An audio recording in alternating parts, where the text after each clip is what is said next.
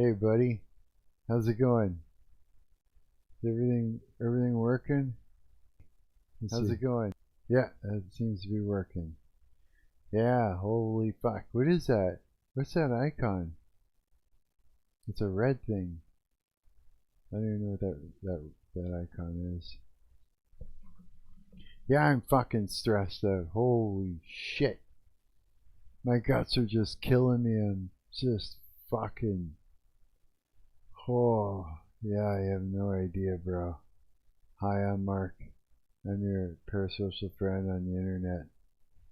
Yeah, I'm good and fucking frustrated today.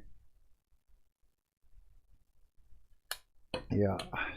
Oh boy, like big time. I don't know what the fuck. I don't know what the fuck is wrong with people.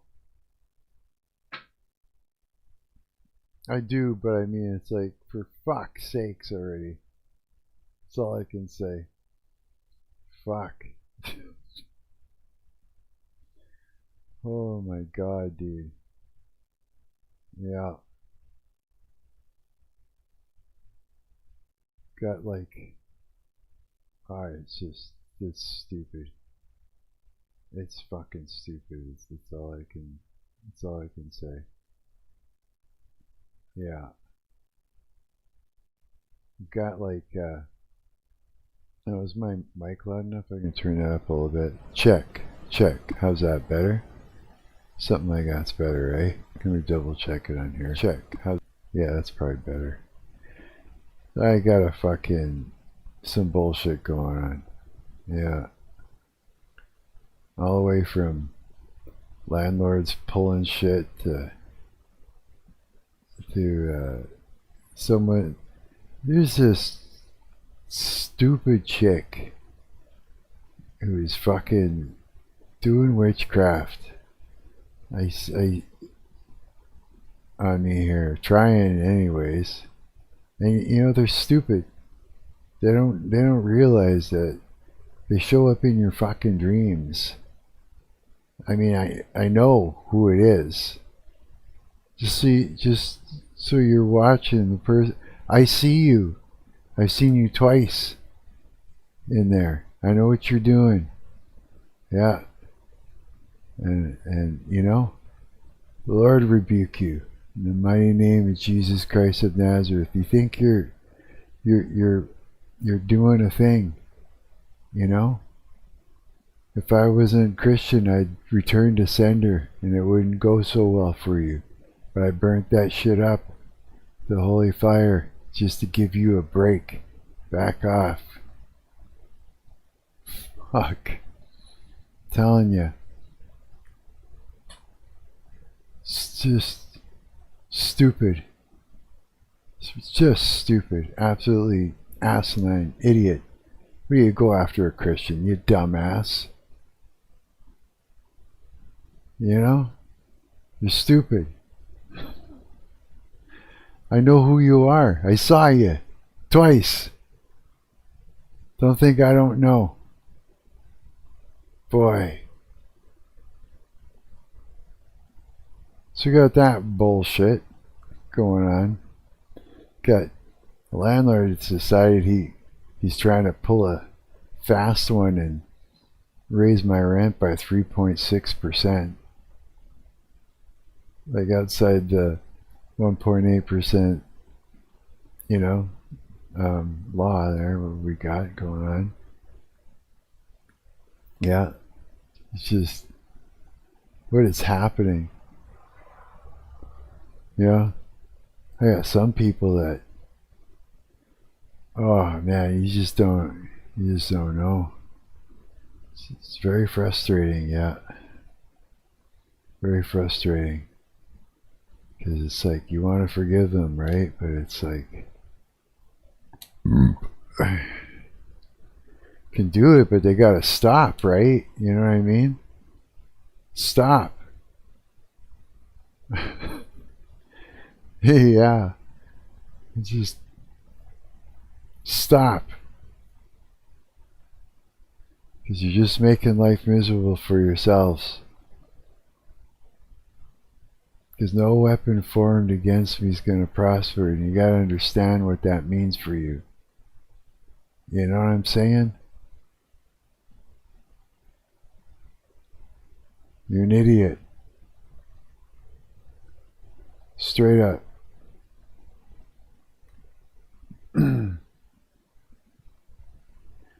Yeah.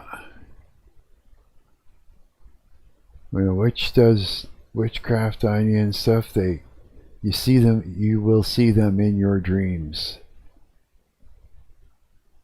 Heaven's reproach. You dumbass. My God. Yeah, it is what it is. Smarten up. There. I said it now. Think about it. Back off.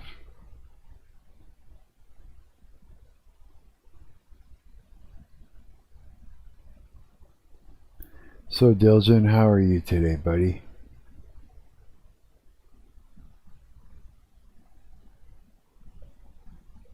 It's you, man.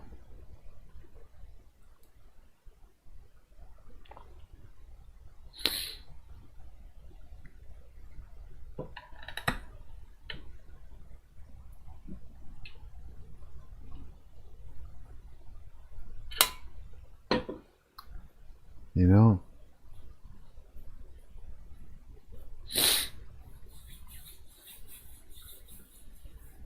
Yeah.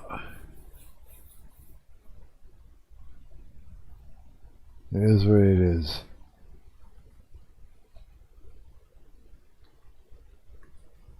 It is what it is.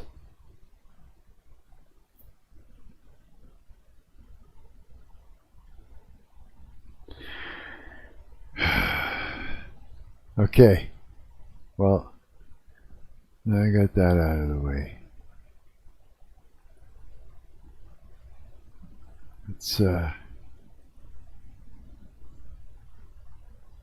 I got something here.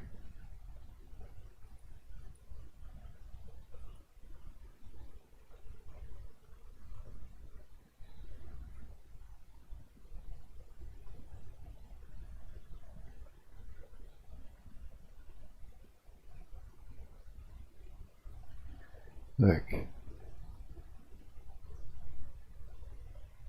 It is what it is. You know, if you don't do the thing and you don't have trouble. You do the thing and you cause trouble for yourself. It just is what it is. You know, I didn't say it was okay. Did I? Nobody said it was okay to be playing games like that. You know, I don't know what you think was going to happen. You know? Like what? What did you think was going to happen?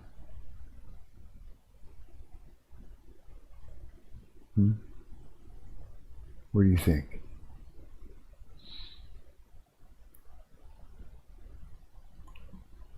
Do you think you're gonna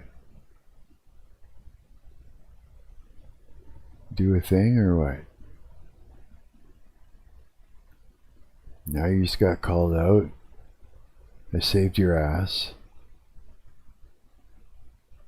I burnt that shit up so it's not gonna go back and forth. If I wasn't a Christian, I would have sent that right back at you threefold.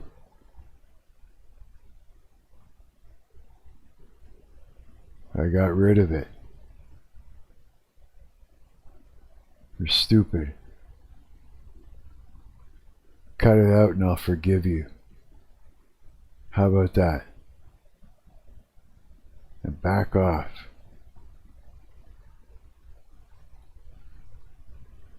It's no better. You don't be playing games with God's children.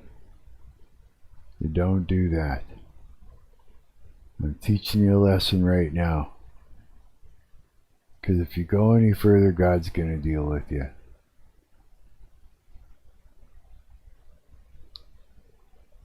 just the way it is. It is what it is. So,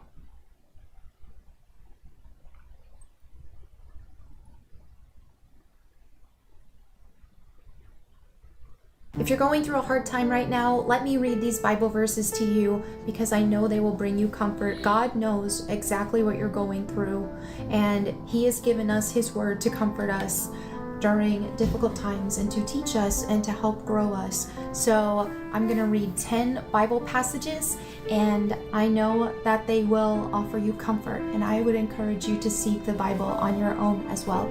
So let's go ahead and start with Isaiah chapter 41 verses 9 through 13.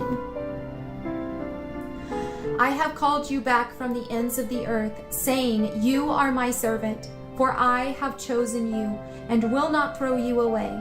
Don't be afraid, for I am with you.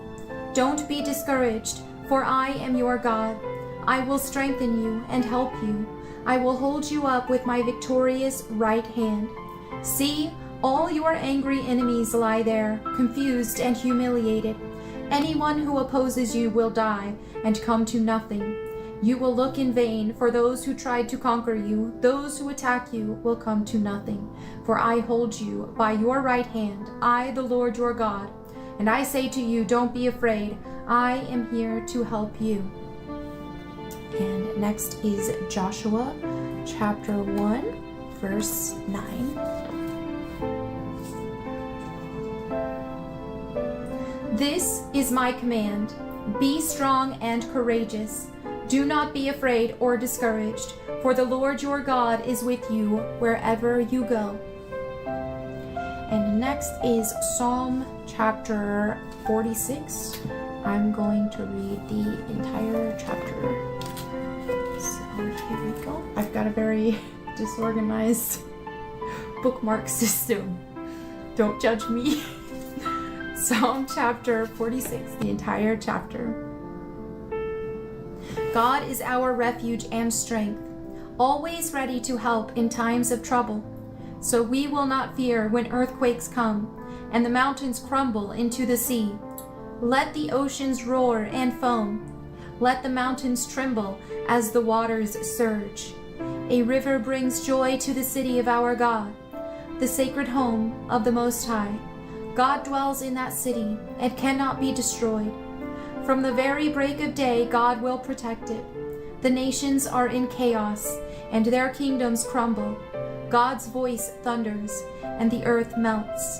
The Lord of heaven's armies is here among us. The God of Israel is our fortress. Come, see the glorious works of the Lord. See how he brings destruction upon the world. He causes wars to end throughout the earth. He breaks the bow and snaps the spear. He burns the shields with fire. Be still and know that I am God. I will be honored by every nation. I will be honored throughout the world. The Lord of heaven's armies is here among us. The God of Israel is our fortress. And next, I have Matthew chapter 11, verses 28 through 30. Then Jesus said, "Come to me, all of you who are weary and carry heavy burdens, and I will give you rest. Take my yoke upon you. Let me teach you, because I am humble and gentle at heart, and you will find rest for your souls. For my yoke is easy to bear, and the burden I give you is light." And next we have Philippians chapter 4, verses 6 through 7. Don't worry about anything. Instead, pray about everything. Tell God what you need, and thank Him for all He has done. Then you will experience God's peace, which exceeds anything we can understand. His peace will guard your hearts and minds as you live in Christ Jesus. And next we have 1 Peter chapter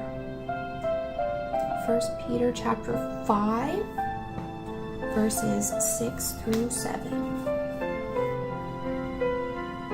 So humble yourselves under the mighty power of God, and at the right time he will lift you up in honor. Give all your worries and cares to God, for he cares about you. And next we have Psalm chapter 34, verses 17 and 18. The Lord hears his people when they call to him for help. He rescues them from all their troubles. The Lord is close to the brokenhearted. He rescues those whose spirits are crushed. And next we have Romans. That's my favorite book of the Bible. We have Romans chapter 8, verses 26 through 30. And the Holy Spirit helps us in our weakness. For example, we don't know what God wants us to pray for, but the Holy Spirit prays for us with groanings that cannot be expressed in words.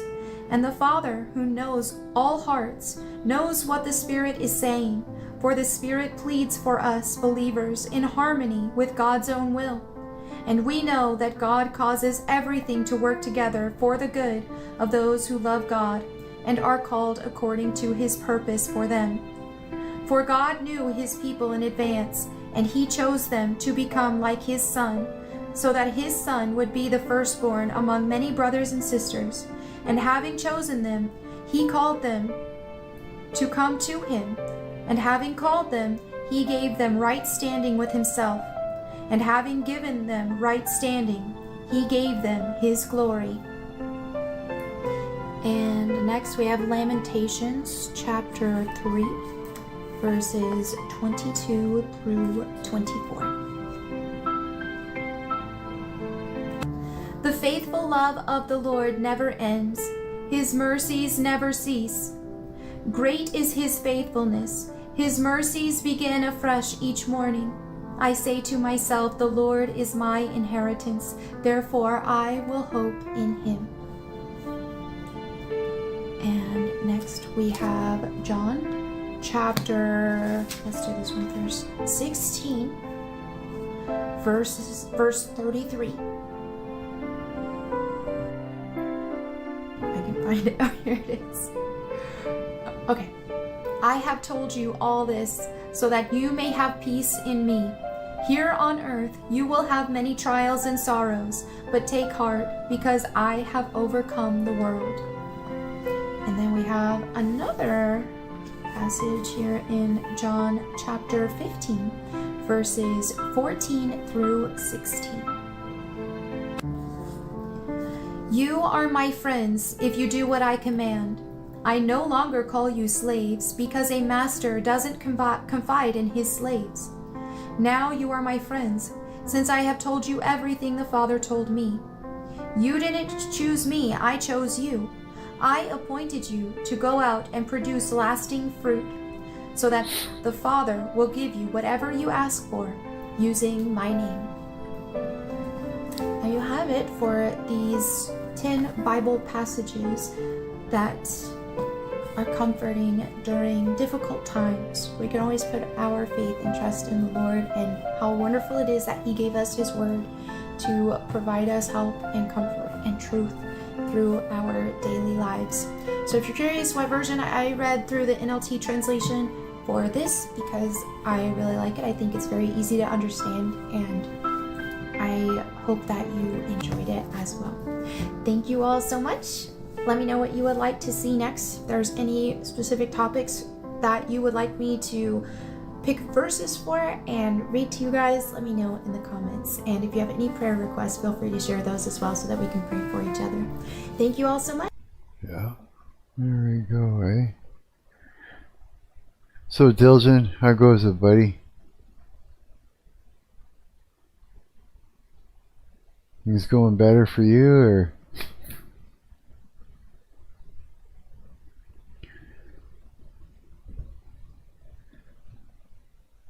Why? I'm experiencing Some real assholes. That's just gotta say.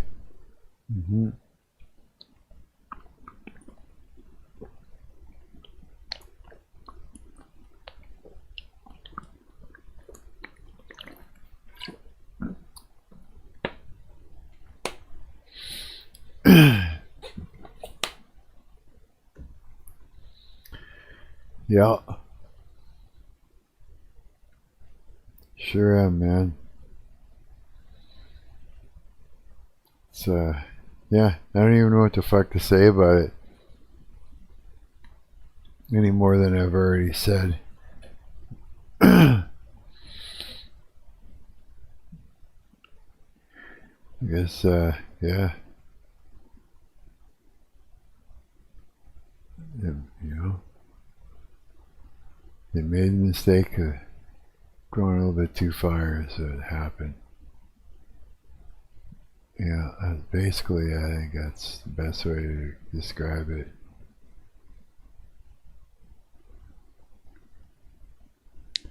It's okay, you know, it's like, here's the thing, is just leave it up. Just leaving it up to God, putting all that in his lap. Let him deal with it, you know? Shira, how are ya? Yo. No shaking. Nice to see ya. How's your night going?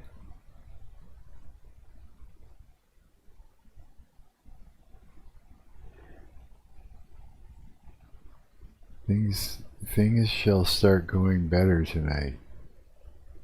They sure will. Yeah.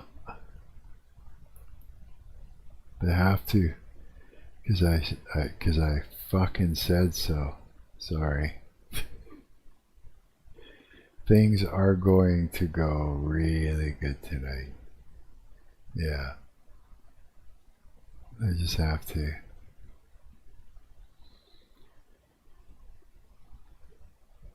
So what are you guys up to?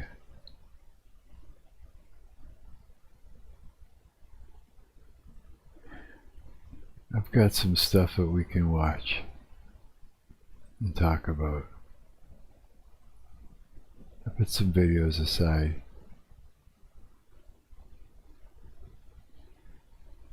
What's Noja Gang mean?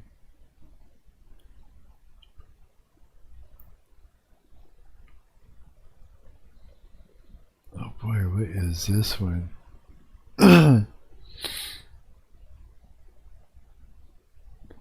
Okay, here's a wild one. Let's see what K-Podge has to say over here. It's pretty much every single night that I feel like I see insane things in the sky. Is nobody else watching the sky? Because it's giving like War in the Heavens / Truman Show. So last night I was watching the moon and I was like, it's turning really, really red and it seems like it's like putting out red light beams or something. So I started recording. This is not the first time I've seen this. The moon will start doing something and it gets like swallowed up or covered up by some kind of wall or something.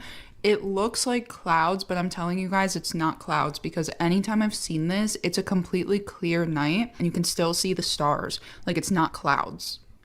What? And then right after this, there's like red lightning or something. It's like the firmament opens up, or the Iron Dome. I don't know. See what I mean? You can see a star in the top corner. That's not a cloud. There was no clouds in the sky. And this is not the only time that I've seen this. I've seen this multiple times. I just never catch it on camera because I'm too late. Did you see that? I don't know. What are we looking at?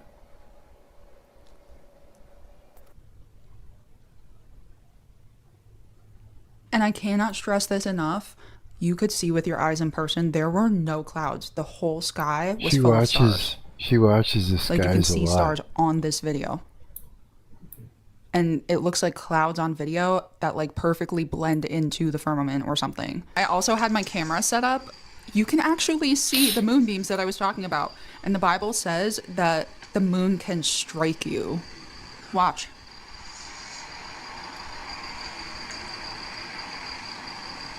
I What honestly thought that happened? I Why was you losing my stressing? marbles. When I caught it on camera, I was like, Twilio got it. You tweaking? Nah. Twilio's nothing. Twilio is just a... you guys saw that, right? Twilio is just a... Hey, Justin. Twilio is just a goofy little company or whatever. Yeah.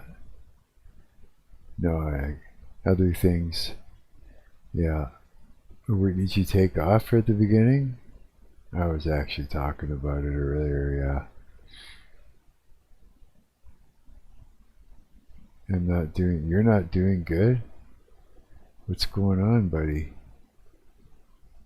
Yeah, I did. You did what? You took off earlier? Or you were around and heard it?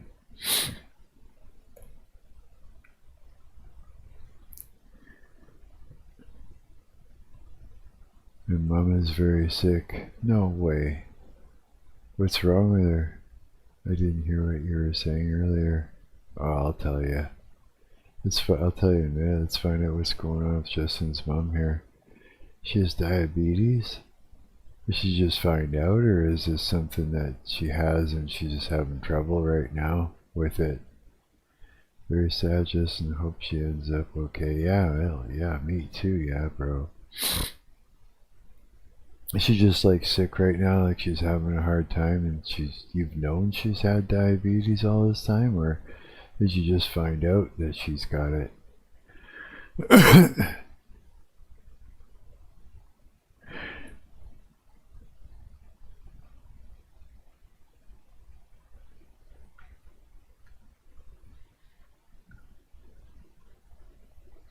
Thank you, Justin, Dilgen, I mean. I think she just found out she got a shoot in her belly every day. Yeah, she'll be okay, yeah. She will. Well, that's good, yeah, because you can manage that. Yeah, and a lot of people suffer with diabetes, but I mean, yeah, you just got to, you just take care of it every day. Just like me, I take medication every day. You know, like mine, I take it by orally, right, for different shit. And as long as I take it every day, I'm fine, you know. But if I don't, you know, I'm gonna have trouble, right? The same as your mom. And my sister is doing well. I just don't trust her in that school. You just don't trust that school. Like you don't trust that she's safe in that school. My brother throws up every 10 minutes. What is happening? So your sister's like, okay, wait, so your sister's not safe in that school, you think? Your brother's been throwing up every 10 minutes, so he's sick. That school is the most gangs in the whole city. Oh, man. Do you know, like, was this outside of her decision to go there? Was that, like, or she just decided that's where she wanted to go?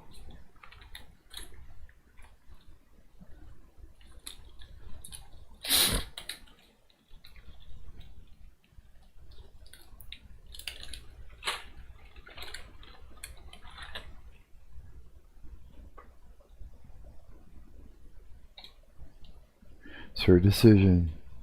Let's just hope she's okay. How's she been there so far?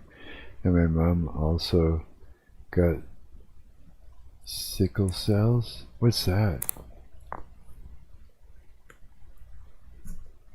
I think that's the end of me. The stress, right?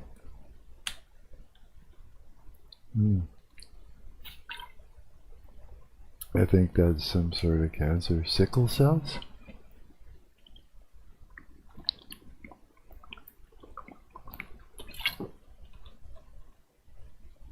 Let me look it up, see what that is. Hang on. Let's have a look.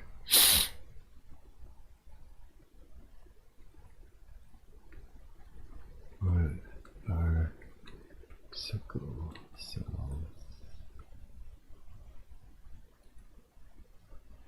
A group of sickle cell disease is a group of inherited blood disorders that cause red blood cells to become hard and sticky and misshapen. Instead of being round and flexible, these cells take on a crescent or sickle shape, which slows or blocks blood flow, causing pain and organ damage. Oh boy.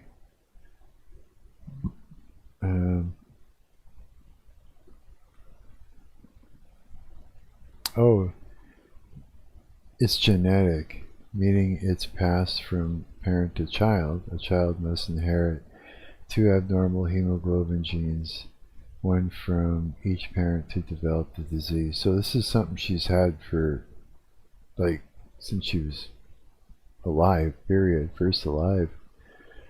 The trait: people who inherit only 1 abnormal gene are considered carriers. Sickle cell trait: they typically do not have the disease but can pass the gene to their children. Prevalence: it is most common in individuals with ancestry from sub-Saharan Africa, South Asia, Mediterranean, and the Middle East. Diagnosis and treatment. Diagnosis: it is usually identified at birth through routine newborn screenings or a simple blood test. Management. There we go. Treatment focuses on managing pain, preventing complications, and regular blood transfusions. Cures. While traditional and lifelong condition, advances in gene therapies have introduced new curative possibilities. Oh, there. Good. For more information on living with or managing the condition, you can explore the resources from Centers for Disease Control and Prevention, National. So here, copy link, and this here.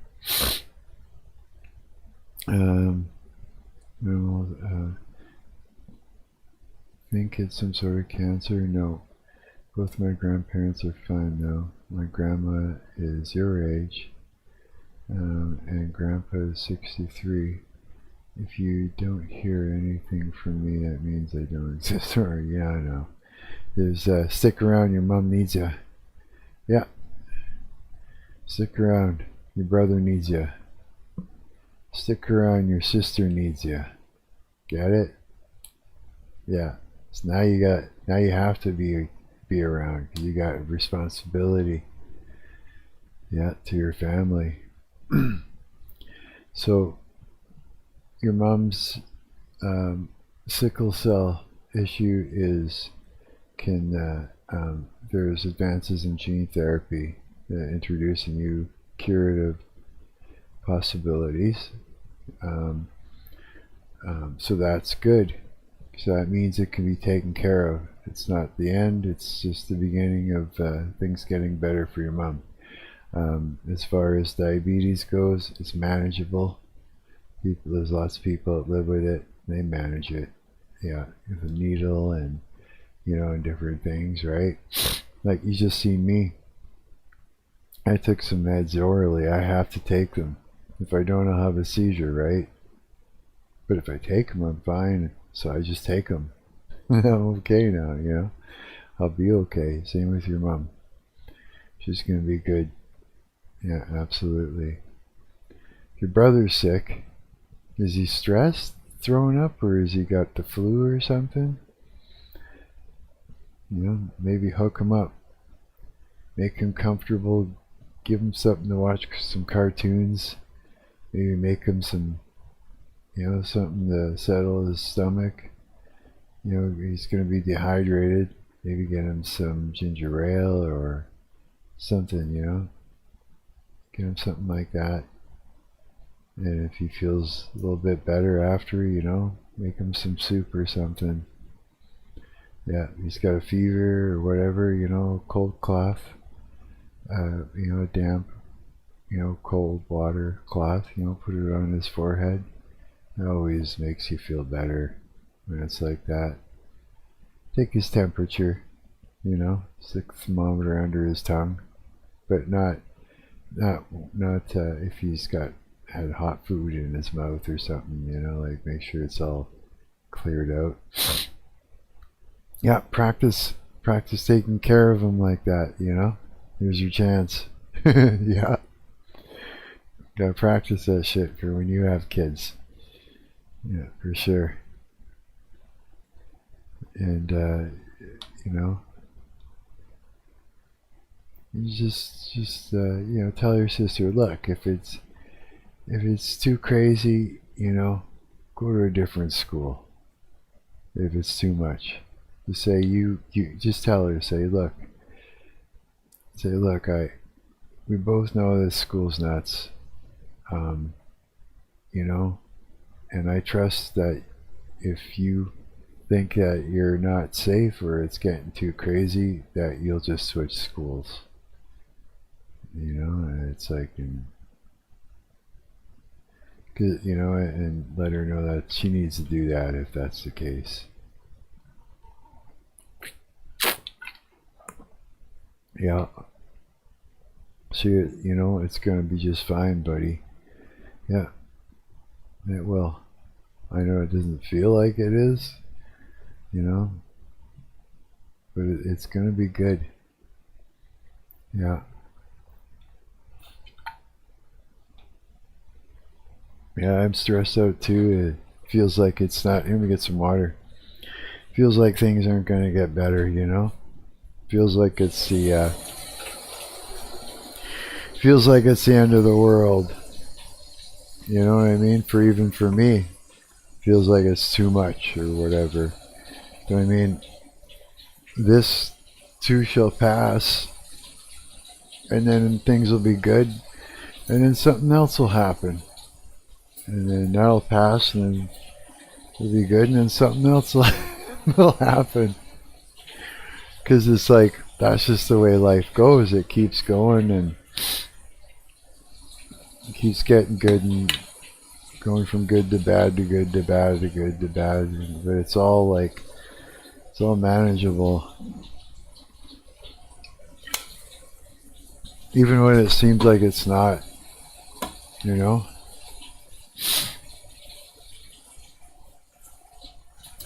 It's like you kind of got to do what I had to do today, which was just say, hey, look, God, I'm just going to give you everything.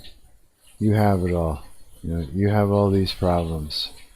You know, I know you want me to lay it down, so I'm laying it down. You can have it. You take the floor, God. You have the floor. Yeah. You take care of these problems. Yeah, because I don't know. You know what I mean?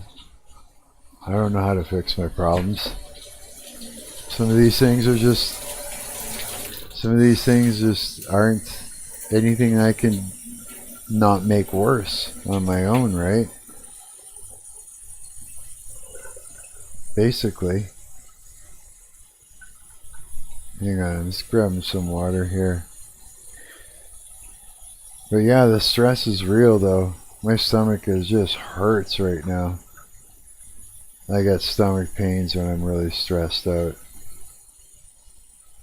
Yeah.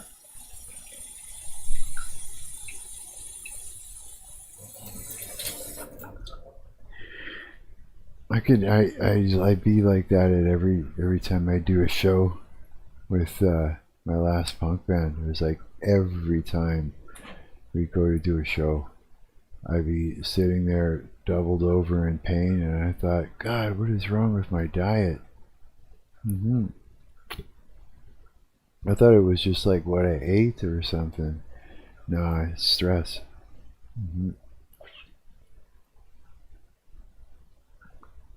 No,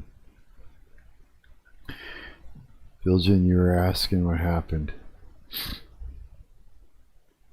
Yeah, you said you weren't around for that. Well, Twilio's nothing. Twilio's not a problem. Like whenever they get back to me, they'll get back to me, and it'll be whatever. You know, I can close my account if they decide they're not going to give me a refund. They don't give me a refund. As long as they don't continue taking money from me, that's fine. You know, that it's closed cleanly. That's fine. That's not my problem. No, I got a landlord that's trying to pull a fast one. Yeah, he's trying to raise my rent by 3.6%, and he's only allowed to do it 1.8%. Yeah, he hasn't raised it in 3.5 years, so he thinks that, you know, he can cumulatively put it all together, but he didn't apply for, there's a very specific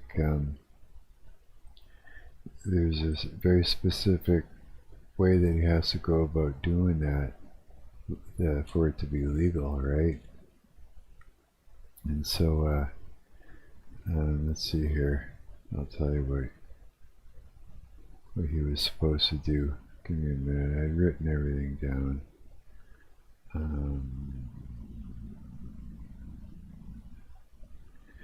Yeah. So he has to apply for an above guideline increase with RTB, and he didn't. And and he also is asking for rent to be he wants to take my rent from $695 to $720. Yeah, that's lots. And so because he didn't apply for an above guideline increase, he can't accumulatively put 3.5 years together. And he was also, you know, he missed the deadline as well for to be able to you know, raise my rent for August 1st. So yeah, so everything he did wrong with his A1 form. Yeah, and he even did some strange math saying that he was giving me an over $100 discount or something. It's just like a tricky, slippery little numbers game, hoping that he can pull a thing. So I've had to talk to residential tenancy branch in order to deal with it, but he's getting mad and texting me up, and he's starting in on me saying shit. So it's like, oh boy, here we go, right? Yeah. But you know, that's one thing. But then, you know, it's like this. Whenever a witch does witchcraft on you, you'll see them in your dream. I know someone's been doing it. I know who it is. I saw them twice. Yeah. Saw them twice. Saw her twice. Yeah. So I was really pissed off. I was saying earlier, like, message out to her, you know, I was saying, look, cut it out. You know, I said, you know, what do you think? You know, are you stupid? You're trying to do this to, you know, a Christian, and you dumbass. It's like, I said, you know, I bound it up and I burned it up in holy fire so it wouldn't go back and forth. But I told her, you know, I said, look, if I wasn't a Christian, I would have returned to sender, and you would have got that threefold. I would have hit you hard with that. So I mean, I did you a favor by burning that up. It's not going to go back and forth. I said, I'll forgive you, but you got to back off and cut it out. I saw you twice, you know. Yeah. Saw her twice. Yeah, in the past 2 days. Two times I slept. They're right there. Yeah. Because that's the thing that, you know, these witches don't realize. When you're playing games like that, they'll see you right in our dream. you will manifest in our dreams. I remember every last moment of every dream that I have, you know, like, I know. So I was quite pissed off. Yeah, it was just like, cut it out, you know, cut it out. It's for your own good. Cut it out. Because I'm putting all this into God's hands and He's going to deal with you. And it's like, what are you going to do? You're going to fight with God? You dumbass. It's like, cut it out. It's just for your own good. You know? I'm telling you, for your own good. Back off, is what I said. Yeah. Don't be playing games. You know, I'm one of God's children. I'm covered in the blood of Christ. You can't be thinking that you're, you know, the wicked witch of the East and that you're all powerful and you're going to be doing stuff like that. You're just going to get hurt, you know what I mean? And I know who this woman is, so I mean, you know, this is one of my brothers and sisters. I don't want to see them get hurt. I'd like to, you know, like I said, say back off so I can forgive you. I'll forgive you, but you gotta cut it out. Or I'm just gonna let God deal with you fully, and you can war with God and see how well that goes for you. 'Cause it ain't. Yeah. So I'm quite aware of everything that they do when they do it. Can't help but not see it. It's right there. It's like, you know, it's like your pants are down. I can see it. It's hanging out.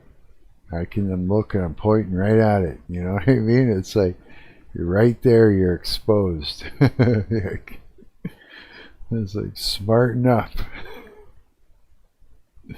Yeah. And the thing is, you don't know, right? Now you know. Now you know. Cut it out. So yeah, that's what I had said earlier. So yeah, I'm stressed out. Because, you know, I don't want to be pissed off or warring with people. I don't. Because it's like, well, it's like this. It's like these are my brothers and sisters, right? Yeah. I'm not interested in fighting with them. And I know it's something working through them, and that's my enemy. But it's like, when I pray against it, you know, it still causes they're causing a world of trouble for themselves. Just that's what bothers me.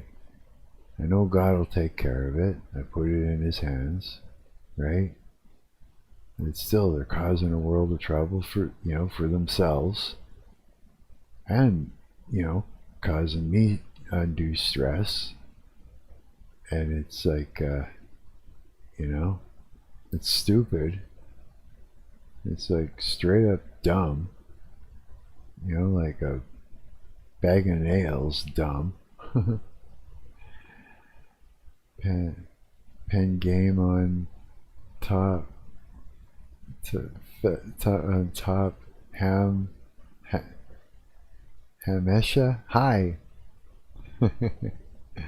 Hi, Marc. I'm doing good. How about you? Yeah. I'm doing pretty good, considering, yeah.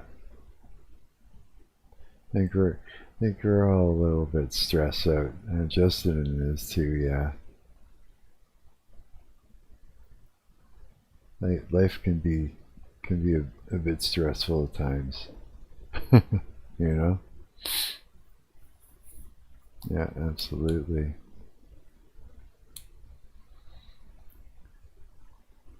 So how are you doing? What's shaking in your life recently?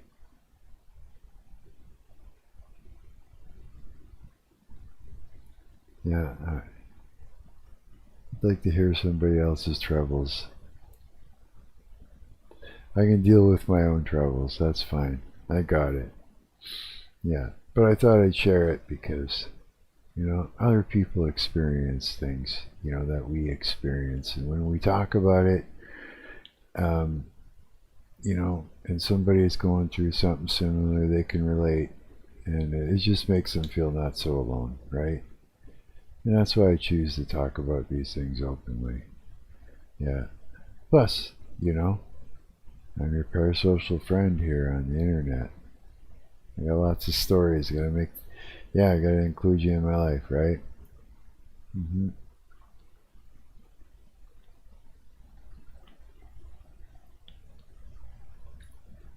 Absolutely. That's what a friend does. We listen.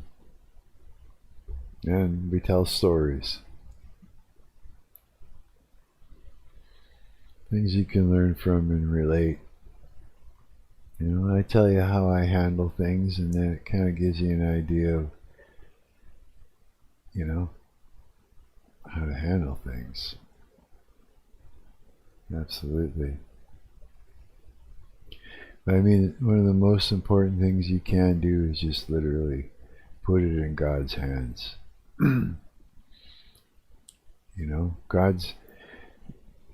God doesn't have plans to harm you. He's got plans to prosper you, right? Yeah, for sure. This is an amazing thing. He's proved it to me in all kinds of ways. Yeah. All kinds of ways. And so it's like this. It's like recently I had been like, here, you take my finances, God. You deal with it. You're my provider. So here you go. You can be concerned about the money. I don't even want to look. I don't even look at my bank account anymore. I don't do any of that stuff anymore. I just leave it up to him. And it works. He makes sure that I'm fed and all the things, and everything works out just fine. Yeah. And so I mean, that's proof enough for me to put everything else in his hands. So I'm telling you right now, I used to look in my bank account all the time. I used to get those emails that would come in before the end of the month was done and tell me I got less than $100 in my account. I used to get that. I used to stress out. I used to, do whatever I could to make that not be a thing. And I haven't got one of those emails anymore since I gave it to him. I haven't, had to worry about it. I just thank him every time I go get food or something. I thank him for sharing his bounty with me, and tell him how appreciative I am of it, and he's taking care of me. So I'm putting all these stressful things in his hands, and I'll let him deal with it, because he will. And that's yeah, he's gonna. That's the way he works, Same thing with this this woman that's doing witchcraft on me here, showing up in my dreams. That's how God reveals them to me. They can't help it but not show up in your dreams. They don't know it. They don't know they're showing up. But God's showing me. God's revealing them to me. And I know exactly who it is, It's just like, it's just, yeah, and I mean, anybody that, does witchcraft, just so you know, that's something that happens. It's like you're not hiding, you're being revealed. You're being exposed to the person you're doing it to. Yeah, absolutely. And here's another thing, if you do witchcraft, you may not know this, but whenever you do a spell or something like that, right, or a curse, or incantation, coup, whatever it is that you're doing, you're wielding a demon to go and do the task for you. And then guess what happens? I mean, they'll go and do it, but they'll come right back for payment. And you know what that payment is? Whatever you did to that person, 3 times, threefold. Those demons come right back for you. That's why I think, and so I mean, when you first start doing it, you think that it's, you're taking control of your life. That's the devil's trick. The devil needs a series of yeses out of you, and what better way than to trick you into thinking that he's giving you power, right? But you're asking demons to do things. That's what every spell is you're talking to demons, and they're coming right back for you every time, So to the witch that was, pulling this, I literally bound that up. As a Christian, I bound that up. I rebuked it in the name of Jesus Christ of Nazareth, and I burned it up in holy fire. It's gone. That curse, that spell, whatever you want to call it, ain't coming back at her. It's gone. She's forgiven. It ain't coming back. She can rest assured and breathe easy that now she's, it's done. She doesn't have to worry about it. She doesn't owe any demons anything for that spell. It's all, I took care of it for her. Yeah. But I mean, it's now you gotta back, she's gotta back off. She's gotta stop it. That I did that for her. Right? 3, 4. Because I love her, right? She's one of my sisters, my brothers and sisters, right? So there you go. I'm leaving this in God's hands from this point on, and I forgive her. She doesn't know. She's, it's just a manipulation of, through principalities. That those are my enemies. Principalities are what I'm warring with. It's just they use other people in order to attack me, right? My landlord, I forgive him. But the thing that's working through him is going to get it.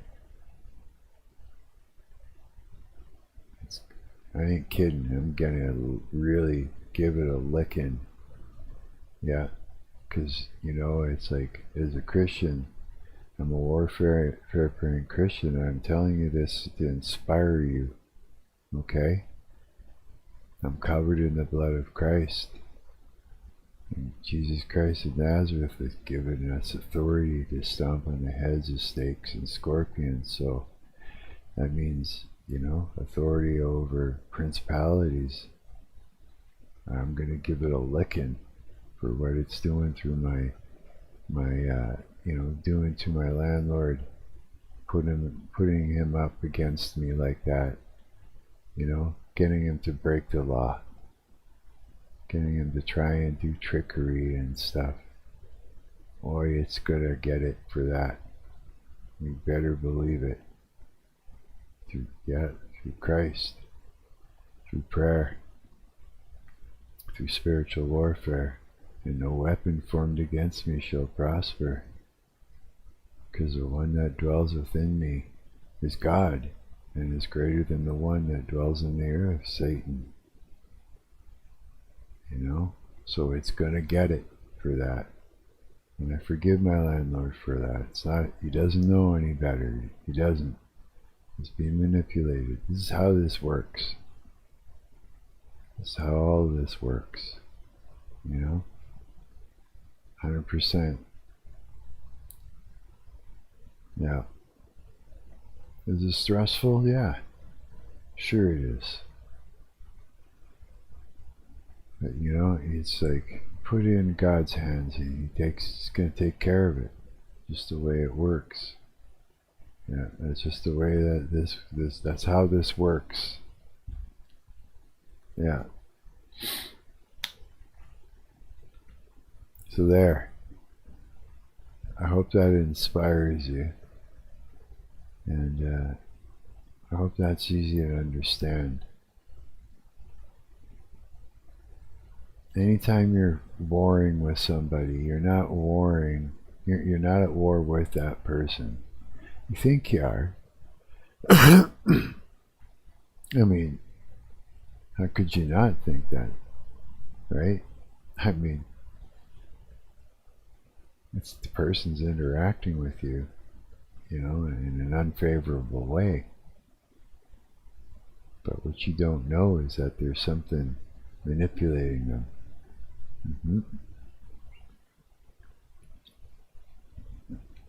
And the person doesn't even know it. To them, the experience is a manipulation of the emotions and a whispering into the mind. And so they don't know any better. They think it's their own perception of reality and ideas and justification and their own emotions. But it's not. It's all forced on them. It's forced into them. It's driven up within them, stirred up in them with lies in the mind to attack you. Yeah. And it happens to you too. You know? Sure. These principalities work through everybody.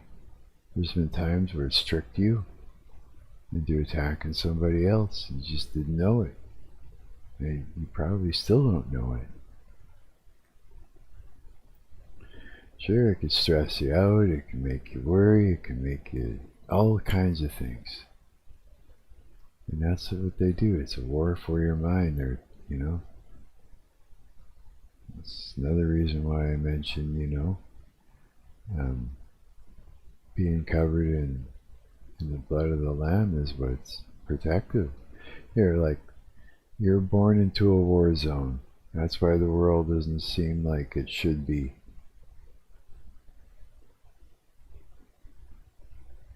You know, it's just the way it is.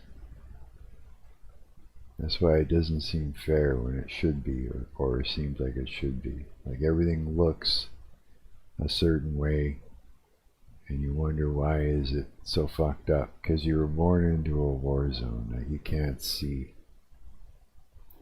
Yeah. You know, the physical is a very small part of what our reality is.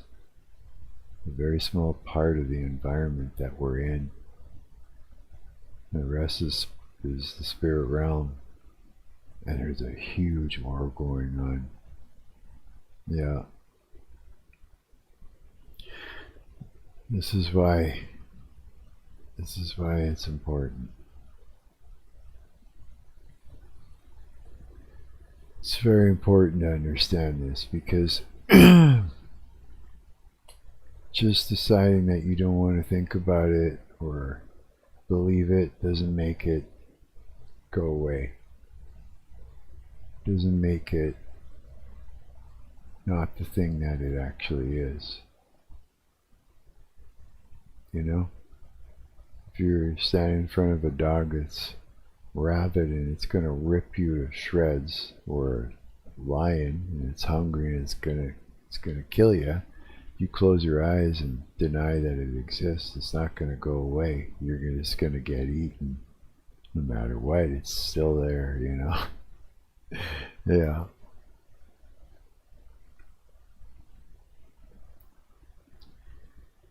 Yeah, it is what it is. Yeah.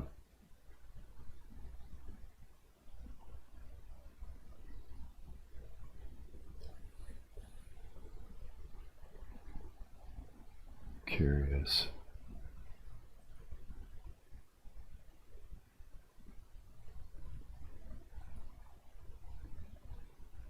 Find out the rest of what. Wait. Find out the rest of what she was looking at. Was it Kay Podge? She looks at the skies a lot. She's always watching the skies, this girl. She's always got some really interesting theories. They may be batshit crazy, maybe. You know, maybe. But then I don't know. You know? I don't know. It's interesting, that's for sure, at the very least.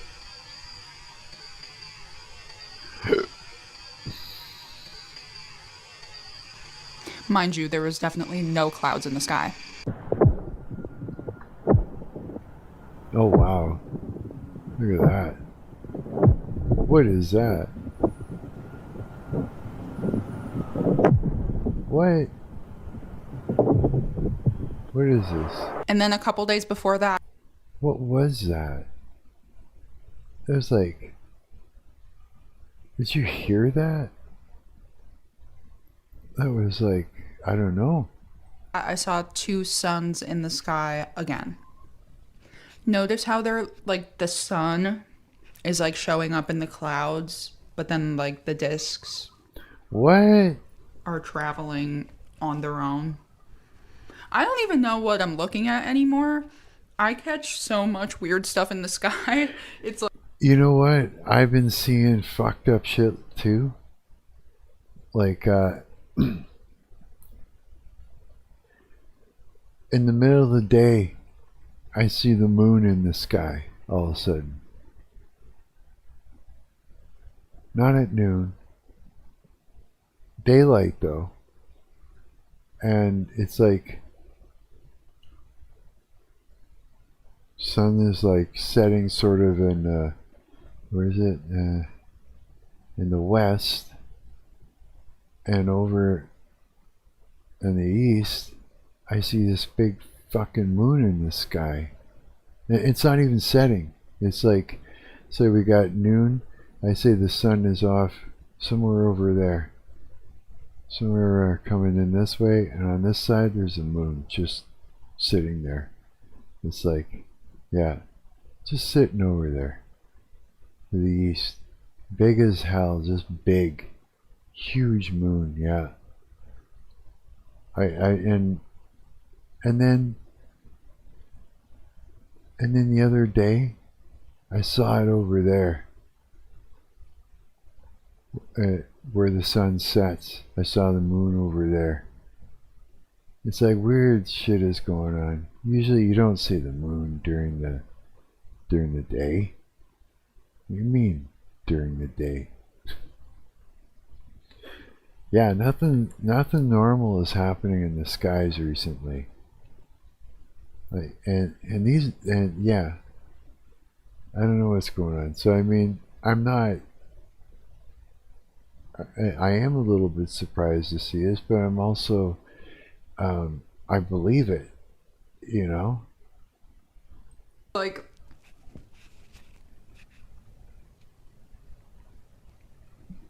oh, my guts hurt.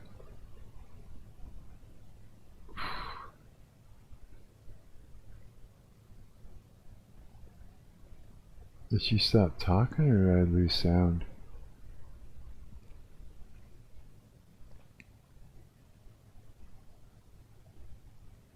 Oh, look at that. Look at that. It's two of them.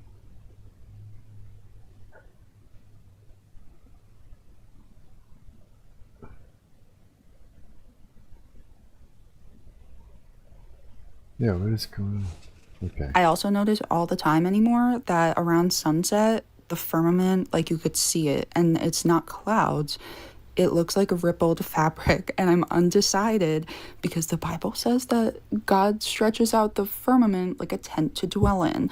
So is it God making adjustments? Is it the golden dome that I believe might already be over us? I don't know. Has anybody else seen this? Let me know in the comments if you guys have seen anything weird like this. I'm super curious. Huh. Yeah, I saw this thumbnail and I thought it was like something like that. I was like, holy shit. This turns out it was AI, but I saw this and I was like, what the hell is that? I don't know for sure it's AI, but in the comment sections they're pointing things out saying that it is. I mean, look at that. It's not even lightning. It's like, I don't know, plasma or something. Something along the lines. Yeah, let's see what this one's about. Stop that Jessica trend.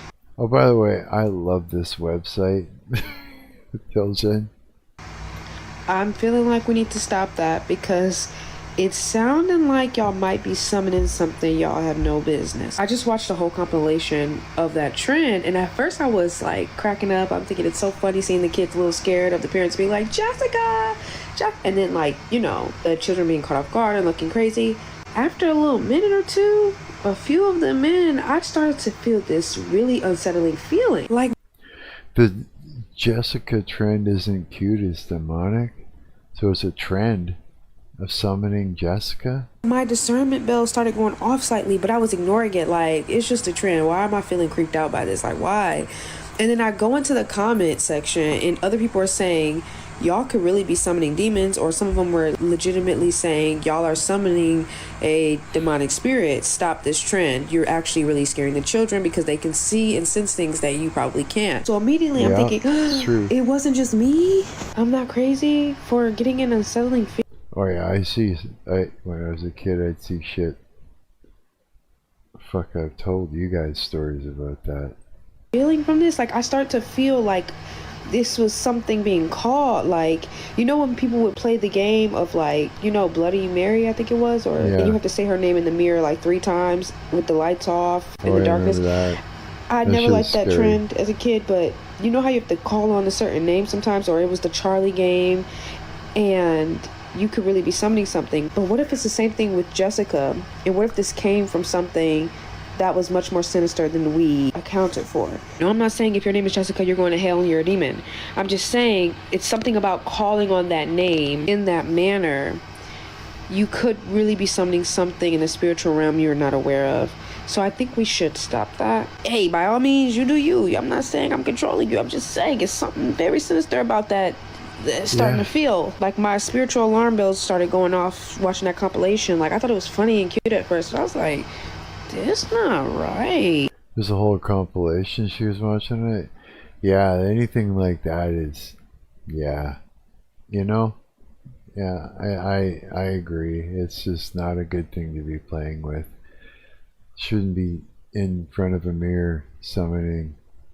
Here's the thing: is like, especially when you say the name 3 times.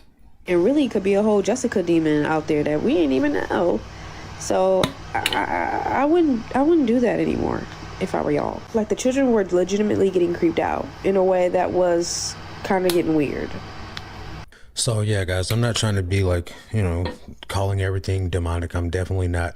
But we have to understand that there's power in the name of Jesus.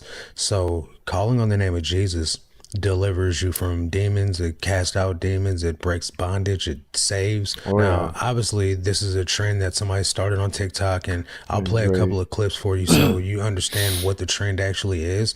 But we got to be careful about the things that we do, the things that we say, the things that we chant. And I'm going to... Yeah, I mean, like, words have power. You know, did you know that? Here's something you probably don't know. Did you know how you're probably super unaware of this, because I was. For sure, you are. You know how many times I've spoken curses over myself without even knowing it? Like, constantly. I was like making a mess out of myself without even knowing. You know, anytime I'd self-deprecate, you know, like to make somebody feel more comfortable, I was speaking a curse. If I was like, oh, I'm not that good looking, that's a curse. I rebuke that right now. You know what I mean? In the mighty name of Jesus Christ of Nazareth, amen. It's serious. Anytime you say anything about yourself, yeah, words have that much power, that much meaning in that. Yeah, it's true. So it's like, yeah, yeah, for real, yeah.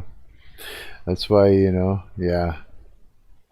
And yeah. I'm gonna play another clip for you, the compilation of the babies crying out whenever the Alexa started playing. These children, I feel like they're so innocent and they're so pure that they can see in the spirit realm and see things that we can't see. Right? Oh yeah. Let me play you guys some of these video clips. And it looks, and it's fucking terrifying when you see something that nobody else can see. And like, you know, when I'm talking about demonic looking, seeing people that are like demonic versions of people. Yeah, it's horrifying. Jessica!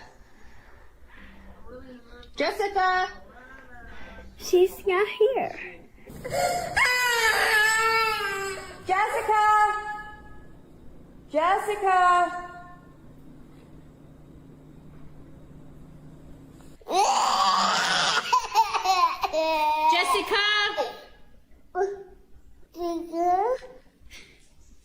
Jessica! What's going on? I don't get it. Jessica! Where are they? Jessica? Are you there? Jessica! Jessica, are you here? Jessica? Jessica. She here? Oh, So we see these demonic looking photos in the in the comment section. And this one right here is definitely what I would think that you would be welcoming in just by chanting this stuff and calling on these names. Now, except that when you see it, there's emotion behind it. Yeah, I mean, that picture there is, you know, it's kind of scary looking and shit, but no, they're all emoted. They're all, you know, there's emotion. There's shit going on behind those eyes when you see something in the spirit realm. There's like, it's terrible. It's terrible. Yeah, it's a terrible thing. Sure. Even to this day, yeah. Even to this day, I experience it. Yeah, it's I'll see it when it's really, really overbearing and when it's really big and it's really overwhelming. I'll start to see it. I won't just feel it. I'll see it. Yeah, and it's not so. It's terrifying. It really is. I want to play another video of what happens when the people are calling on the Alexa. Alexa! Alexa! Hey Alexa! Alexa, próximo. Alexa! Hey Alexa! Alexa! Hey Alexa! Alexa! Shit. What are you doing? What are you doing, Brenda? Alexa! Alexa, what's the weather outside? Because I can see it. That's so messed up.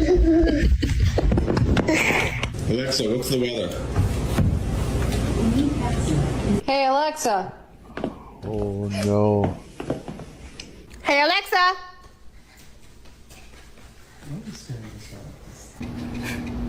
Alexa! Alexa! And so while people think this is funny or cute or whatever, I think there's something deeper going on. Why would a child get scared of Alexa being called? I can go in voice. Absolutely. Where are we at? 524? Okay, hang on a minute. Chat. Yeah, that's just terrifying. There. What the hell? There we go. Hey, buddy. Oh, I don't hear ya. Are you there? Stop that Jessica trend.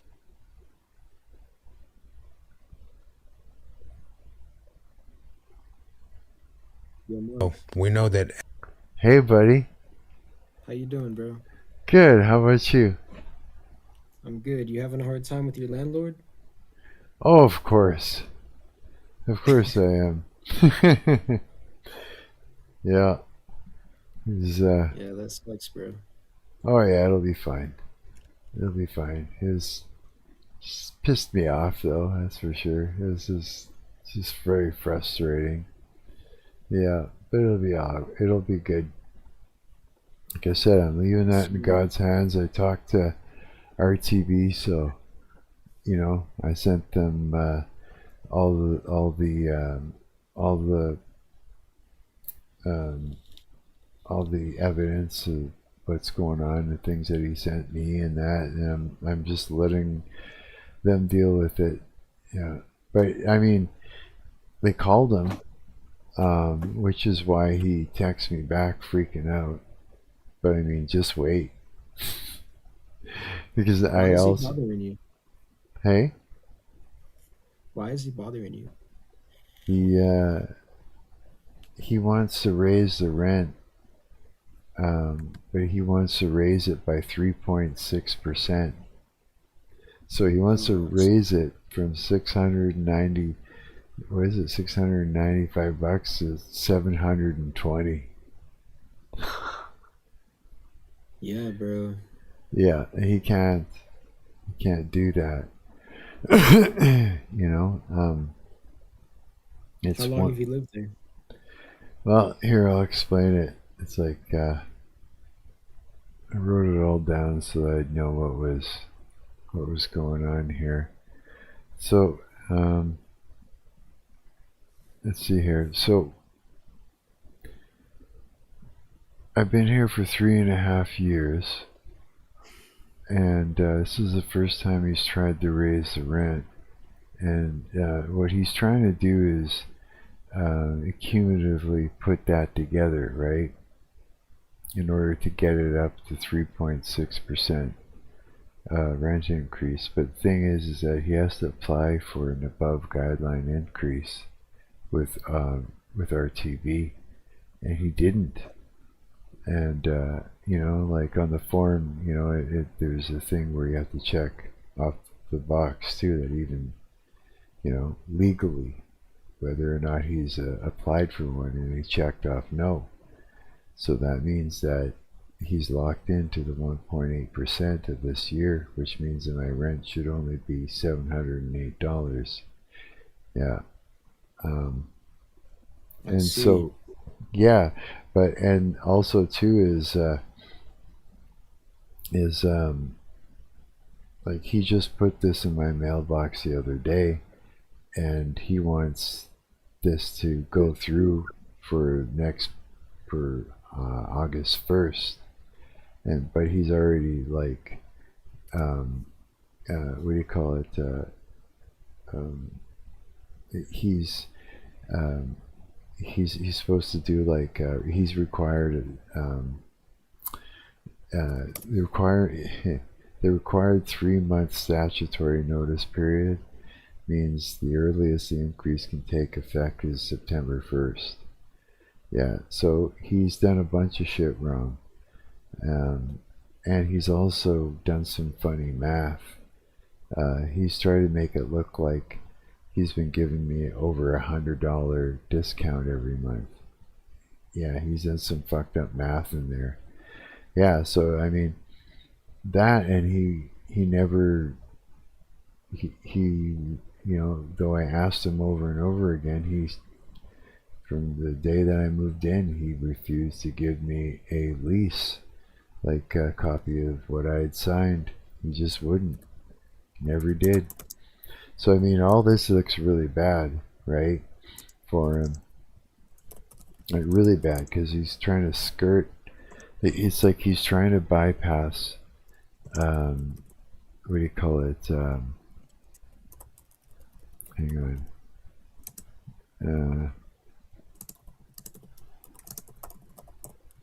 where is it? Hang on a second. Hang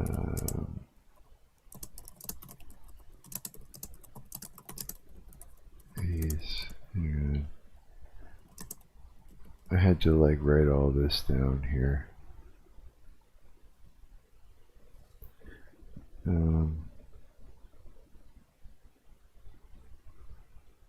There's so much. They're trying to Jew you. Oh, yeah. Well, he's breaking the laws here. Hang on. Yeah. So I mean, even though I don't have it, though, it's like this is all just looking bad for him. Where is it?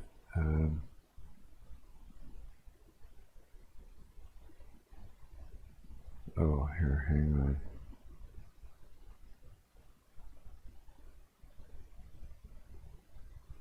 Yeah, so he was intentionally trying to bypass provincial laws. He served me a notice in late May for an August 1st increase. He checked no to an above guideline increase, but raised my rent by 3.6% to $7.20 instead of the legal limit of 1.8% limit. Yeah, that's basically it. So I mean, yeah, he's trying to bypass provincial laws, and now he's got an officer on his ass. Yeah. This is the thing is he's just a slippery son of a bitch, right?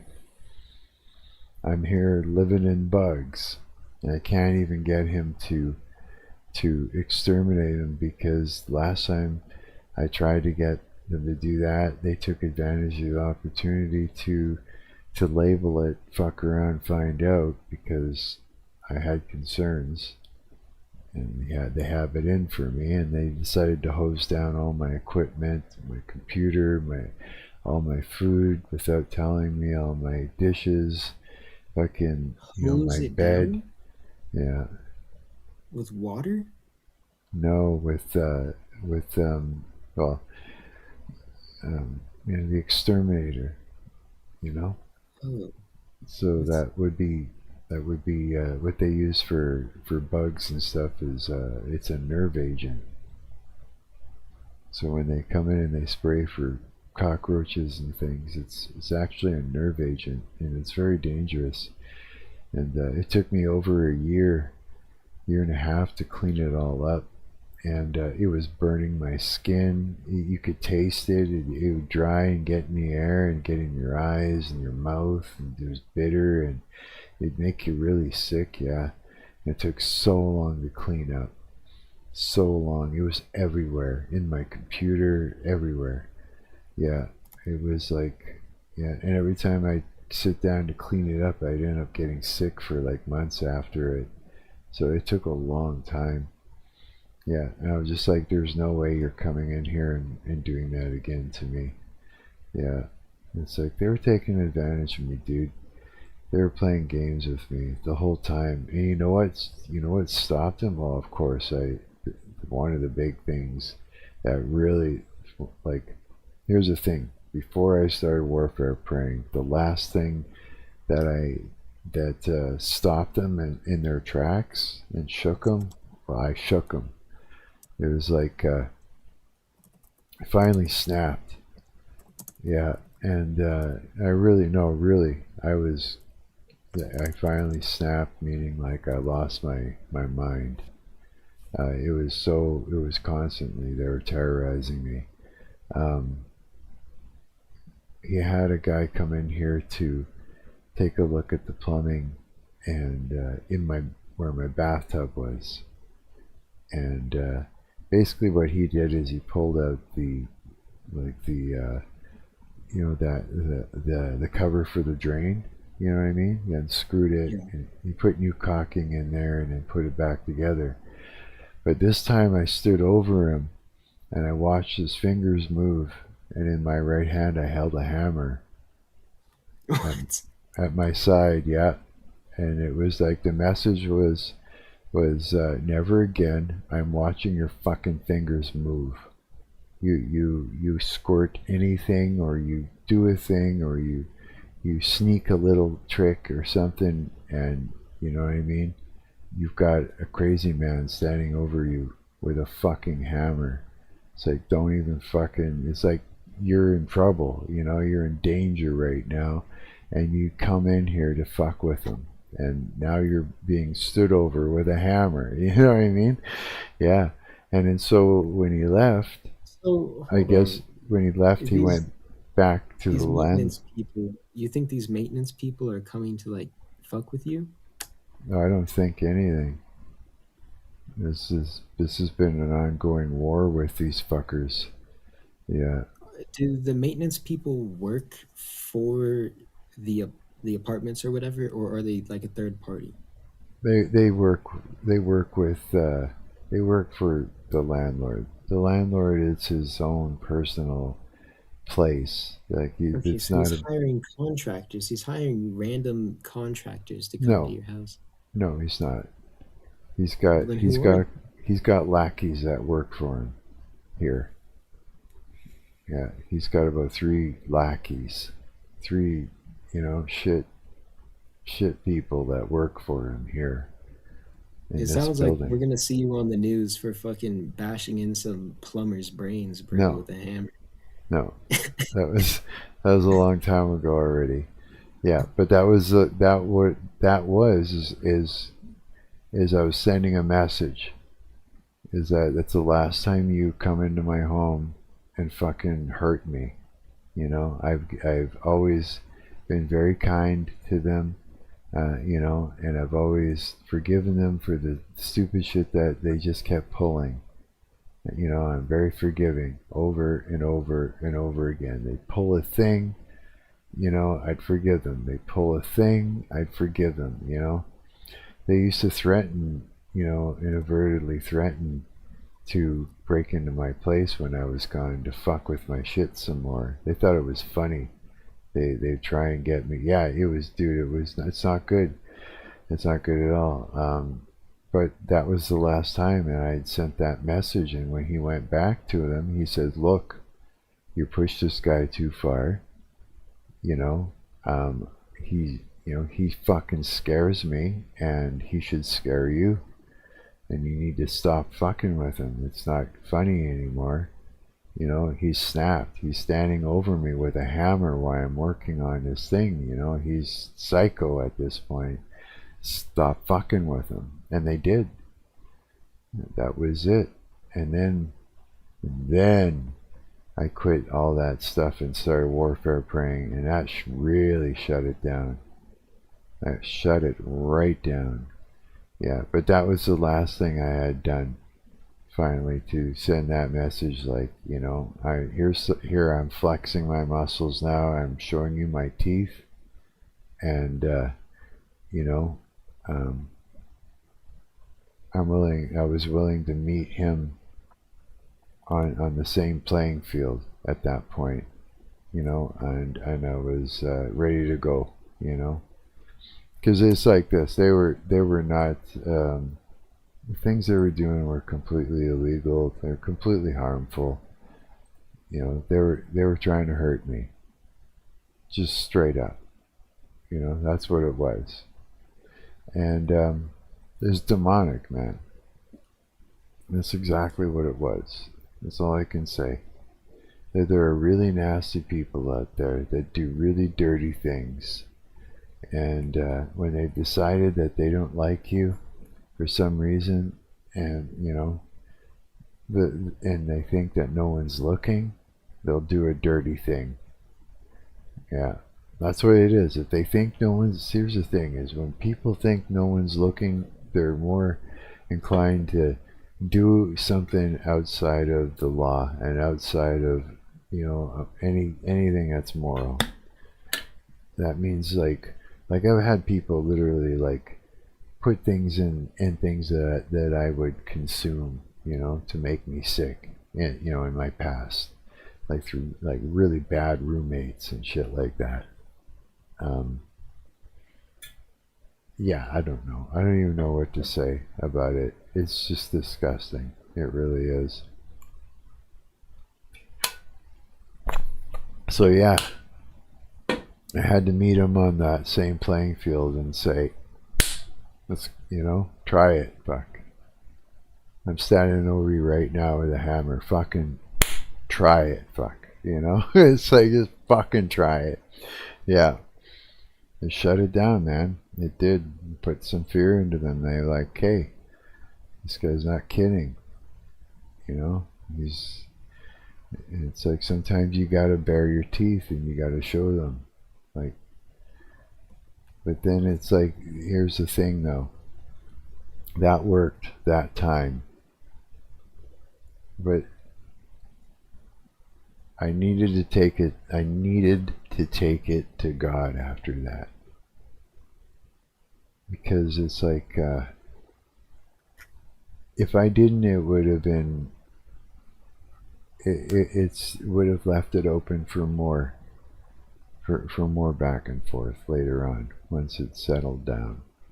I needed to get the big guns in there, if that makes any sense. I'm sure it does. Because the only one that's really going to take care of that properly is God. Yeah. That was sort of, it maybe, if anything, it kind of probably, I don't know.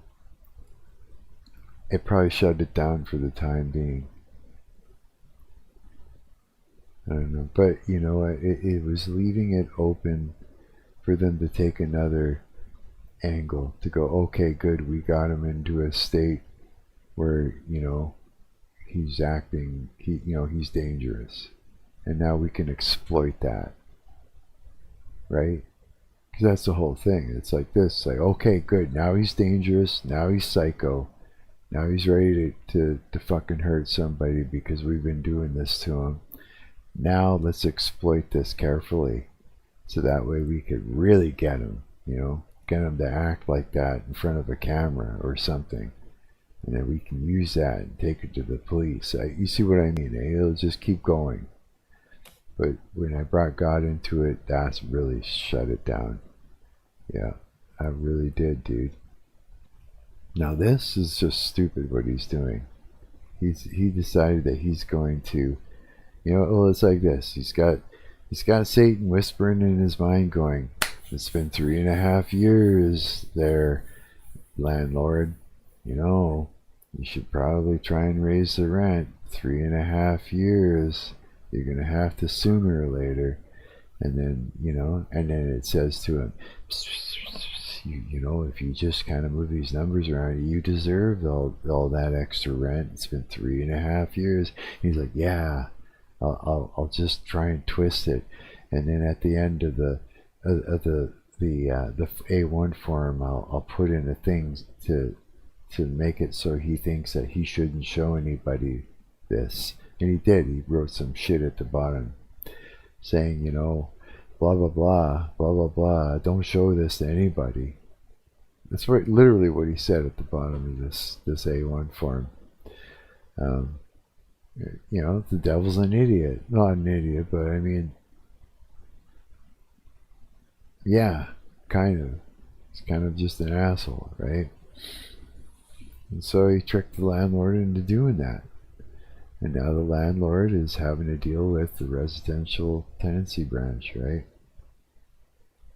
And the fact that he's breaking the law, right? That's pretty bad.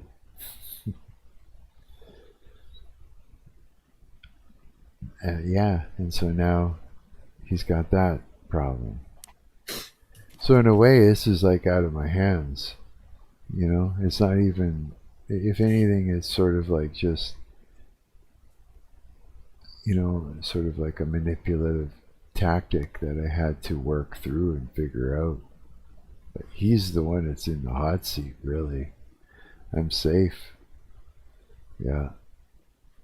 And you know what? Worst case scenario, even if he's able to somehow fucking pull this off, which he can't, but worst case scenario he does, it's only $20 more a month. You know what I mean? If I really have to, it's only $20 more. So either way, it's like, it's safe, you know? But he can't do what he's doing. And I'm glad that I, took the time to actually push back.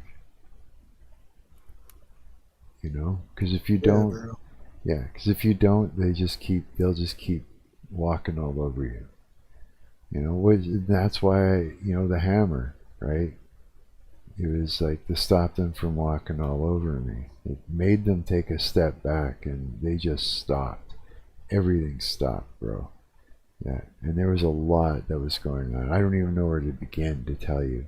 That's why, like, when you're asking me, I was just like, there's too much. Too much happened. Yeah, too much happened. I don't even know where to begin. Yeah.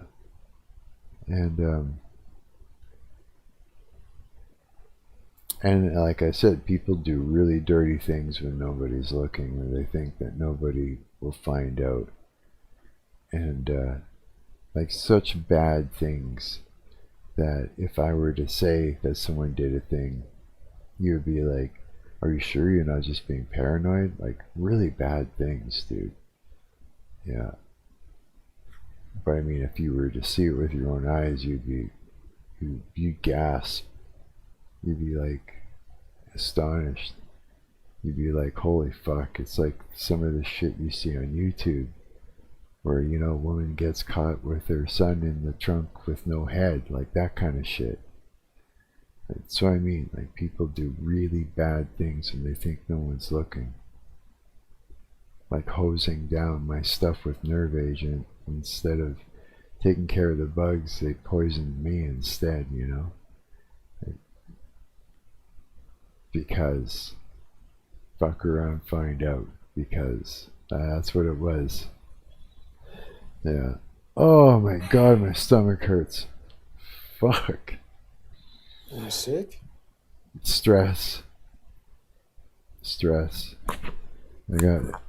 just got abdominal pain. Oh.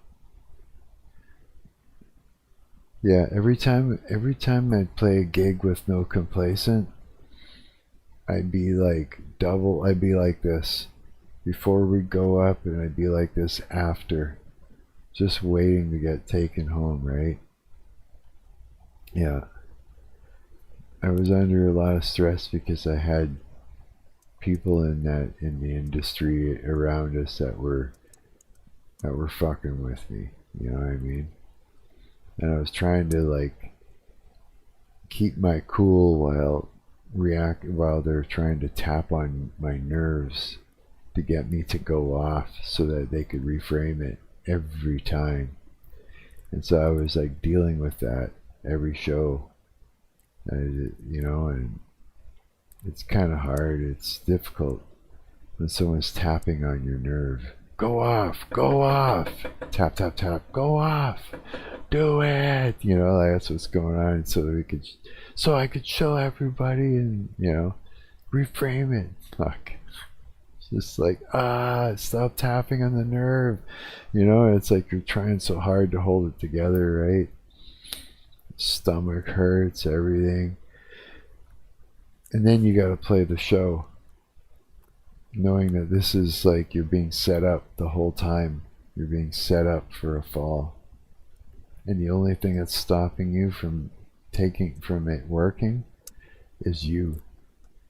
Is you keeping your body under control. Keep stopping your body from reacting to your nervous system being manipulated.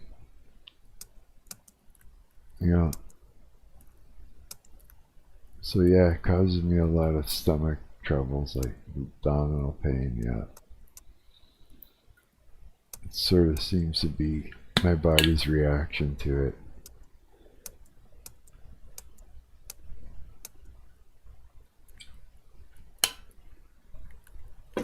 Damn, bro.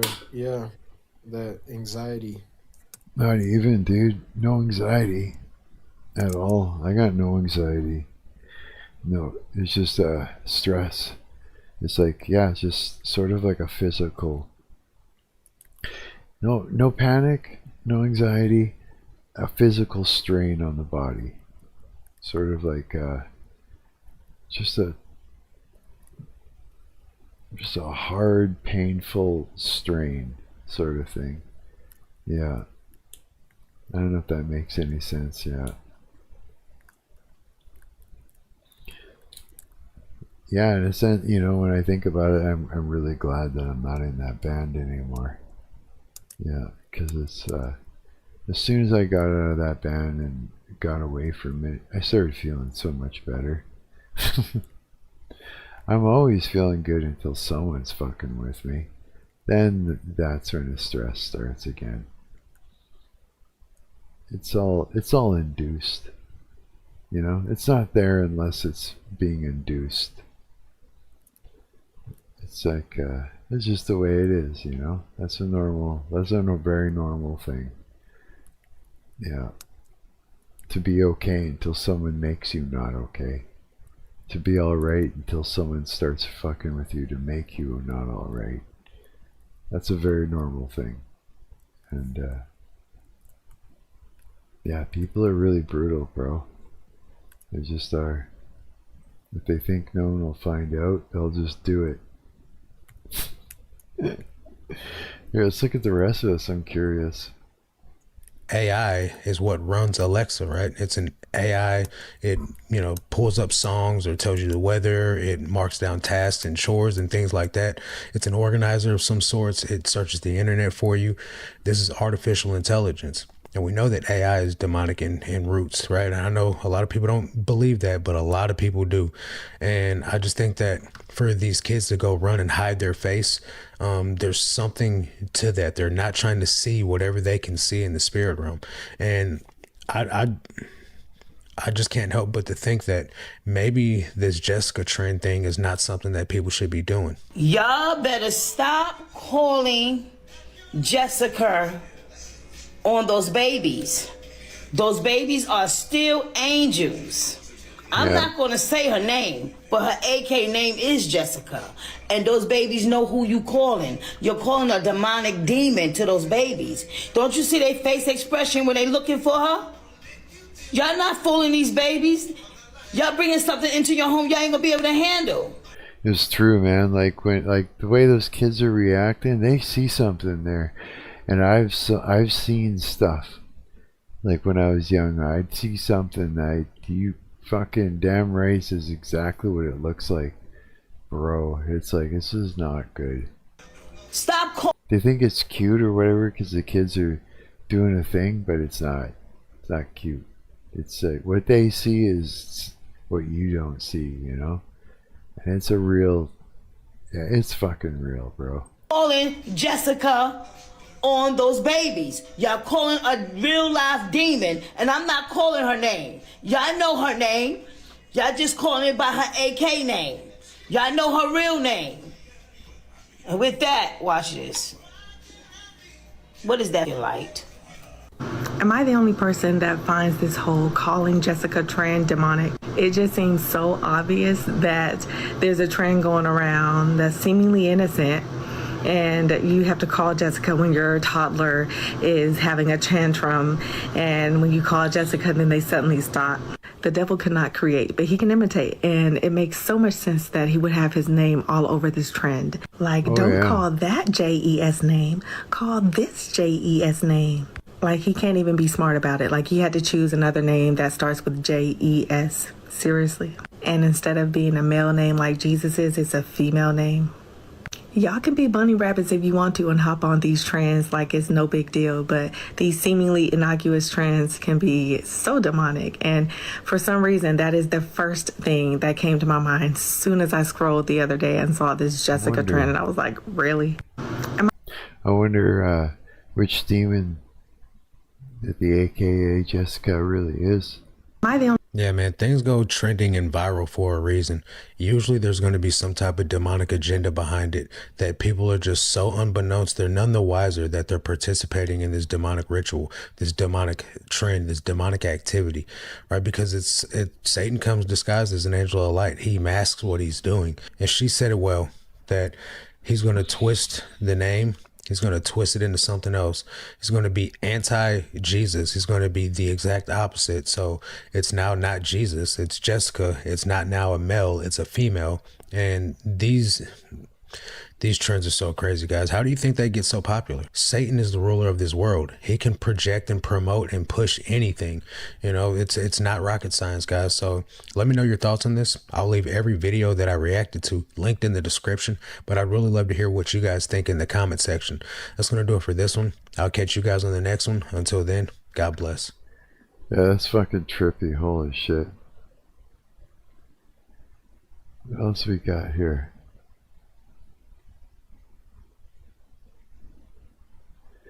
Dude, do you think holding hands with a chick is weird? Like overly intimate?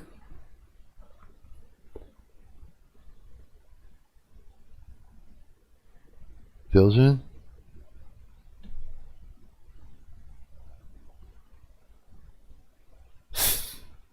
We're gonna wait for the stream to catch up before he knows I'm talking to him. Hello, chat. One of my friends asked me the other day, what's the freakiest thing that you've ever done? And I was truly thinking to myself, I was thinking through all of the freak nasty things that I've done, and I've realized that the freakiest thing you can do in the big 2-6 is actually hold hands. Personally, I'm a big fan of gooning to hands, or just even being freakily attracted to hands. I don't know what it is, and I think it's because holding hands is just at a level of intimacy. And gooning to hands. You mean just like guys goon to feet or whatever? She goons to hands? I hit the lamp. Okay. That's fucking hilarious. Holding hands just is a level of intimacy that even making out doesn't reach. Does that make sense? For me, holding hands is infinitely more freaky than anything else you can do, and it's because it's very intimate and unguarded. There is nothing freakier than physically going on the date and holding someone's hand. And I say this as someone who grew up pretty chronically online, and I know that online dating is a big thing now, sending nudes, whatever the fuck, online whatever.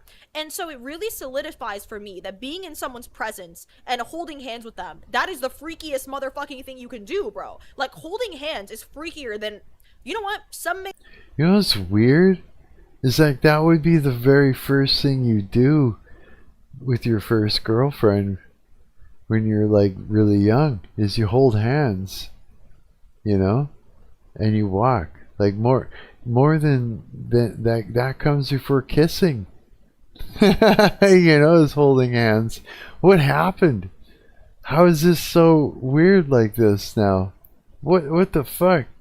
Do you guys fuck and that's normal as a breaking the ice thing, and everything else is intimacy is the hard part? Usually it's intimacy and then maybe lead up to sex, right? It's you guys got your shit backwards. It's sex it's nothing, and then holding hands is too much. It's what? They say holding hands is even freakier than sex. I gotta be honest here. And also there is something about hands is very attractive. I don't know what it is. But someone who can handhold extremely well, that is disgustingly fucking freaky. Get the fuck away from me. If you can hold hands extremely well, you're gonna ruin my fucking life. Get away from me. You get what I'm saying? There is no physical way for me to hold hands with somebody and then not fall in love with them. I'm sorry, but it's just it's not possible for me. You get what I'm saying? Wow. And I was really thinking about this, right? I feel whenever I hold hands with a man, when I meet a man with good hands, it almost feels like I'm a man in the Victorian era seeing an ankle for the first fucking time. I'm like, whoa. It's like I'm zooming in, I'm locked fucking in, you know? Like, especially, oh my god, especially if you're holding someone's hand and like their hands are kind of their hands are kind of sweaty. There's something about a sweaty hand. Like, bro, we might as well let's just have kids at that point. Like, fuck. If you're holding hands with me and your hands are sweaty, you just proposed to me. I don't know what the fuck you're talking about. Are you but kidding? Yeah, holding hands is the freakiest thing you can do. And from a cerebral level, I really do think it's because it implies a level of intimacy, right? It implies a level of like, just like pure and honest, like baseline connection. You know what I'm saying? Like, it gives me the heebie-jeebies. Sex isn't intimate?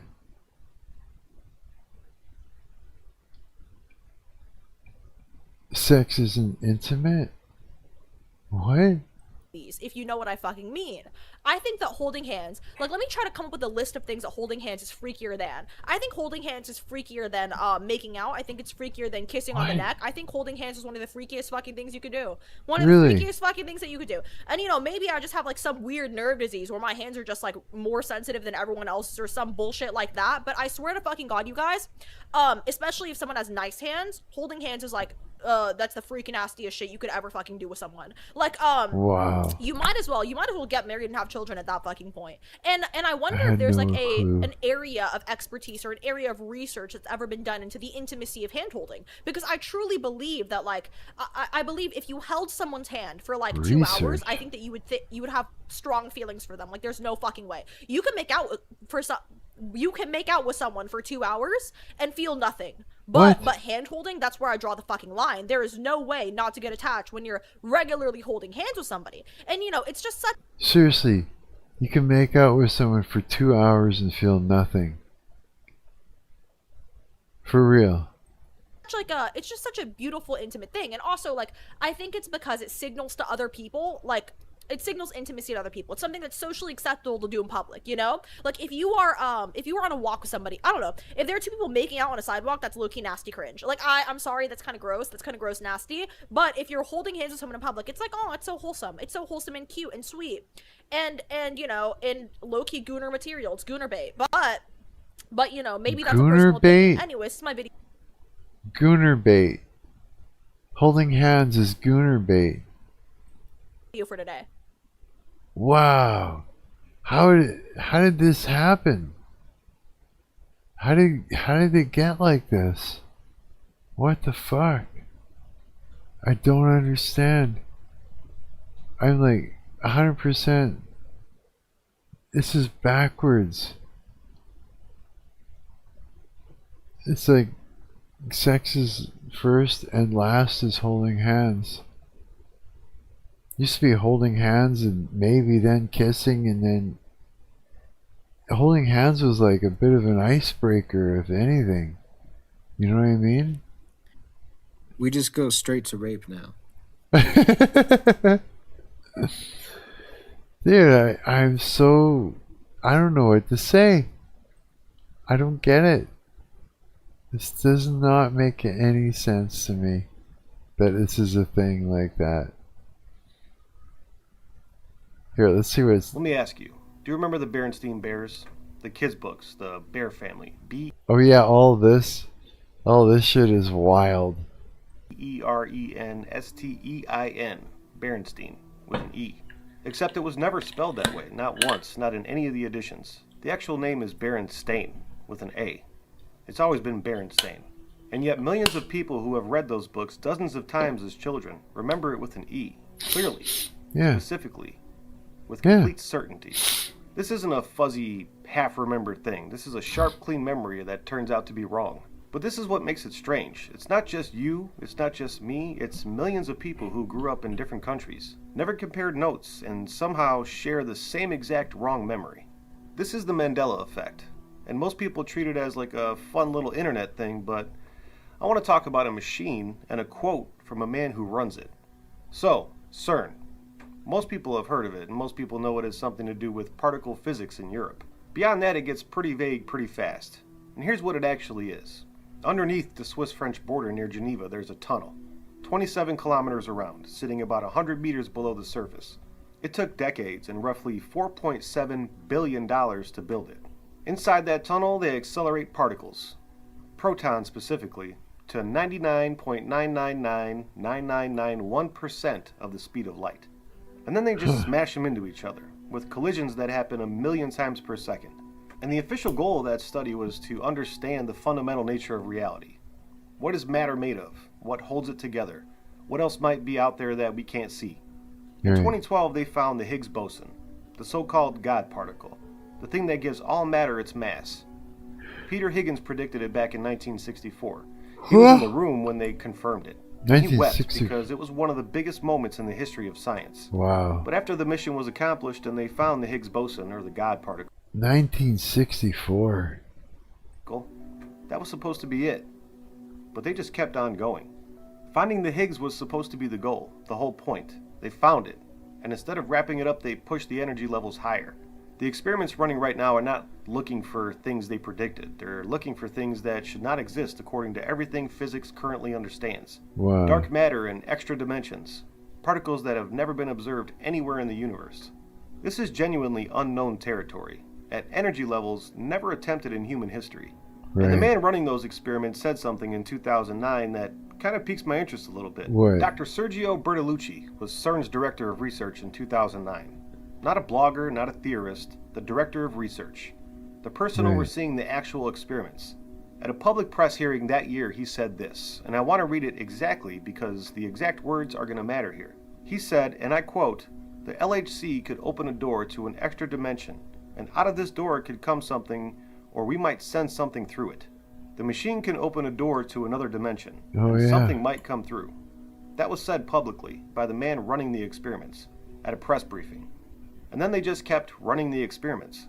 Now, I'm not telling you what to do with that, I'm just pointing at it. Because here's what gets me. If that quote came from like a conspiracy channel or a late night radio show, it would be easy to dismiss. But it didn't. It came from the director of research at the most sophisticated scientific institution on the planet, describing what their machines might do. And the answer was essentially, we might open a door to somewhere we have never been and see what comes through. That's the thing that got me started down this road.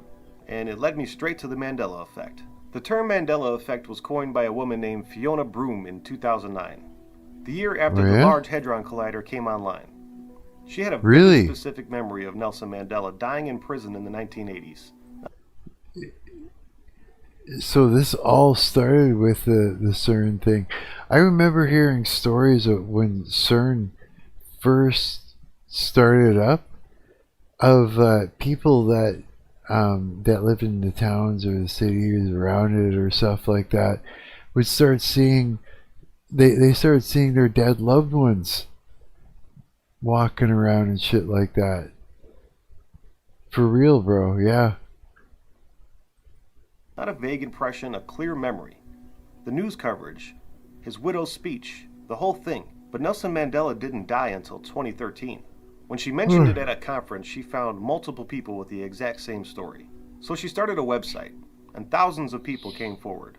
And what emerged was something that the false memory explanation had a hard time to fully account for.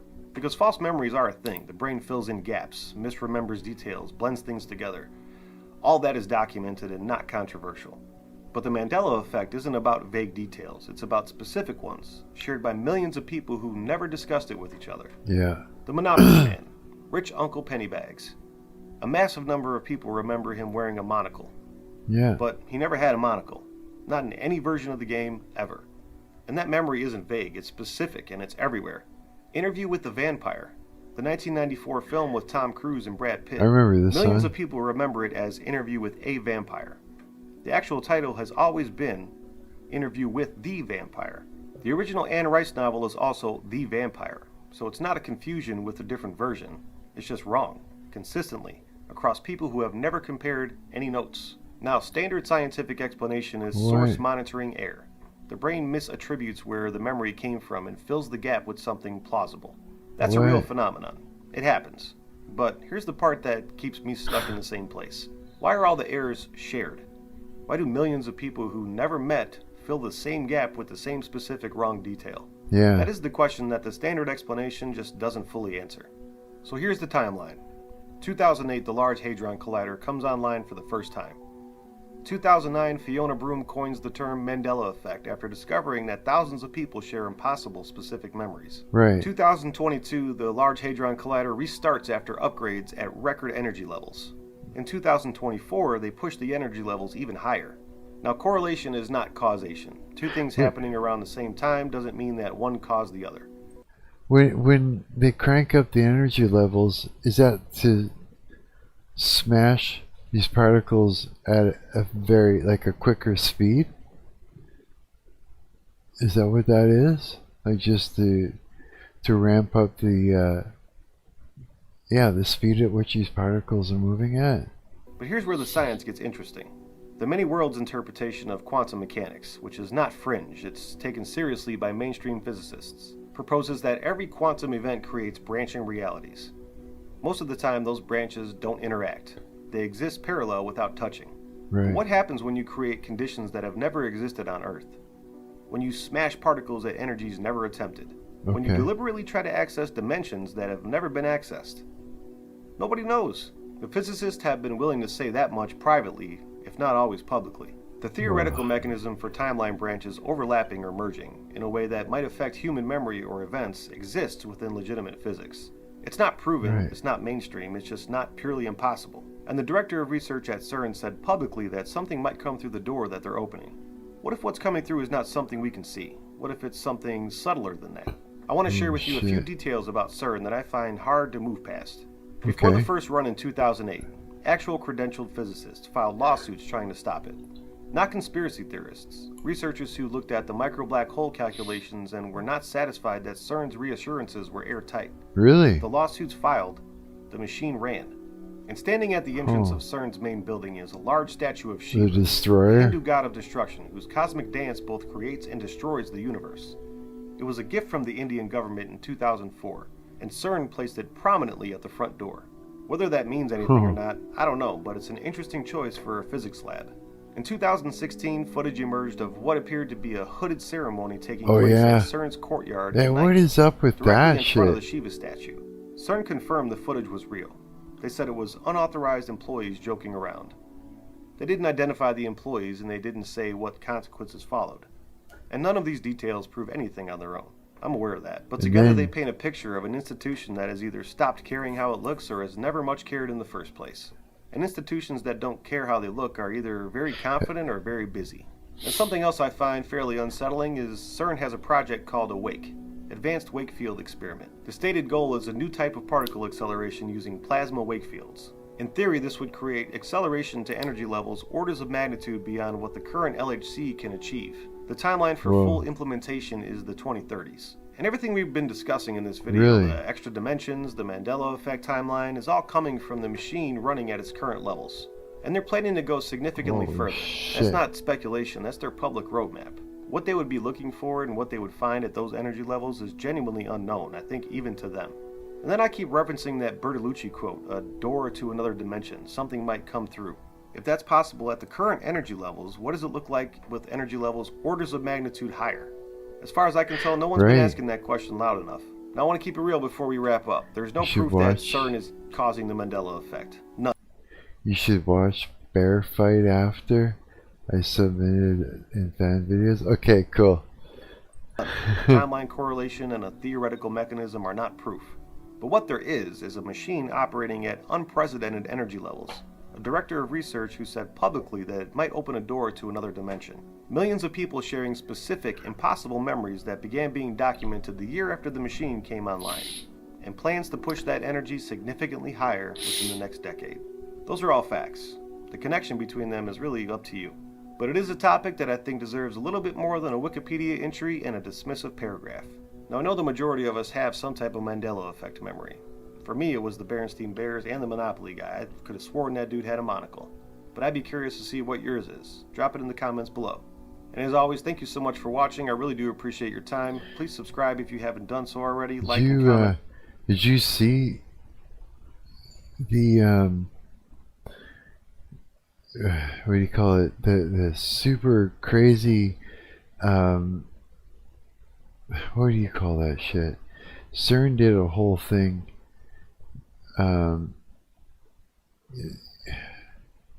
Some sort of fucking crazy madness of people dance around with horns and angel wings and all kinds of messed up stuff.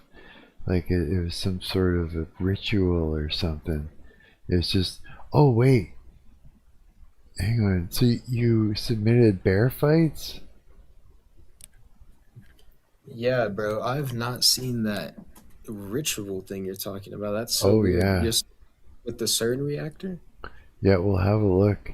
Hey, Vaping, Carolina Reapers, and the Fox and the Cat, those ones, playback on other websites has been disabled by owner of video. And this one's age restricted. The Vaping Carolina Reaper. I could probably go to YouTube for that. You could what? I could probably go straight to YouTube for this one though. That won't be a problem. But yeah, you didn't know about that? Holy shit. I'll find it. Give me a minute. I'll find it and put it on the side here. Put in CERN Ritual 2026.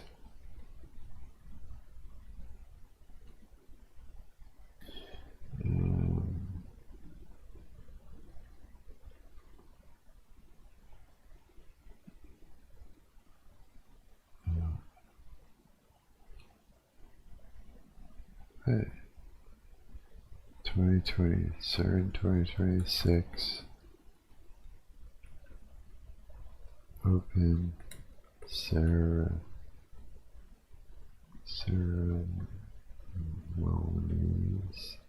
Not even sure. That CERN stunt was a mess. It was, eh? So you know what's going on then, pre-post Road. 3 years ago. Where's the most recent one? CERN opening of tunnel. Opening ceremony.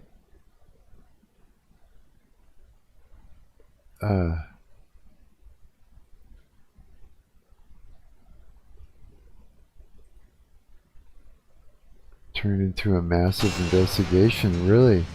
A spectacle for something truly spectacular. Switzerland and much of Europe are celebrating the official opening of the world's longest and deepest rail tunnel. The 35-mile Gotthard Base Tunnel snaking through the Alps to provide a high-speed link between northern and southern Europe, as deep as 2.3 kilometres below the surface. Starting at Rotterdam in the Netherlands and stretching all the way to Genoa in Italy, officials say the line will revolutionise European freight transport. Passengers, including some of the world's most powerful politicians, will be benefiting too. Some journeys that used to take days, now possible in as little as 17 minutes. And when full service begins in December, travellers will see the time it takes for them to get from Zurich to Milan cut by nearly 3 hours. While the $12 billion project has been praised for finishing on time and within budget, the venture hasn't been without opposition. During the 17 years of construction, engineers had to Satanic tunnel ritual calling for Lucifer. Staying focused for Jesus. A brother in Christ shared a video with me the other day.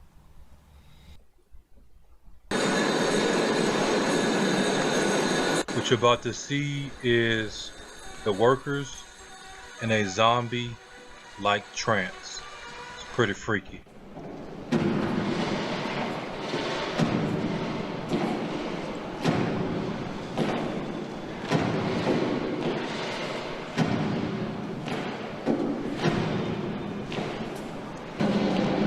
Jeez.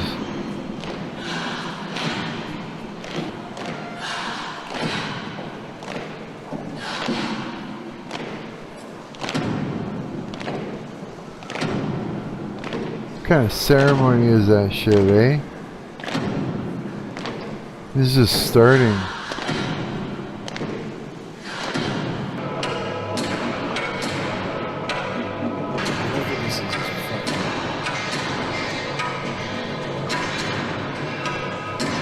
What's that? Yeah, this is crazy, bro. This this is just insane. I know. Oh, Free Poster Run said something. You gotta do moderation and let it through. He says, pretty fruity if you ask me. Fruity. The mod took that down. You want me to do it or you got it? You got it? Okay. No, it still says, when I try to do it, it says another moderator handled it. Oh, really? I didn't do it. Oh, that's weird.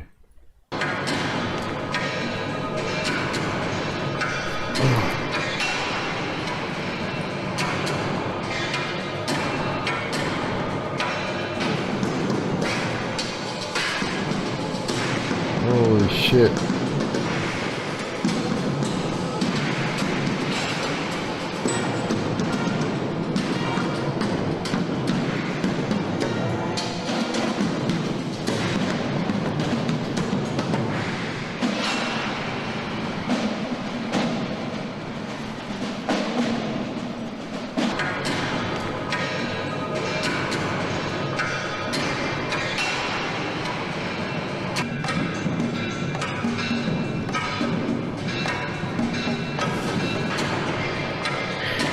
They think they look cool, LOL. Something is stupid, because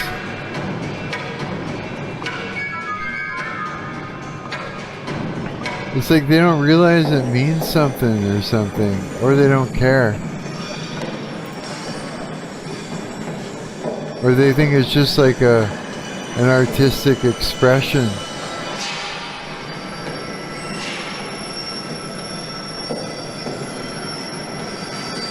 But it's more than that. It's more than just an artistic expression.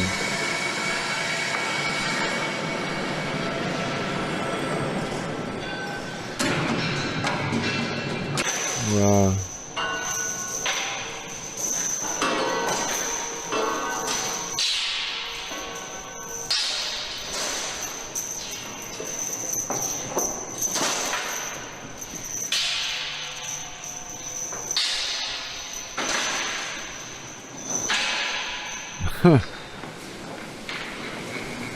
What the hell? Hey, don't they have those things out? Yeah, I've seen those things before. They use like a pole and they spin in circles and dance. It's supposed to be some sort of a demon. Look at this, they're like little tumbleweed son of a bitches. Rolling around.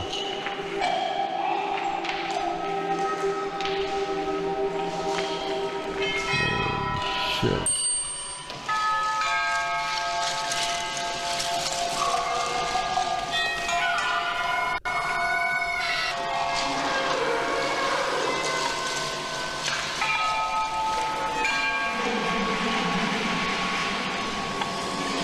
Look at all that.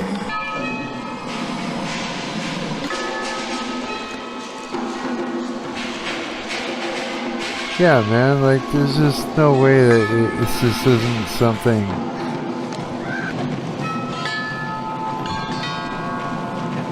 I bet this costs like a couple mil to put on. Some cultist got grifted. Yeah, no shit. Some cultist got grifted.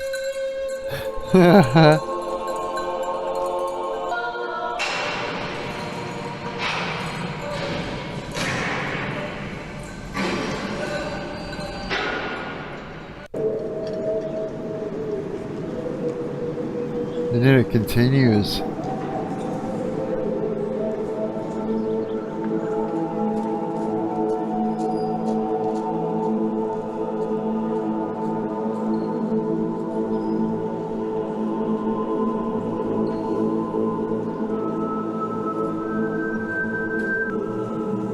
Look at that.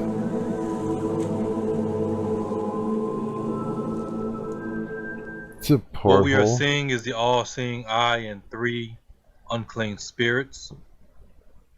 This could represent the Celtic or Celtic spiral, which ties into a triune being, or what is known as the triple goddess, or triple goddess in Celtic beliefs. In Celtic beliefs. The Celtic triple spiral is sometimes called the spiral of life. It was found in the New Grand site from the Bronze Age in Ireland.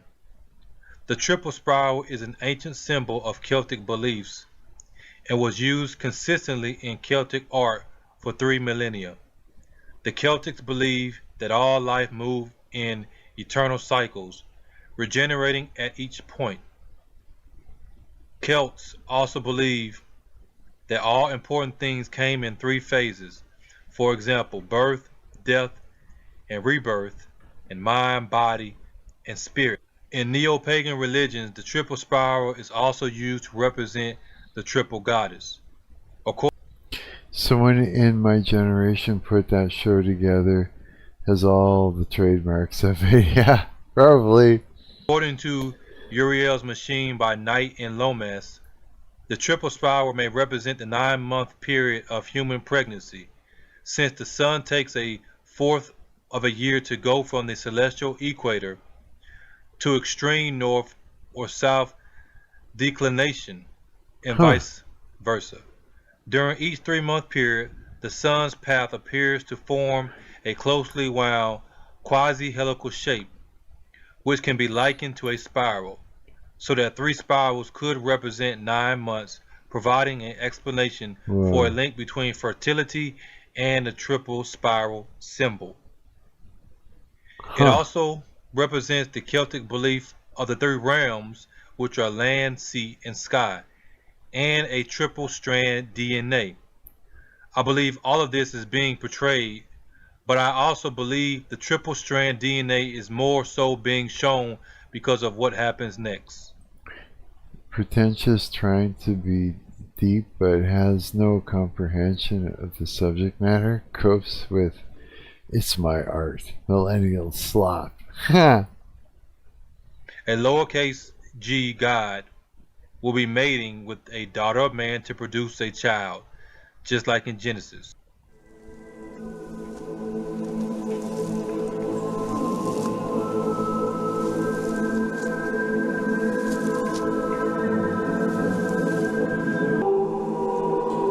Wow.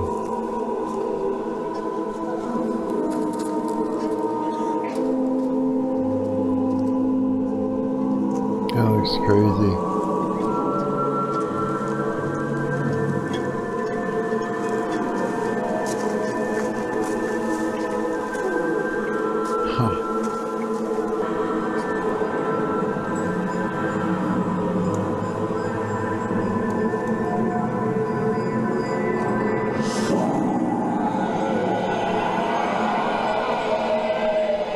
But they will scatter to make way for what's about to... What?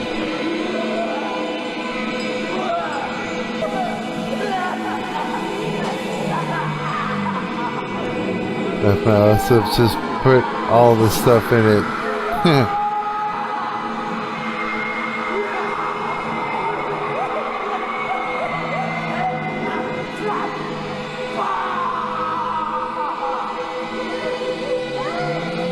What? As you can see, Satan is now on the black screen.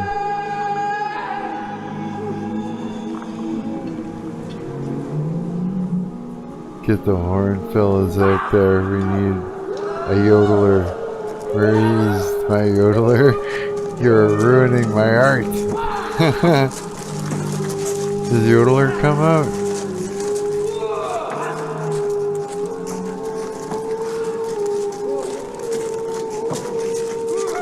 All of a sudden a yodeler comes out. Pre-post room calls it.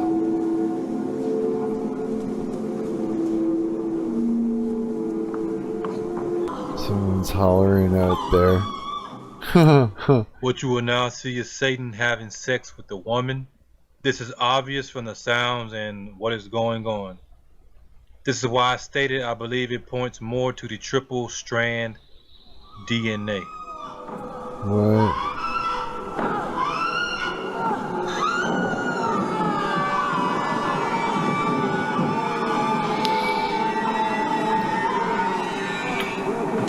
We're all dogs in God's hot car.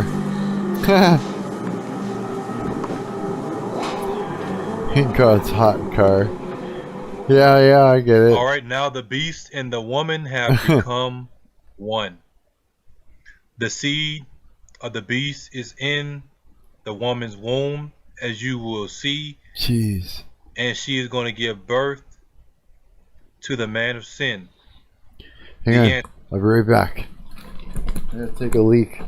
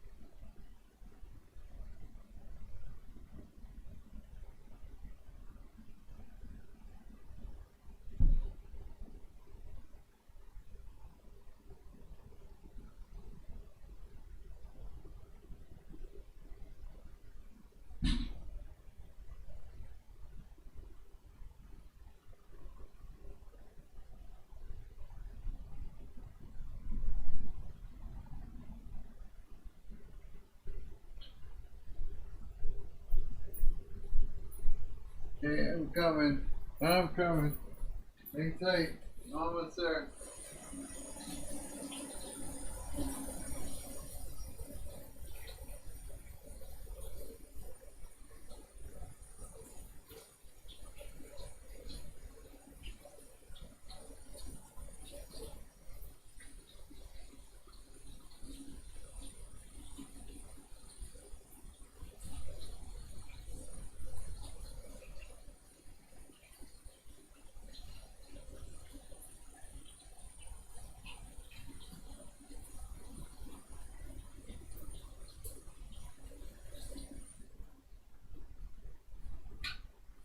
Okay.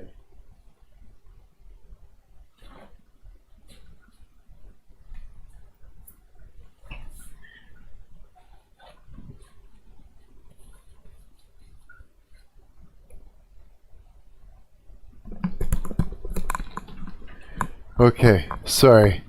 I'm back. Is that we are the flowers in God's forgotten vase. Gray sex. No. Antichrist. I know it's crazy, but as you can see, this is what is going on, and this is what they are showing. Yeah, this is nuts.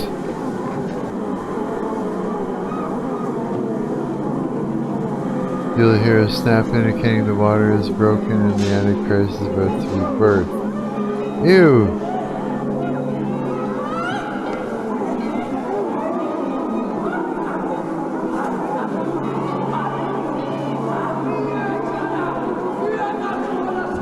What is wrong with us?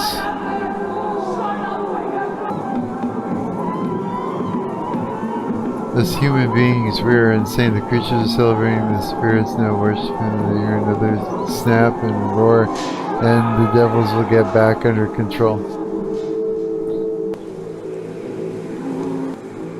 What? Now you see the unholy child, the man of sin, son of perdition.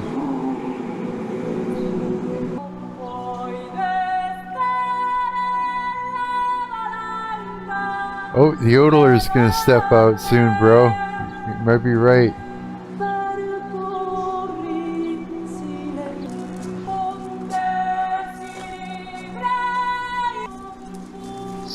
She's got a wicked voice, that chick.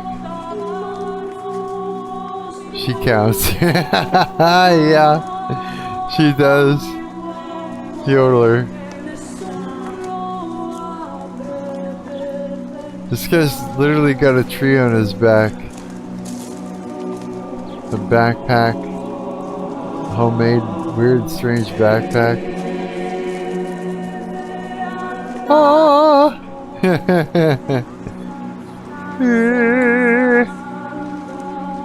Figaro. Figaro.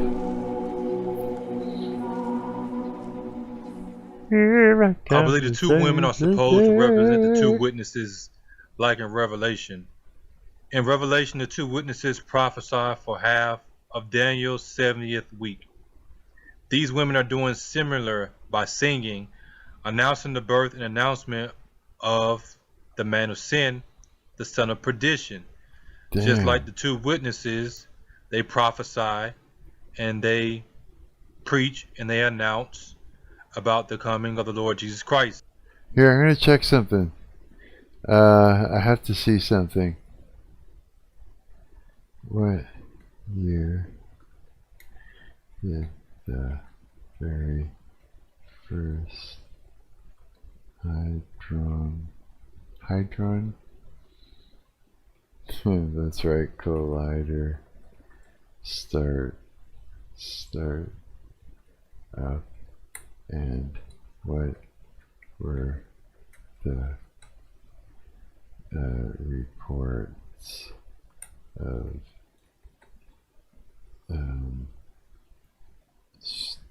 strange things happening in the area?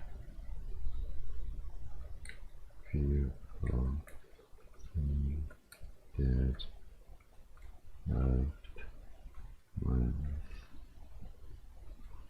See if I can find it. The world's... Okay, maybe this is it. The 1971? What the fuck? The world's first hadron collider, the intersecting storage rings, began operating at CERN in 1971. How long have they been doing this shit for, bro? It's an absolute pretentious circle jerk, a bunch of people fluffing around so they will be fluffed in return. What do you mean 1971? The intersecting storage rings. Whoa, the more famous Large Hadron Collider switched on in 2008. Reports of the supernatural, including seeing dead loved ones, altered memories, or slipped dimensions, originating from the internet conspiracy theories as science fiction lore, primarily tied to the Large Hadron Collider. The wild stories about CERN and alternate realities stem from several internet phenomena: the Mandela Effect, the ghost particle theories, where wild internet rumors suggest that CERN experiments created rifts in space-time, allowing people to glimpse parallel lives, perceive ghosts, or see dead loved ones as a result of fractured timelines. So that's the one I remember. Occult pranks. In 2016, a staged spoofed human sacrifice video was filmed by students and employees on the CERN campus, fueling viral theories about dark supernatural rituals. Scientific reality. CERN itself has frequently had to clarify that its research explores fundamental physics and that its particle collisions do not create black holes, open portholes, and afterlife or disrupt reality. But that's not true.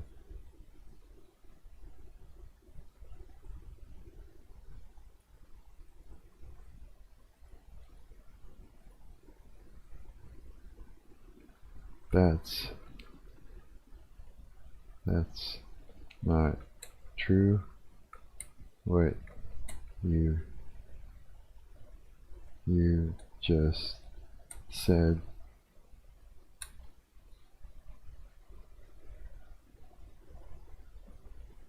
You're wrong.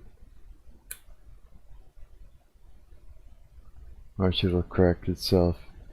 Let's look at the science says, because you're right that microscopic black holes and extra dimensions are actively discussed by particle physicists. The confusion often comes from the difference between theoretical physics concepts and the way they get reported online. Fuck, eh? Okay, it's just a bunch of fucking reading, though. Yeah. They should repent. Ghost particle theory. The Mandela Effect is blamed on that one. Yeah. Yeah.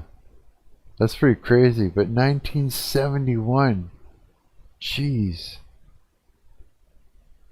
That's crazy. Yeah, I was fucking 1 year old. Is that right? Yeah. And believe the gospel. I could be completely wrong on this, but this is what I'm getting from it. They are calling all those who come from their version of the tree of life back. These are the people you see walking up. This is why you see their version of the tree of life upside down. As above, so below. Oh yeah, eh? Now, according to pagans, their tree of life encompasses all realms of existence. It is eternal in nature, having no beginning or ending. Wonder where they got that from. The tree of life is a symbol of immortality and healing of the soul. Its fruit is said to keep the gods, lowercase g, youthful. Their tree of life has many meanings. The balance and harmony in nature, wisdom, strength, rebirth, just as a tree will shed its leaves in the fall, hibernate in the winter, and be reborn with new leaves in the spring. Now I want you to notice that it just keeps on their going. Tree, in the picture, it has no leaves. It is also said the tree of life unites the upper and lower worlds, as above, so below. Its roots reach deep into the lower world, while its branches grow to the upper world. The trunk of the tree of life connects the two worlds to Earth's plane. Wow, yeah, here, let me just copy here. I'm just going to share this in the chat here. If you guys want to dig into it more. That's fucking crazy. Yeah, it just keeps going. It's like, it's a long one. Okay, grizzly bear fights. I promised Diligent would have a look at grizzly bears scrapping it out. They're like, right, just like mouth to mouth. Ah! It's just like, fight then. Ah! The guy runs away. He's like, ah! They're coming for me. Holy shit. Here, let's see. The fire. I imagine how tough they are. Anything else would be dead in seconds from that. Yeah, I know. That's true, bro. It is so true. It's like, fuck. Ah! Okay, he's vaping a what? A Carolina Reaper. He's gonna vape a Carolina Reaper. Good afternoon, YouTubers. Do not try this at home. I repeat, this do guy. not try this at home. Yes. I grow Carolina Reapers. Last year I had a good bumper crop. I ground them all down after I dried them. Classic video, LOL. I used to be like up to here, but I ground all of them down to pretty good powder. There's some big flakes in it, so I decided to filter some out, so I got fine little pieces of powder. This right here, probably just a little bit more than that amount. Whoa. 3 weeks ago, was put into this bottle of VG. It's a chocolatino. No way. In the morning, I like to have my chocolate coffee with a little bit of Carolina Reaper brewed in the coffee itself. I have one of them reusable Keurigs. Really? So that's my morning coffee every morning. So I figured, hey, I had this chocolate cappuccino flavor. What? Why not add some Carolina Reaper to it? Like I said, 3 weeks ago, I put just a little bit more than that in here. And it's in his vape? Dude. That's like, okay, here's the one, here's the thing I learned about hot peppers is you gotta be careful when you're eating them, is you don't want it to get near your windpipe. It's powder, so the oil is concentrated into each granule. He finds out, I won't spoil it, does he? Yeah, like, I mean, that actually makes me want to go and eat some of my favorite little peppers here. Let's pull them out. Yeah, because they're getting there to the point where I'm almost done this bag. I'm going to have to go and buy some new ones soon. Yeah, right down to the last few of this bag. I just started eating the fuck out of them. Yeah, I don't even think that these are left. The ones that are left have any seeds anymore, I think. But you know what?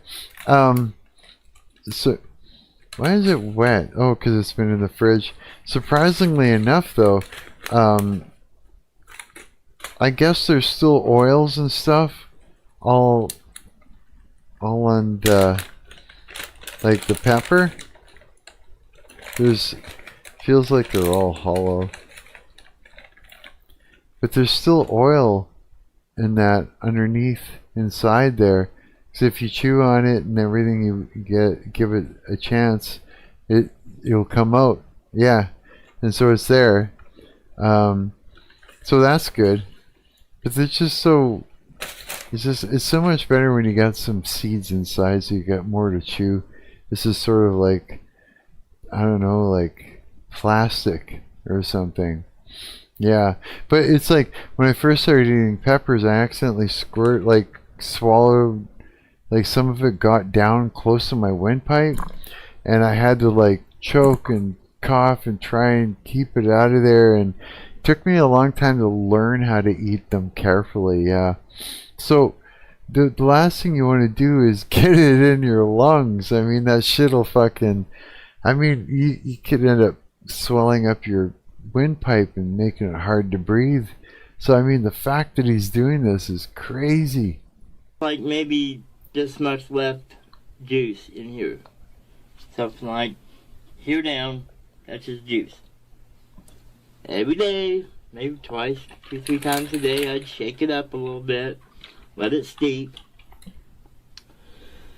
So, just so you know, I'm not pulling any funny business. I've got Sigelli 150. I'm going to be doing it at about 80 watts. I re-wicked it, so you know I didn't put like some other funky juice in it. Put a couple.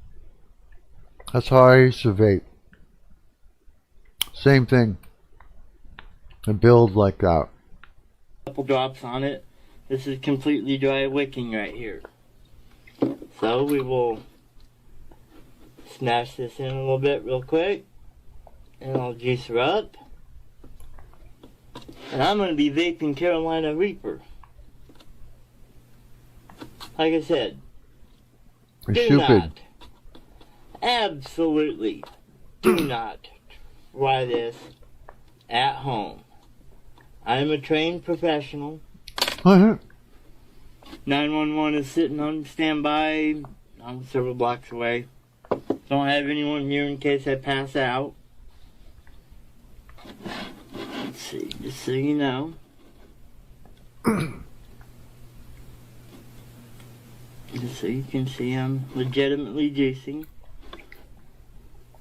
Ooh, you can see, hopefully you can see the brown flakes. My macro doesn't work on my camera in camera mode. But, ooh. It was bright red when it went in, but looks like this dark chocolate has turned it kind of a brown, blackish. I have hiccups from this. The dual coil mod, yeah. Ooh. That's what I used to do too. Oh. Now, if any of you don't know what a Carolina Reaper is, I'm getting juice everywhere. Oh God, I don't want it on my hands. If any of you don't know... Actually, yeah, I got a lot of oil out of those too. Lots. It's all in my mouth, like it's sticking. And I got the hiccups from it. It was a good one. Yeah, I got a lot out of it.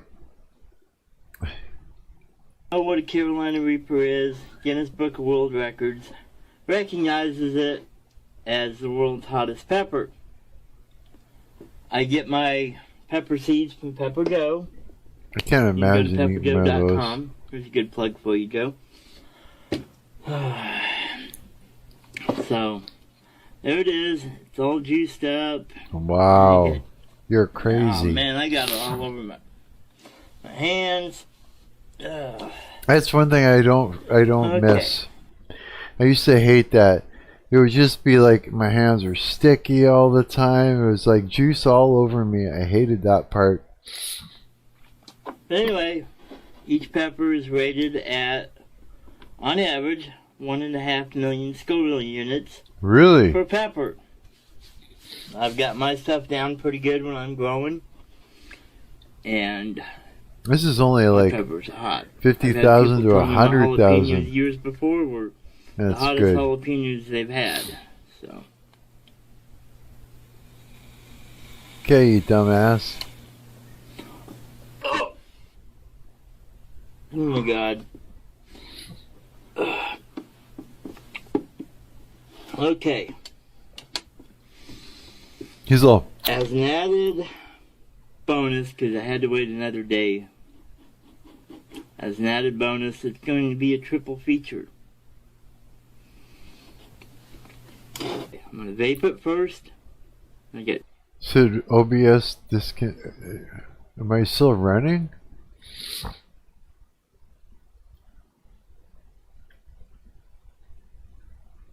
Okay.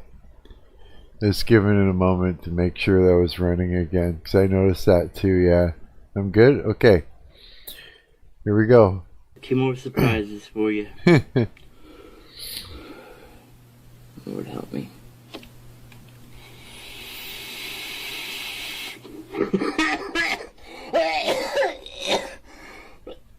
Oh, you dumbass. Oh, God, that. Oh. Oh. Oh. Oh, my God, my lungs are on fire. Well, I guess so. And he takes another one.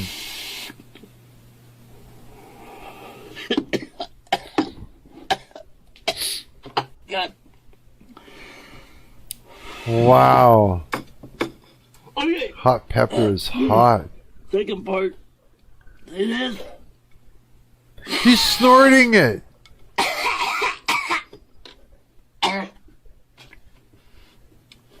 Oh, there's a little bit left on the plate. And he puts it in his eye. Oh, God.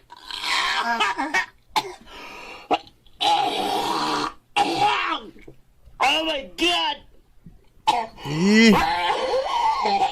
Why?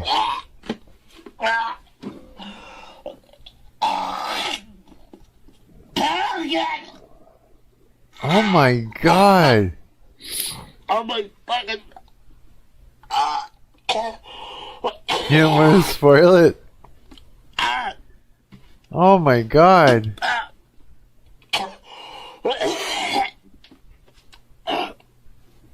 Oh my God, my nose is on fire. I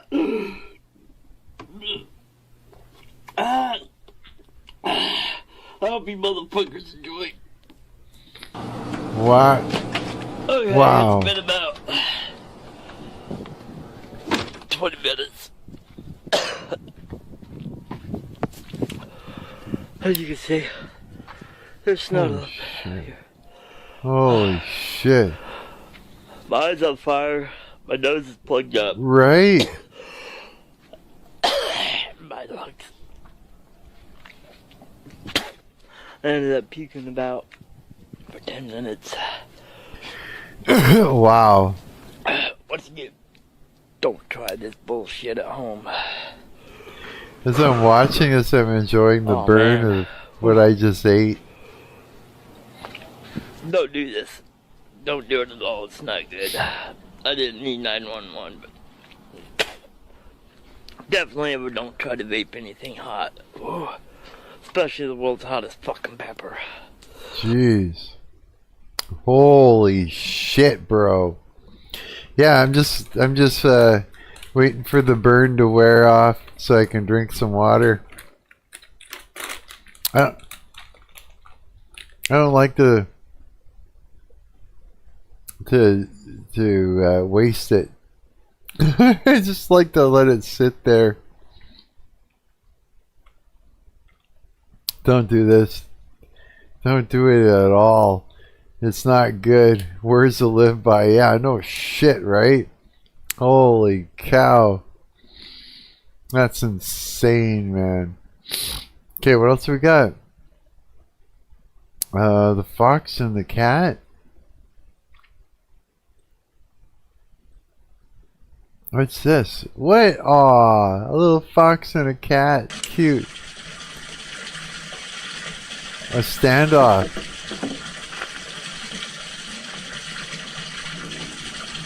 Little fox.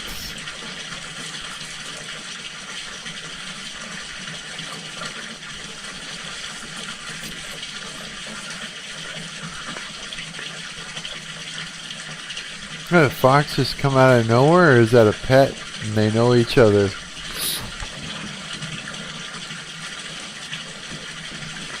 That's what I'm wondering.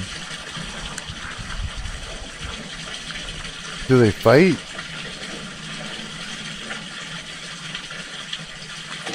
Could be either, that's right. Fox is like, can I just have a little bit? They're just like that.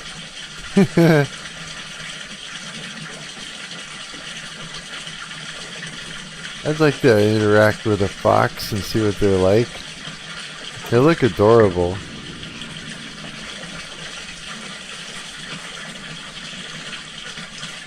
The cat goes over to get that little bit before the fox gets it. He's like, no, you're not getting that, I'm gonna eat it.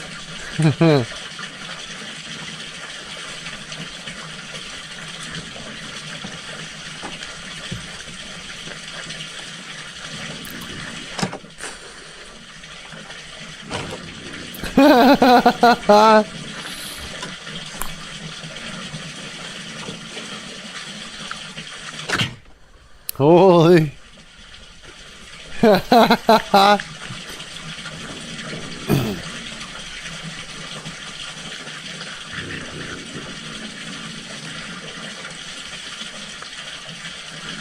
Cat's like, fuck off, it's my food, little fucker.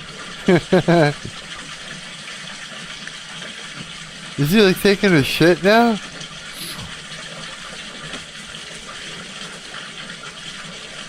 Looks like it.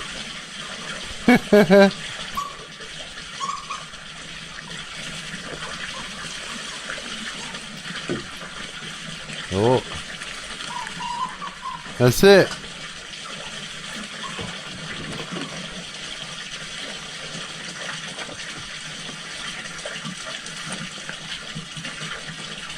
I left to let him eat. Wow.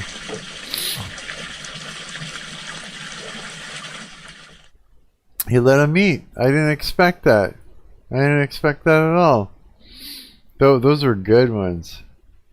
Hell yeah. Tell Sardine superpower. So sounded kind of like there was another fox hanging out. Yeah, it did, didn't it?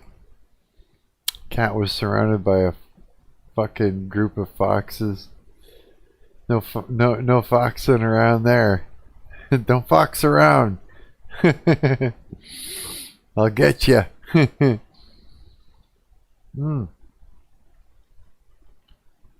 This I started watching. I don't know what to do. I don't know what to do.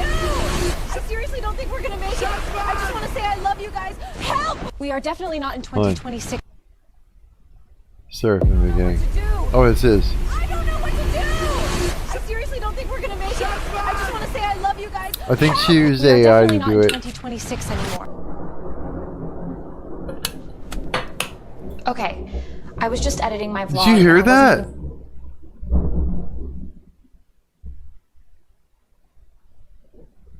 It's like something just exploded out there, bro. Yeah, this is AI stuff. Did you hear that huge crack of thunder out there?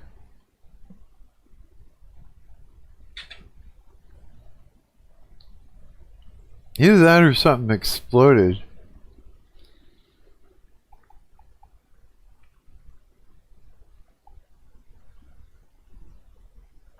Is there a storm coming? Is there a storm coming? Here are some results from the web. Say it. No? Night partly cloudy, 60% chance of showers overnight with a risk of thunderstorm. Okay. And that was like huge, man. I was just like, that's fucking loud. Yeah, you did hear it. Okay, see, yeah, that's good. I'm glad you heard it. I'm gonna film this, but something weird happened this morning. And I feel like if I don't say it out loud, I'm gonna forget it. Do you ever have dreams that feel like they didn't stay in your head? Like they followed you into real life? I had this dream last night somewhere cold by the water. I have another one. There were people, boats, a church, and a battle. And I remember picking something up. This. But I woke up and it was already on my desk, which doesn't make sense because I don't remember owning this at all. Look at this, guys. So pretty. Might actually wear it. Let me fix this real quick. Oops, sorry guys. Oh, sorry about that. I can get a bit clumsy sometimes. Wait, no. Not again, guys. Where am I? Okay, this is weird. Am I dreaming again? This is definitely a dream. There's no way this is real. Wait, did I save my vlog file? Okay, yeah. We are definitely not in 2026 anymore. MacBook gone, matcha gone, this is... Okay, yeah, this is real. If I have to guess, think we're somewhere in the Middle East. Not sure exactly where, though. But we'll figure it out. What is that? That cannot be real. That is the biggest thing I've ever seen in my life. All right, I'm still trying to guess where we're at, but... This place, it doesn't feel remote. It feels old. Look around, really look. Wow. The buildings, rough stone, no glass, no metal, nothing modern anywhere. I can't understand what they're saying, but it sounds very ancient. Maybe I can't believe Aramaic? AI did this. Not sure. And wait. Blows my mind. Those threads on their garments, those tassels, that's from the Torah. That's specifically Judea. Don't ask me how I know that. Finally, woo, I got here. Probably hit 10K steps from that one. Wow, these steps, they're massive, but they're built really shallow. I think that's intentional. Wait, what are they doing? Oh, they're washing before going up, like actually going in, so you don't just walk up there, you have to be clean first. That's Whoa, that guy powerful, went honestly. right This through place it. is huge. There's people from everywhere. Wait, there's writing on this. It's Greek, I think. I can't read all of it about foreigners. Can't go past don't this. ask how And if she you do, knows okay. that. Yep, let's go back. I just had the most spiritual experience of my life. My body has chosen this exact moment to remind me I haven't eaten, not once, since I got here. I don't know why, and this is the most specific craving I've ever had, but I really, really want seafood right now, like fish from the sea. I need this. Okay, hold on. There's a man over there. He's got a donkey. Looks like he's traveling. He probably knows where things are. I'm gonna try to talk to him. I just don't know how. Okay? I'm pointing at my mouth. I'm rubbing my stomach. This is going great. He's looking at me like I've lost something important. Hen. He's not wrong. Okay. I am doing the fish. I am doing the fish motion with my hands. Food, fish, food. Fooding. He got it, he got it. Okay. Oh wait, my hold god, on. that's funny. I'm on the donkey. Great success, guys. That is the thing about AI, eh? It's like, it's all looking in the wrong directions, it's all awkward and stuff like that, but I mean, look at the environment. Look at, it's like, it's creating this shit. And her, and the little hairs, and floating around, not by him, but by the authorities. If you got this close to a man, if you got this close to a man back then, you would be dragged away by the authorities. Jesus. I'm on and we are moving to Didn't the know fish. that. This is fine. This is great. Okay, we have been riding for what I think is 2 hours. Donnies are not comfortable. I will never complain about a car seat again. The hills are beautiful, though. Wait, I can see it. Down there. He just spoke English. That blue, that's the Sea of Galilee. That's where the fish are. Even the donkey seems to know. He stopped. He's pointing to them. He knew exactly where to take me. I don't know this man's name, but I never will. But I owe him so much. Thank you. The Sea of Galilee. In person. I rode a donkey to get here, and I would do it again. The water is this impossible blue everywhere. I can smell fish, and I am so happy. I was going to immediately find the fish, but something is happening down the shore. Everyone is just standing, listening to someone. I don't know why, but I need to be closer to that. Okay, there's a man at the water's edge. He's just talking, and everyone completely stopped just to listen. She's the way she's described it. To hear him. Those We two all by the can, boat. lady. They look like they've been out all night. Big guys, fishermen. Whatever he's saying, it stopped them completely. Okay, he's already in the boat. And that fisherman, he's just standing there in the water, holding it steady. I don't know what's about to happen. He just keeps teaching to them. Whoop, whoop, there they go. They're heading out. I think they're going fishing. Well, I'm going eating. I am starving.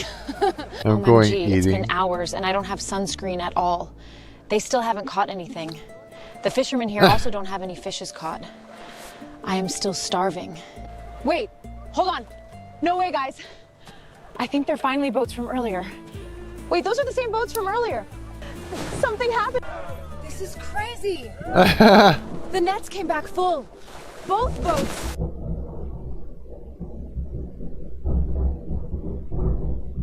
Holy shit.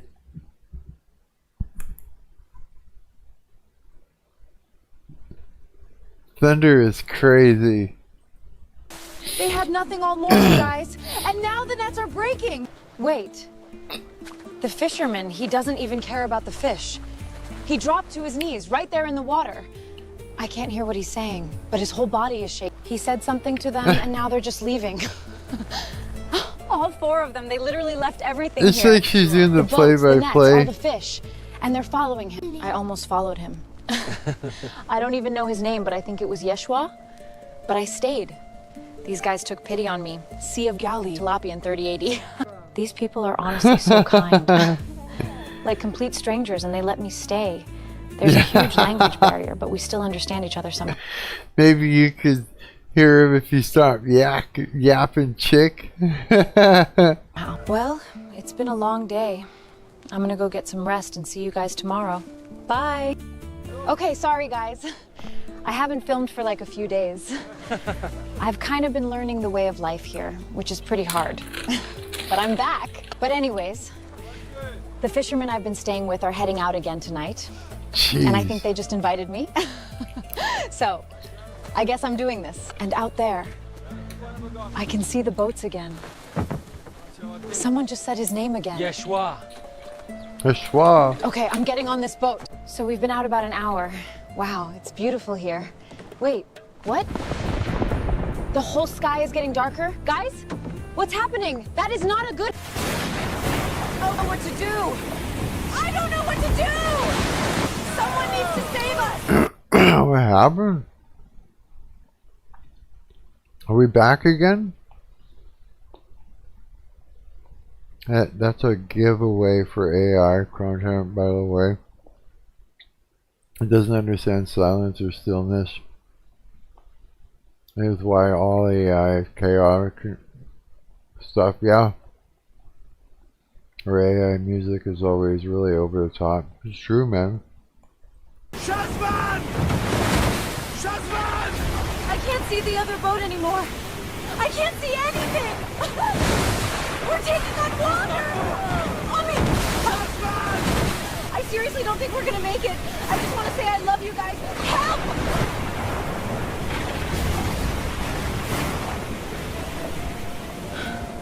Wait, what just happened? That's the other boat. The storm just stopped. They're yelling his name. Yeshua! What did he do? I genuinely thought that was it for me. Goodbye, Janella. And then the storm just stopped. Out of nowhere, us like that. It just obeyed him, Yeshua. Okay, wow. I followed the crowd and we are literally in the middle of nowhere. There were thousands of people here, maybe around 5,000. Crazy. It's hot, everybody's hungry, and nobody is leaving. They're waiting for him, Yeshua. Yes, Yeshua.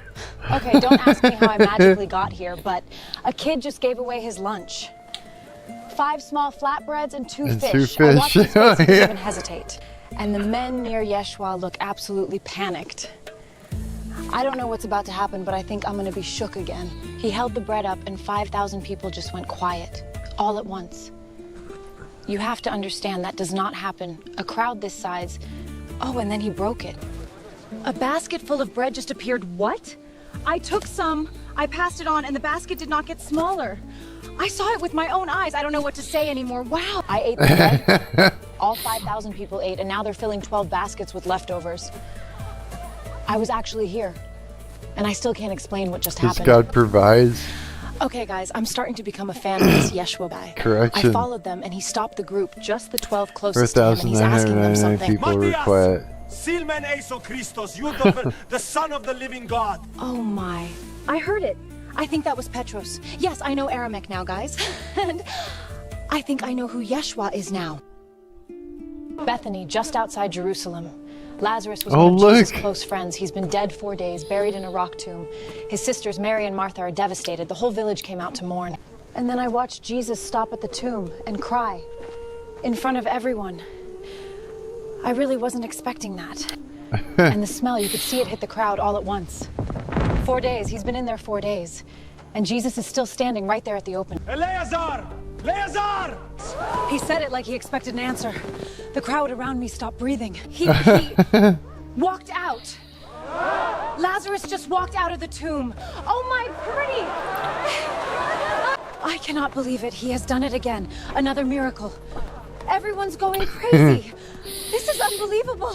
A dead man just walked out of a tomb. I saw it with my own eyes. And some of the religious leaders left immediately, not celebrating. They looked afraid. Something is coming. Giant wheel door AI goes, we just tip it over.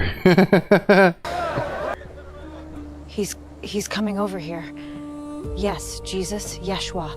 Out of everyone here right now, he's walking toward me. I don't know what to do. I don't know what to say. Hi. I'm not sure if you'll understand me. My daughter, I understand you completely. I knew you were coming before your feet even touched this soil. I saw you in the crowd at the shore. I saw you on the water in the storm. I saw you standing at the tomb today. You did not follow me because someone told you to. You followed because something in you already knew. I know what you are carrying right now. I know what you are afraid of. I know what you think is too broken to be fixed and what you believe cannot be forgiven. It can. You are going to be okay. Not because the road ahead is easy, but because you are not walking it alone. You never were, you never will be. And when the road is hard, and it will be hard, remember this moment. Remember that you sat with me. Remember that I, because you were ready, but because you were here. You are seen. You are known. You are loved. Come as you are. It is time for me to go. I mean, I put words in the Lord's mouth, I know. Not a chariot, a donkey. And people are throwing their cloaks on the road.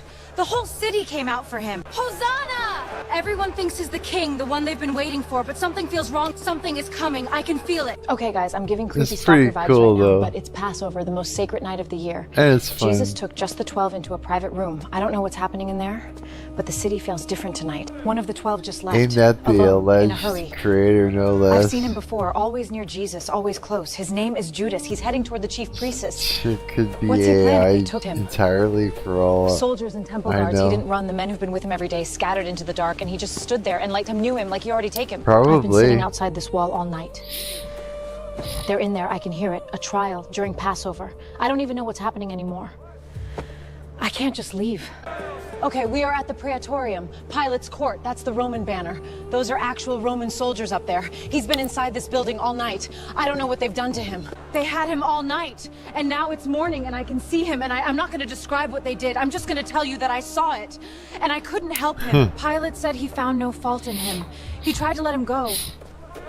But the crowd who chose the other guy. What? He is clearly a bad guy. This is insane! The soldiers are carrying something out. It's big wooden beams.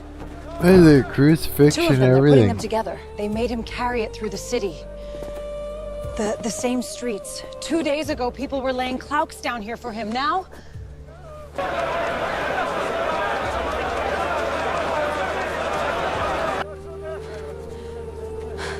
Goes and watches I was God just talking to him a few days ago. He sat next to me and clear our debt. I can't see this. I need to go. Why would they do this to him? He was only ever kind to people.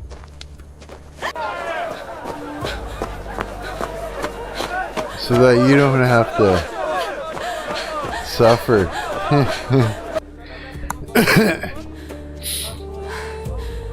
Wait, the sky is getting darker. What is happening? Is that an eclipse? I need to go back to the shore. I need to see the water. I came back here. I don't know why. This is where it all started. The same water, the same shore. He stood right here, and now he's gone.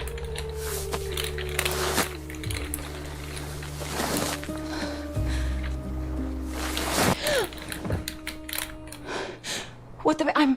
This is my room. I'm wearing the... Was it all a dream? What? The cross. Amsterdam. But I was there. I saw everything.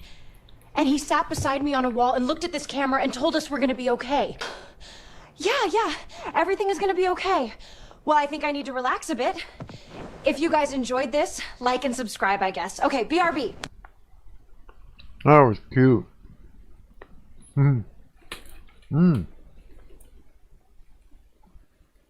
Finally found one with seeds. More flavor.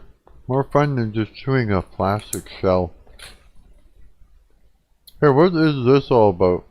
Look at these obscure topics and strange phenomenon and not worry about the stigma that's attached to these subjects. The UFO whole world got accepted into the mainstream land of things that possibly exist before the psychic world, but the psychic world has been studied like by the intelligence community. Had ball lightning in your house? Yeah, we were in this old farmhouse. We also had ball lightning and like weird orbs in our house, and he also dismissed that as not actually having happened. What the hell? Yeah. How weird. So that his family asks him a lot to do mediumship stuff, like what does Grandpa think about this or whatever. Grandpa's dead? Yeah. This is really fascinating. Joe Rogan has on Julia Mossbridge. She is a neuroscientist who studies a lot of precognition with psychic abilities, weird stuff. And she says how it overlaps with all of this alien UFO conversation. And I'm going to be giving a Christian perspective on this because I think it is kind of disturbing. I think intelligent, kind people don't mind talking to people that occasionally say foolish things. Or things that could be perceived as foolish because they're willing to take... Not necessarily foolish things, it's just things that aren't normal. Your internet went kaput out of nowhere? No way. Before I get any further into this video, I realized that I have 5 credits with Lovable right now. Lovable.dev. And I was thinking... it would be kind of cool to make something before because you only get what 5 credits every day and it doesn't roll over. Like I don't think I'll get I'll have 10 after mid, I'm not really sure. Hang on, let me just check. Yeah, I've been really digging Lovable. Fucking Diligent really got me all into it. I'm just having way too much fun with it. Lovable.dev. Let me go look.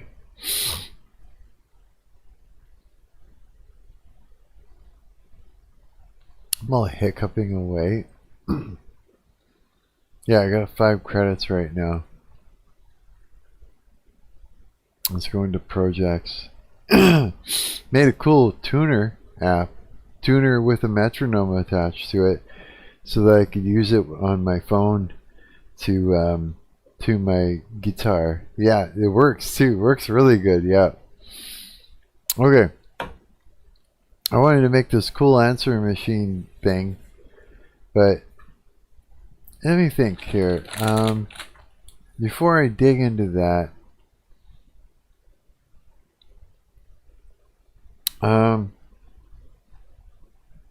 how can I use Lovable.dev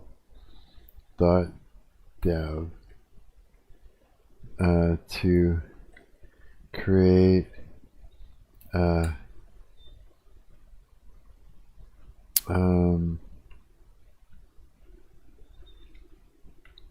prank phone call app that I don't have to use a third party paid service.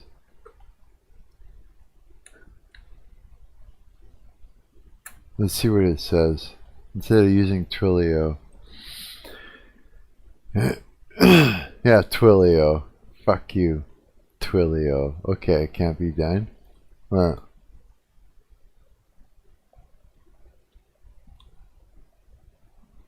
Yeah. Oh, making it real without a carrier.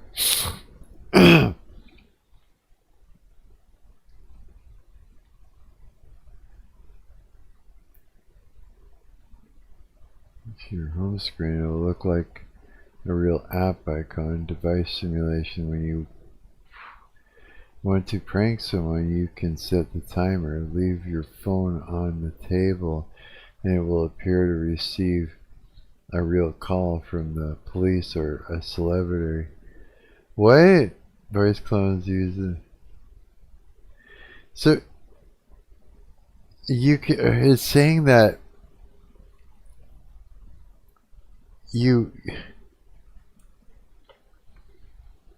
it's saying to make an app that you can take your friend's phone and pull up the app and then set it up to go on a timer and then put the phone back down. And when the timer goes off, it fakes that there's a phone call.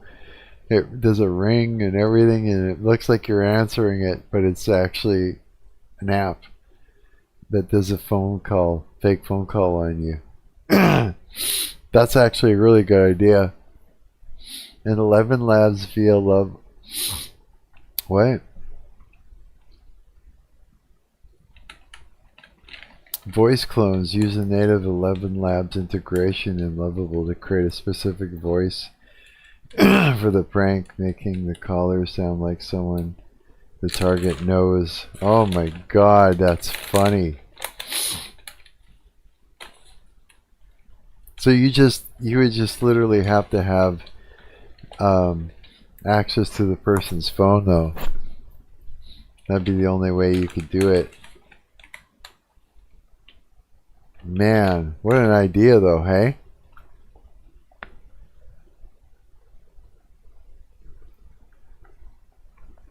Summary of a free versus paid feature.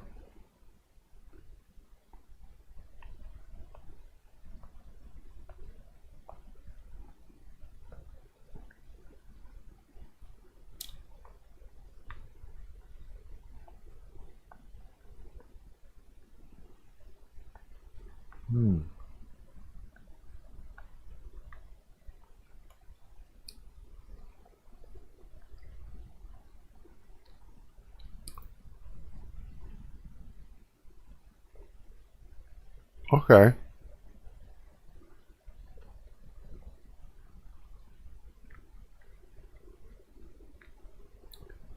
So simulated.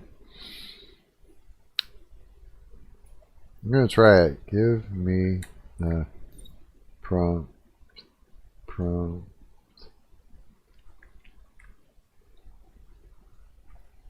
The simulated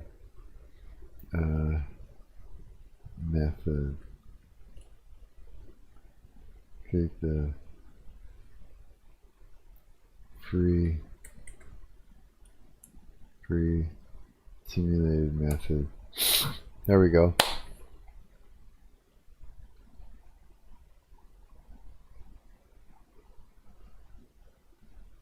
Let's try it. Next steps to customize your app. If you're interested in making this even more convincing, let me know. Do you want the active call screen to look specifically like an iPhone OS or an Android? Would you like to use Lovable's built-in ElevenLabs integration to generate custom AI voices in the prank audio? Should we add stealth mode where the screen goes completely black. Yes.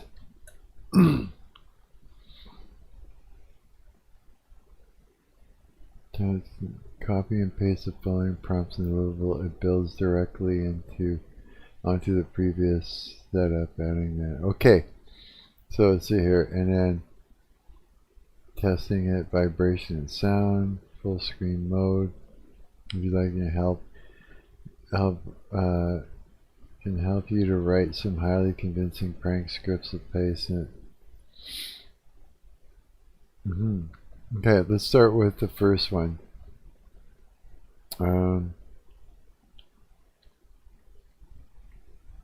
Time, new prompt, new project, and paste. Yes. So that's the first prompt. We mean time, timer. Into it.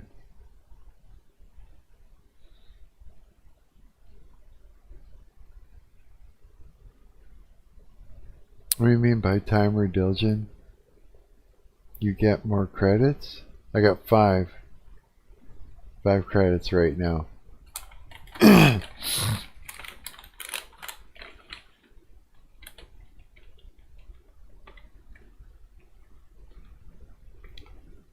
Watch.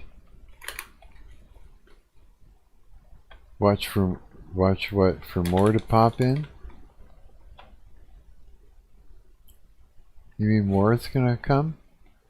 What do you mean by watch?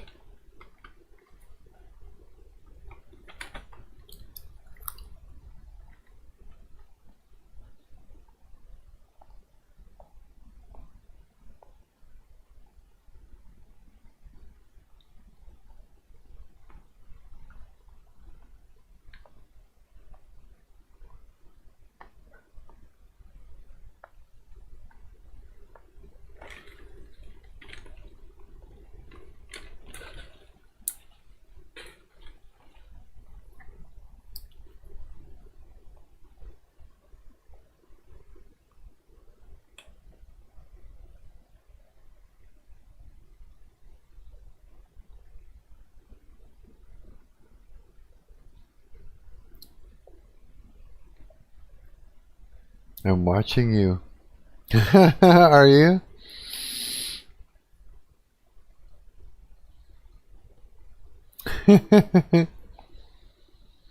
We'll see how it goes.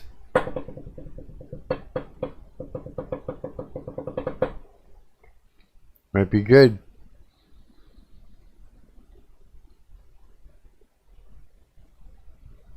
Oh, I'm so happy I pulled these out of the fridge, started chewing on them.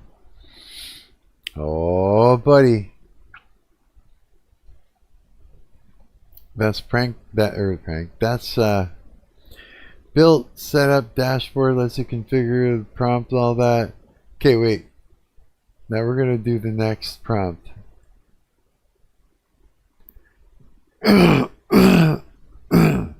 Oh no, this one I mean.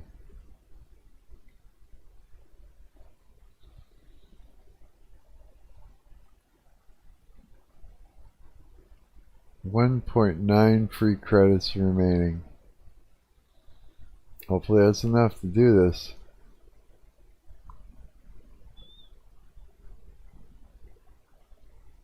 Prank audio script, angry landlord. Delay. Mobile number. Caller name, mom. Upload photo. Schedule a realistic incoming call. This is gonna be great. Preview. So yeah, as long as you know what you could do, this would be good if you got like a girlfriend that you've got access to her phone, no problem. Like if you got a living girlfriend that'll allow you to do that, then you could just hook it up. Or you could set it up on your own phone and then tell your friend, hey, answer that phone quick for me. You know what I mean? You could do that. Answer my phone for me. I got my hands are, you know. My hands are wet, or I'm busy, can you get that? Quick, answer it. You know, it would work, right? I'm sure it would.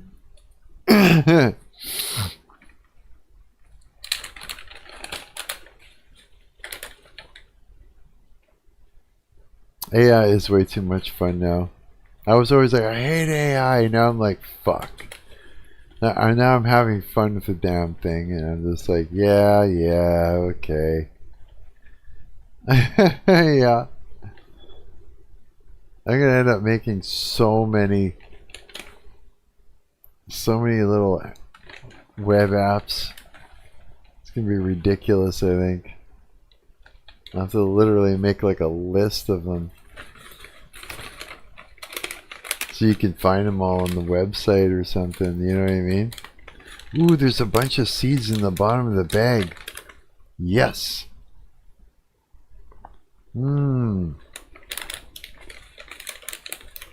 There we go. That's better.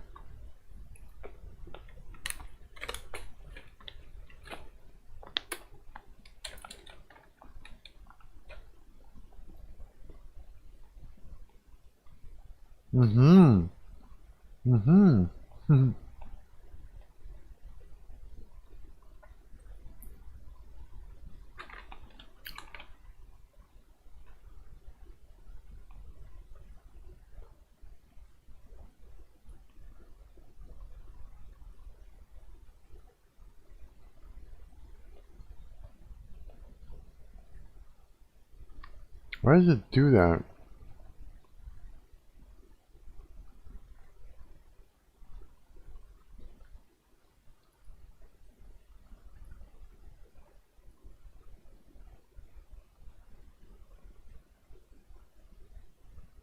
So it's weird that it does that.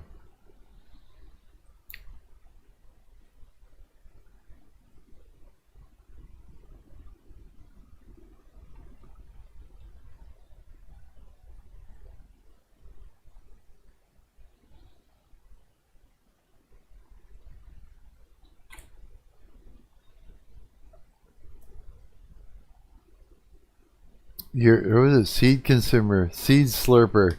I'm a slurper of the seeds. It's almost done. It's almost done. That whole bag I fucking ate. It's like potato chips. Yeah. Once I started, they're just so good. Yeah, and it makes you feel so blasted too. It really makes you feel high. Yeah, maybe that's why I feel so good right now. It's just all high on fucking capsaicin. Seed boy, soy boy. Seed boy is greater than soy boy.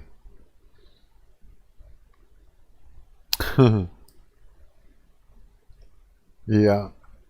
Here, I'm gonna have to put these, save these prompts. I'll pop them in the Discord. Is Discord open?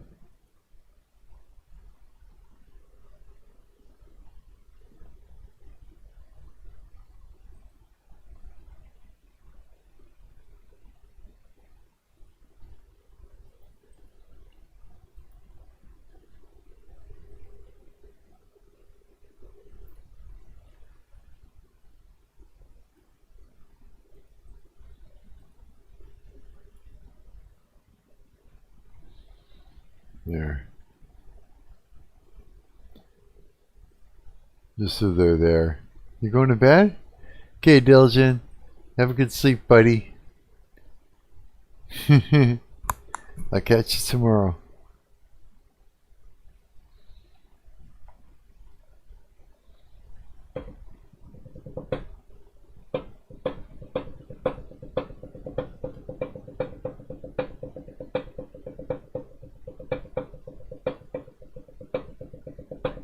I wonder how it's going to turn out.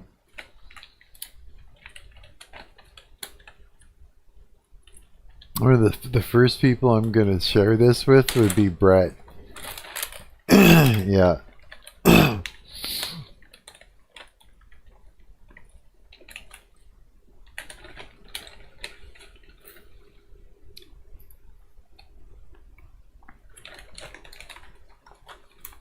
He's in a position where he could use that easily.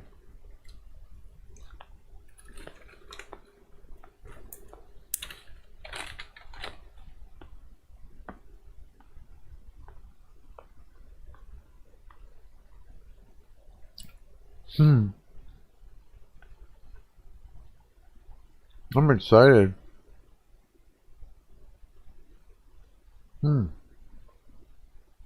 Oh, connect, yes.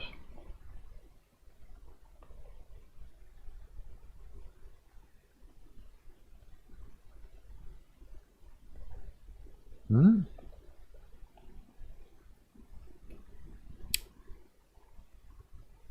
don't understand. An API key? For what?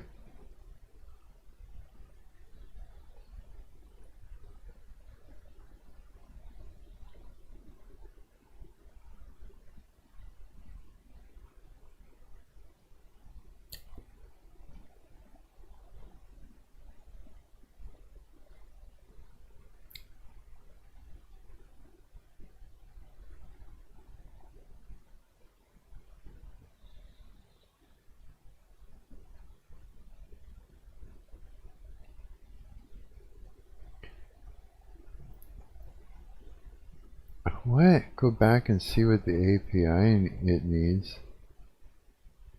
I don't know how to find out. I don't have any credits left to like fuck around. Go back to where? To here? What? I go to ElevenLabs? Go to ElevenLabs? Okay.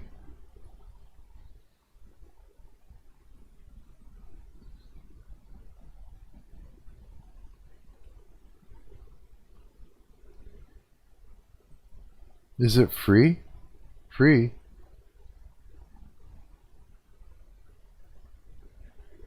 Sign up.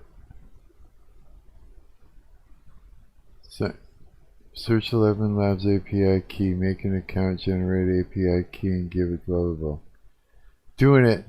Signing up.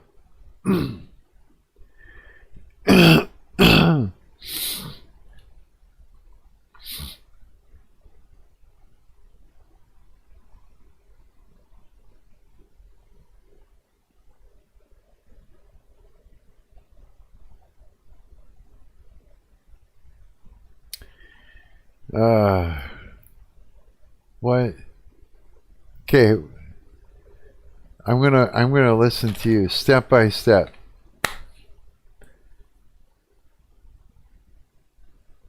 I'll wait. Don't go to bed yet. Give me a couple minutes. Help me out. Look up how to find API key. There should be a limited free option. You know where the stream's at right now? Can you see what's on the screen?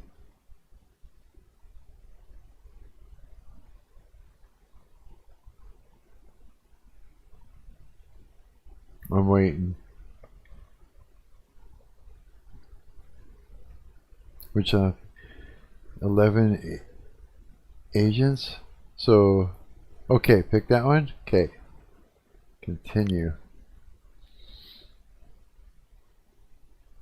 Just read it, bro. No. Not gonna. Okay, help us personalize your experience. What's my name? Optional. What preferred English? How'd you hear about us? Who cares? By checking this box, you confirm you'll reach it. Yep. And you to receive updates, special offers, and promotional emails. Nope. Which one describes me? Skip.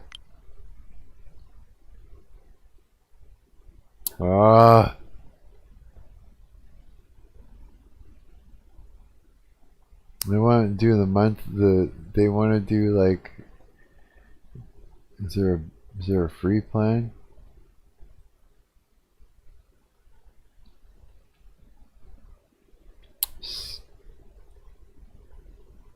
Skip. I just skipped it. See what happens. What? Nothing? Wait, just... Oh, here we go. Okay, so we skipped all that. Now we need an API key? Oh, fuck. Is I gonna make something up, or I have no idea what I just... Where...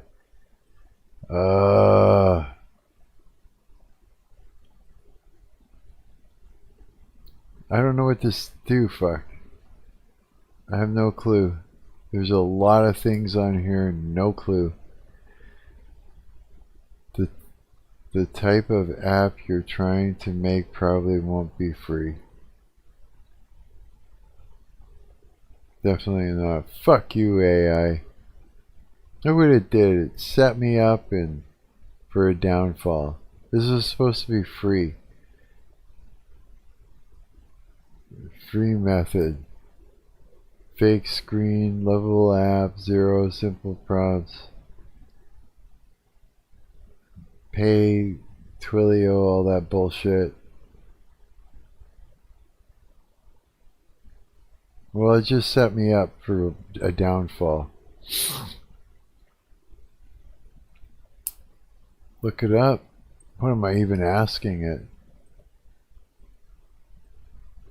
I don't know. ElevenLabs.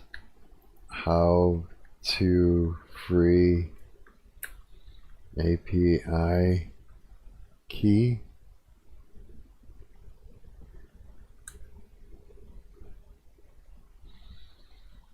Sign up for free plan account, official website. Every account automatically receives access to the API along with a monthly blah blah blah free credits. Currently around 10,000 characters. Set up your free key. Sign up for ElevenLabs website. Create your account using your email.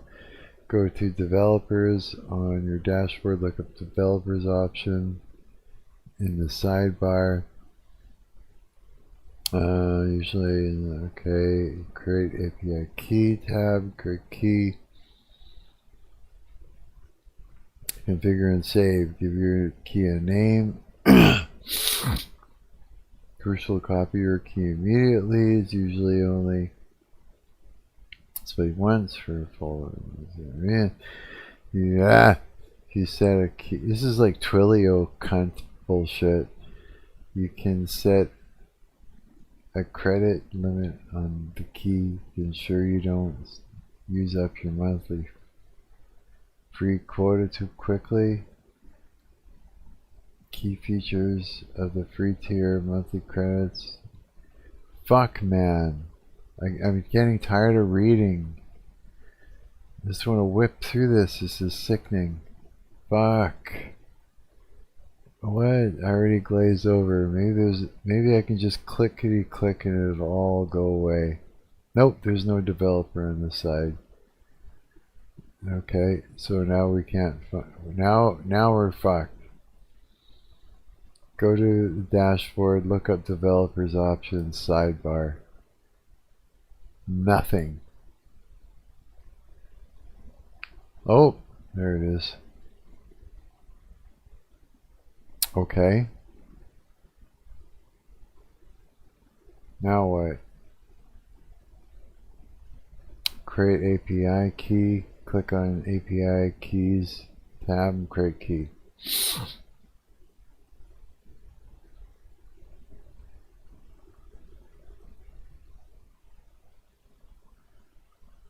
What?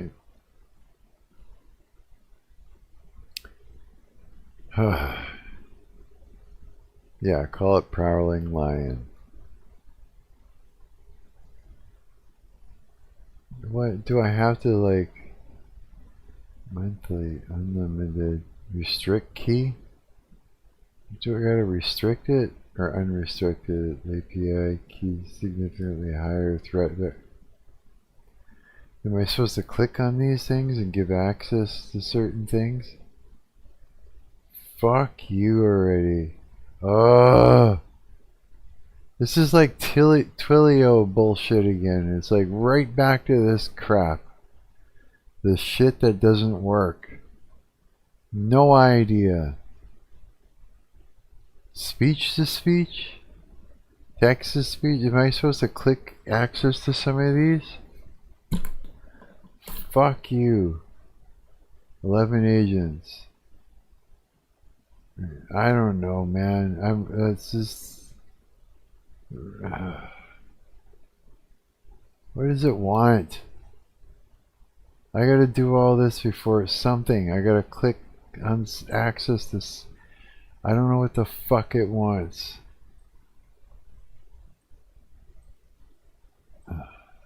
I don't know, man.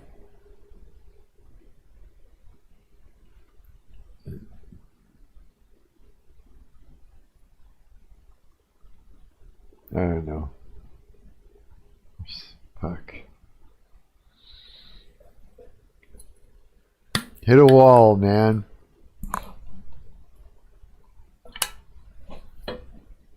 After all that Twilio shit, and it's like, fuck off. What, I don't know. It's like, here's the problem.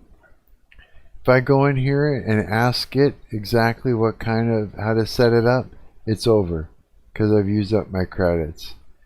If I go over to here, I have to explain what I'm doing exactly in 11 Studios to this fucking cocksucker right here so I know how to set it up. What do I set? Right, fuck you.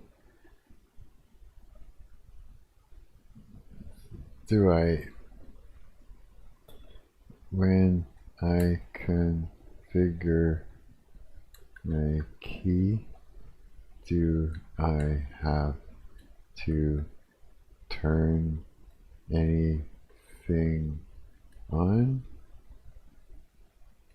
I'm getting Lovable.dev to make me a phone call, a fake an app that fakes a phone call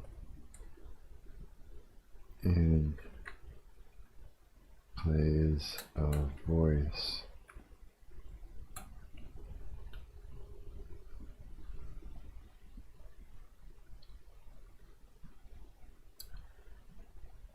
I need to verify the API key has text-to-speech permissions enabled. If you decide to restrict it, let's restrict key text-to-speech access. Okay.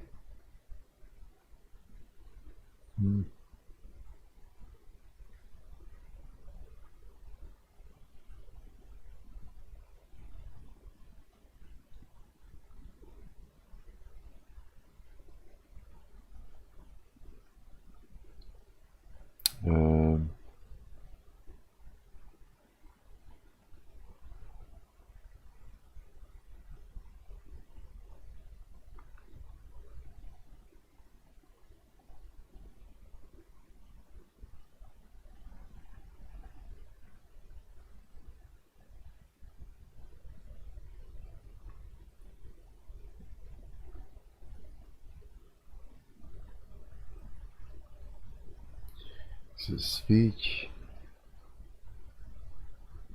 and voices read. Text speech. Okay, I can do this.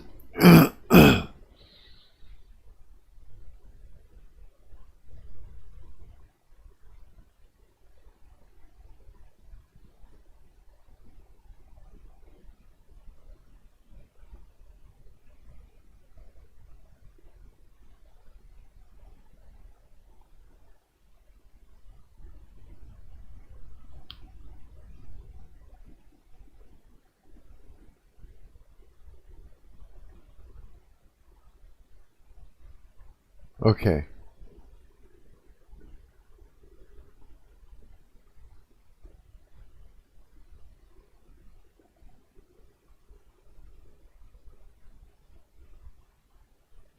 Oh, I got that part. Okay, so here we go. Alright, let me just let me do this. Name.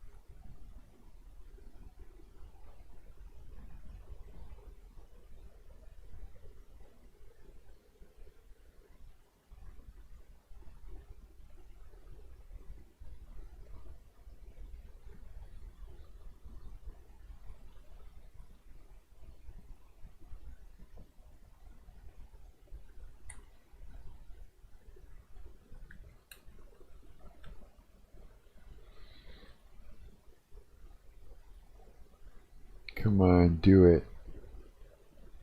Come on, do it. Yes. Reviewing user intent and context, exploring voice, analyzing voice interaction integration. So they got 1.20 free credits remaining today right now. It's working, I think.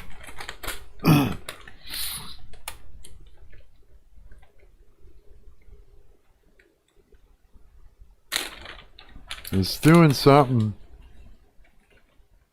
Mapping integration. Mapping playful voice option now. Connecting to prank voice stream.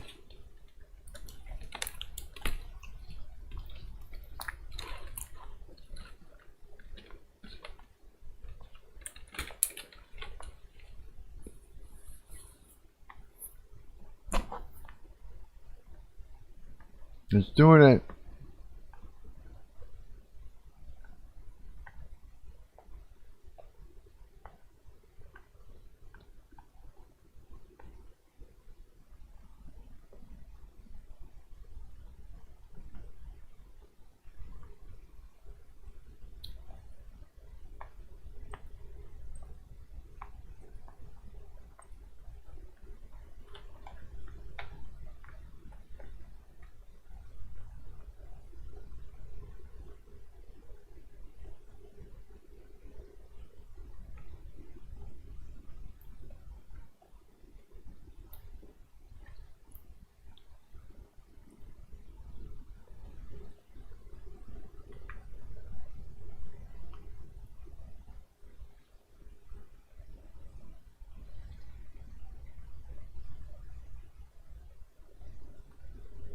It's gonna be hilarious, dude.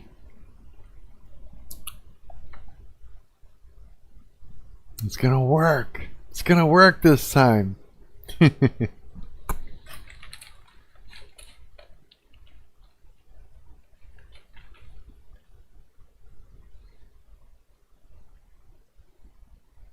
excited.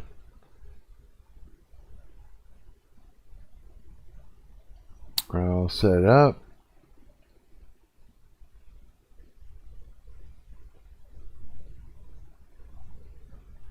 Okay. Okay, Lab streams MP3 audio that loops through the speaker. If the script is empty, it falls back to the built-in scripts. No way. Look at that. Okay, how do you test it? iPhone or Android? So Android, start prank. Incoming call in 5 seconds. No way. Hello, this is your landlord. Where is the rent? It was due 3 days ago. I have been calling and calling. Do you think this is a real deal? If I do not get the payment by tonight, I am changing the locks. Do you understand? Hello, this is your landlord. That's terrible. What the fuck was that?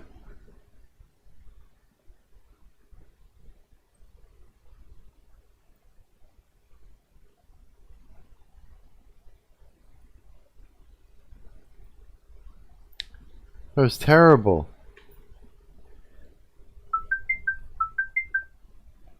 Hello, this is your landlord. Where is the rent? It was due 3 days ago. Why does it sound like shit?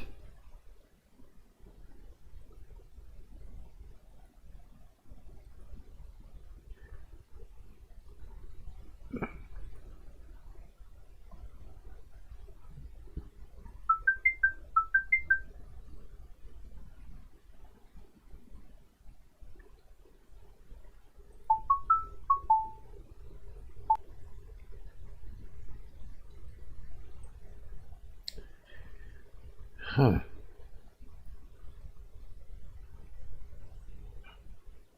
This is a black screen and...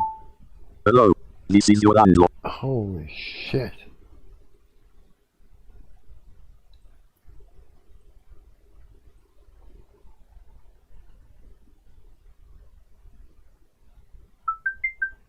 Hello, this is your landlord. What? It's saying...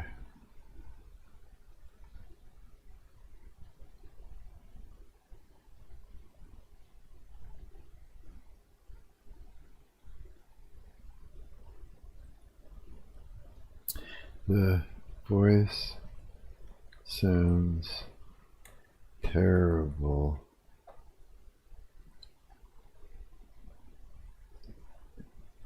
Way too robotic, and I can't change the and when I try change the voice, it defaults back to it.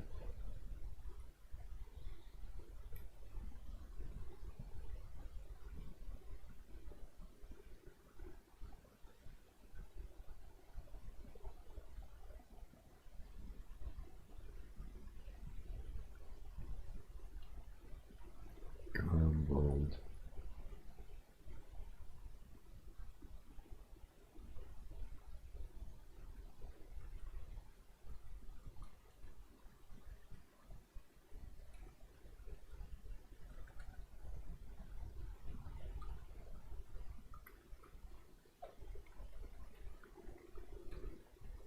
Oh, let's hope that it does it. Fuck you!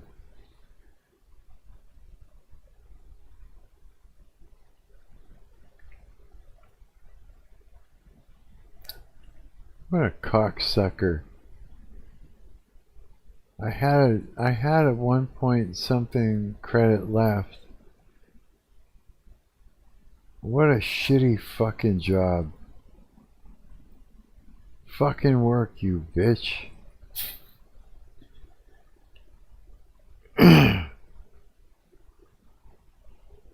I'm so pissed off. That was a shit job. It was terrible. I'm so mad. Work. Hello, this is your landlord. Where is the rent? It was your free. Why does this sound so bad?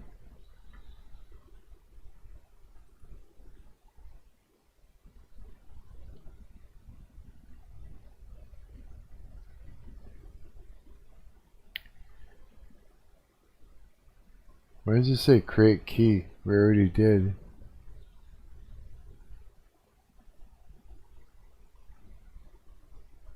Oh, okay.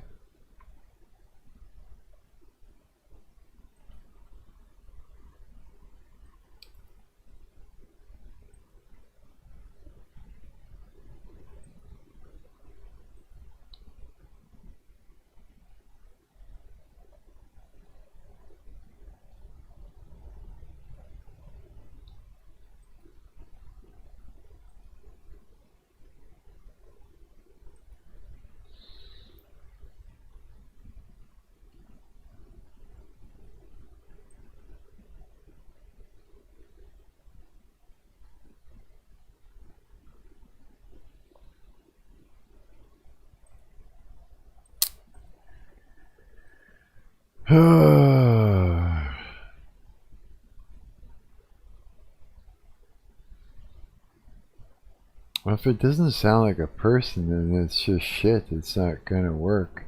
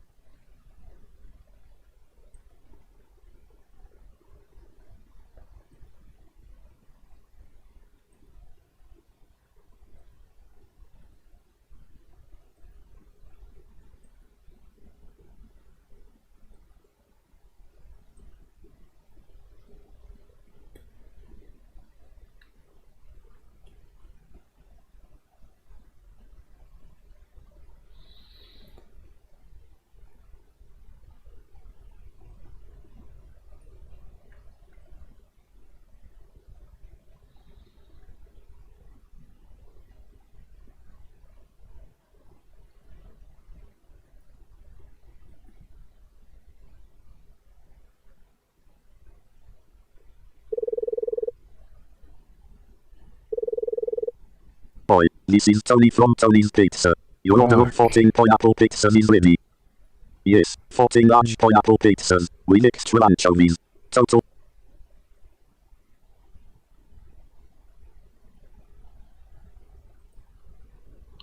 Why?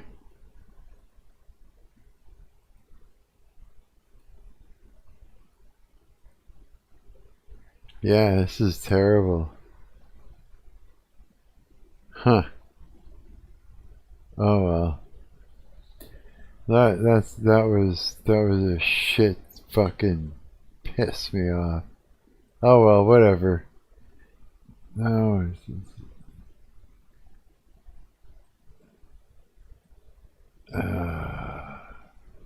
yeah.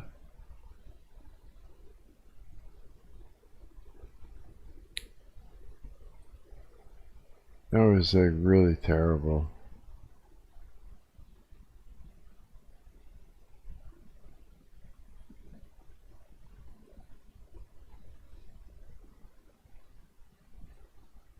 Yeah, it's just okay. This answer machine pro thing we can just delete now, cause it's not. We're not gonna use Twilio. Fuck you. Just do the thing, kind. Firm. You bitch.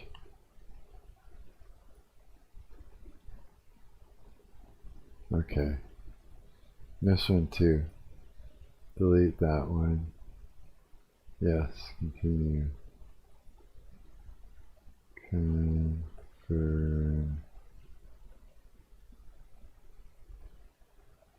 Ah, what a fucking letdown.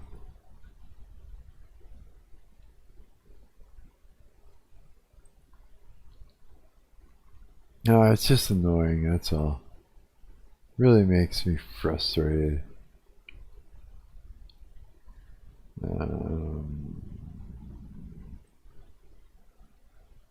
Yeah, I don't know.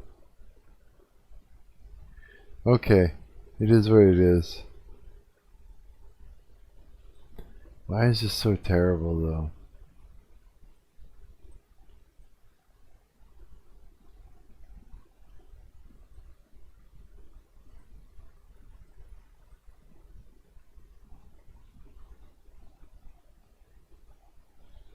Is there a way to work on it? Edit.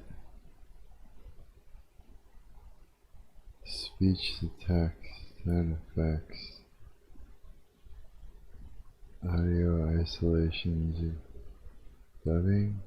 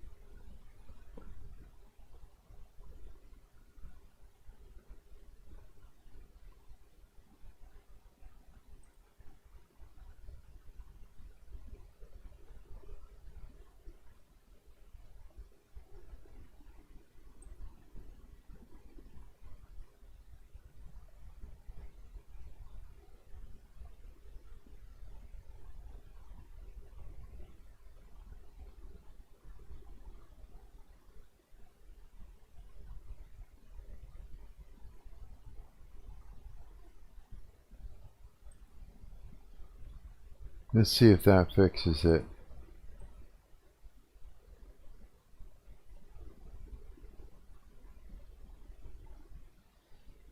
Because it might.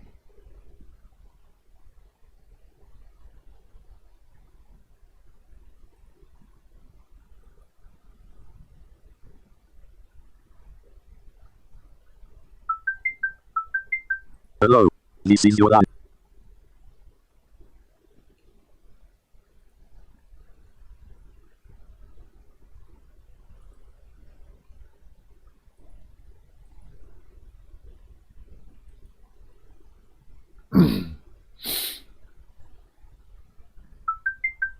Boy, this is Greg from Blockbuster's desk.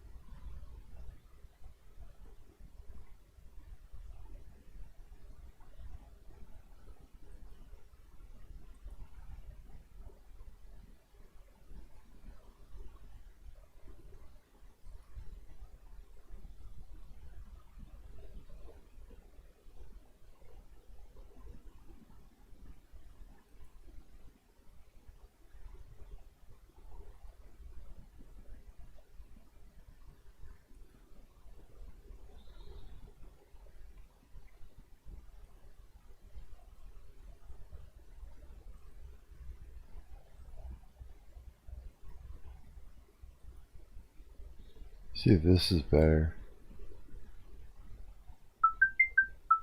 This is Special Agent Miller with the Federal Bureau of Investigation. The fuck is that?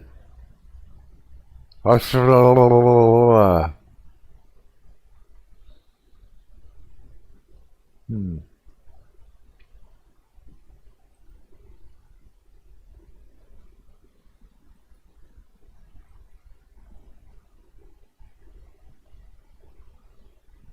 So fucking sick. Hello, this is your aunt. That's not a girl. I keep picking it, but like excited female. Lottery winner. I don't know.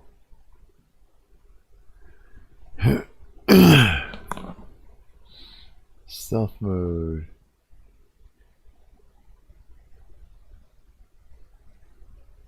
I don't know.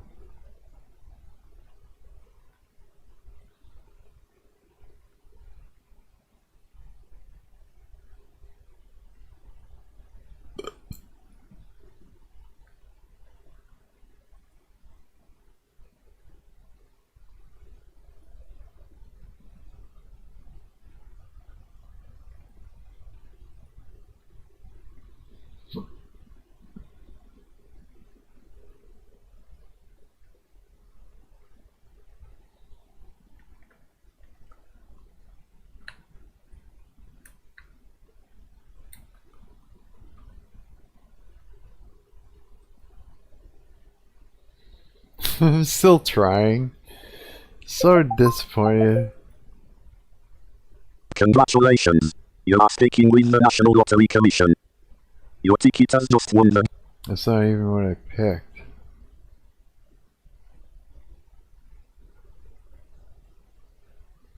Yeah, it's not even... Okay, So we got this shit. Oh well, it is what it is. I'll come back to it and I'll work on it some more tomorrow or something like that. Yeah. Okay. Good enough. Good enough. Yeah. Okay, I gotta piss again. I'll be right back. Yeah, I'll put this on. Some fucking music on here for the time being. Be right back.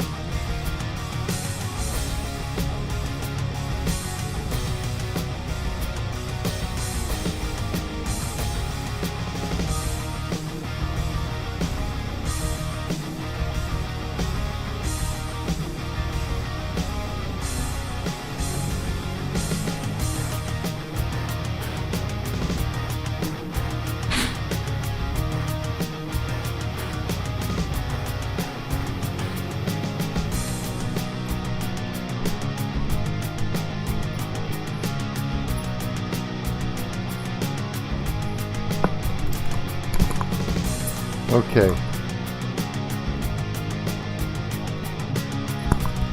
Alrighty. I turn off the music. Yeah, so that's Lovable is good until you run out of credits, and then it sucks. Hey, but I worked on. Oh wait a minute. Let's do a quick refresh. We worked on that DAW that we've been working on here, and we got it to work a lot better. I'll show you what I was able to. So if we go to projects, this is what I did, and now we'll go. Sounds fucked, right? Okay, let's go to the sound library. I got a drum kit that I saved, so I'll click on that. Yeah, so now that's there. Now let's go to our bass, and let's go bass, and I'll pick this one. Now I'll show you the difference.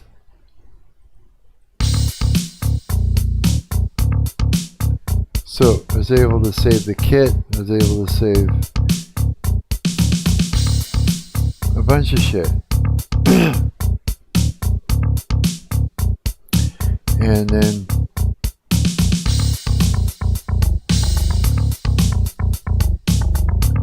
we did all this with Lovable.dev.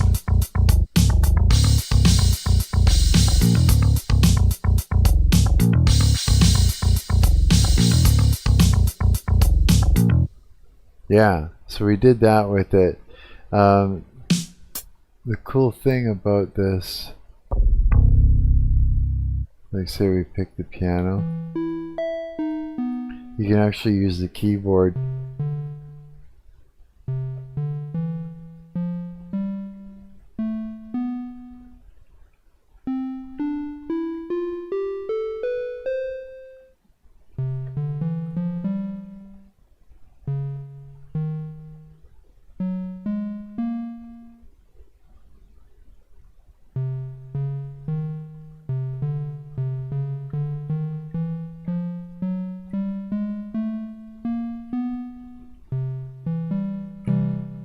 You can even do chords.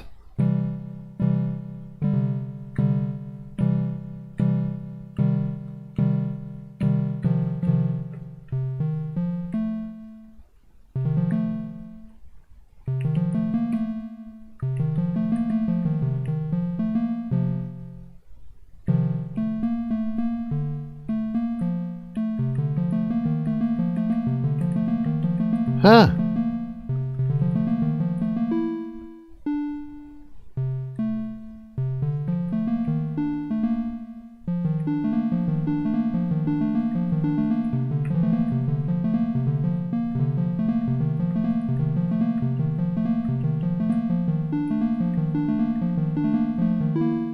Oops.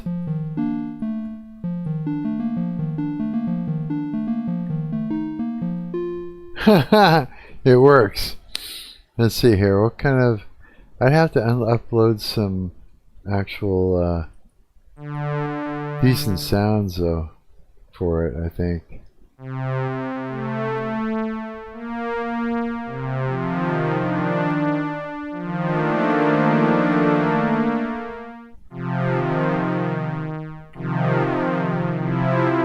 Oops.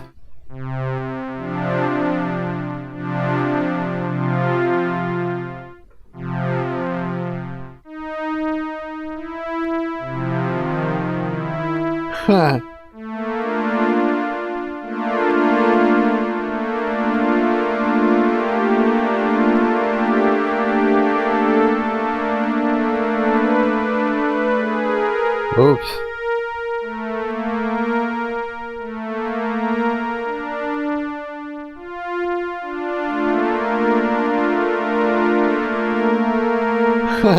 So you can actually play it on that. That's pretty cool.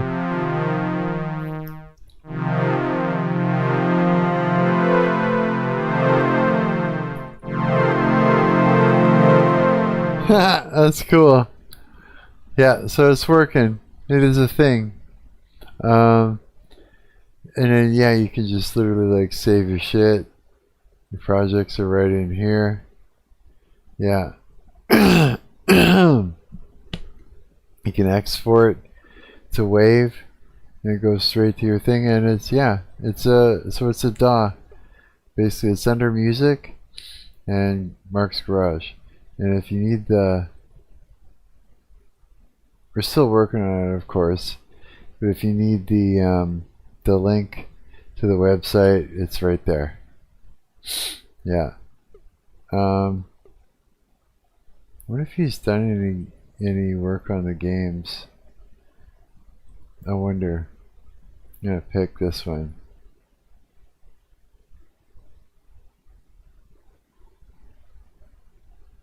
Yeah. So this is multiplayer. Can literally go head to head in here. This is some fun ass shit. It's a very satisfying game to play. It's very smooth too. Is that a rainbow one? No. Oh, what? He's literally... He's vacuuming them up. How is this a thing? Is this a special one you picked?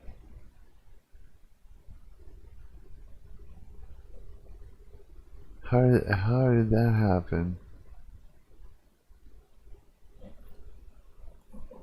I don't know, I'm not going to complain though. Maybe it was a special dot that I picked up. That's why it's doing that.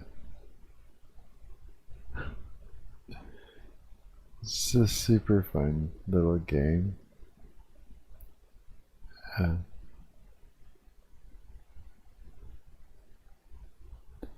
guess it needs some sound, this game. That's what's missing. There's no audio. Do any of the games? Oh yeah, some of them do. Here, hang on. Exit out of there. Back to arcade. Like this one I think has got sound to it.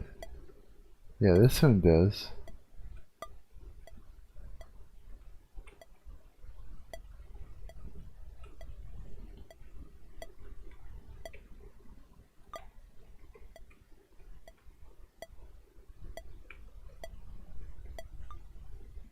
Whoops.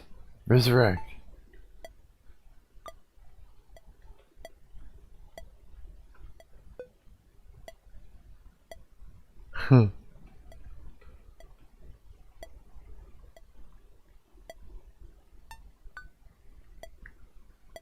This is actually one of the funner games. They're all fun, but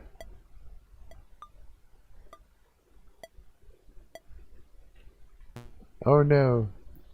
Okay, back to the arcade. Let's see if this one should try and make some music to put in here. So there is some noise for shooting.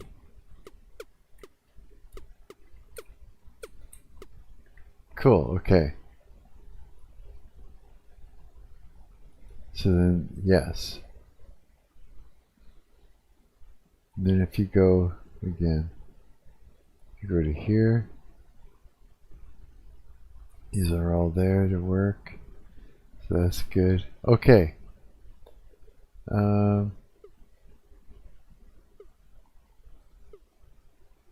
Is there anything else that's changed in here?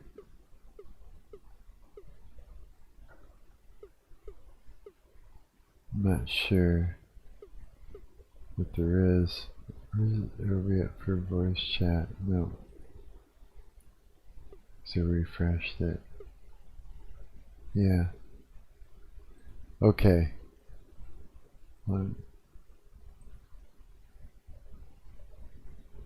Let's have a quick peek here. Quick look, see what's up on this. Anything new?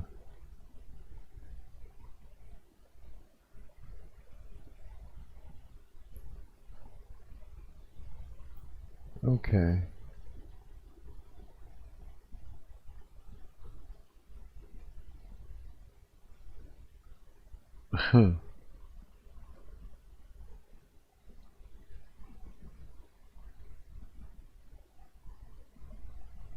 That's cool. Okay. So, no, that's not good.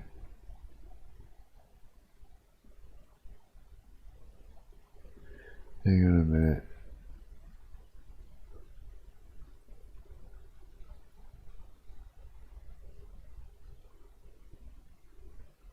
Yeah. Oh, that sucks.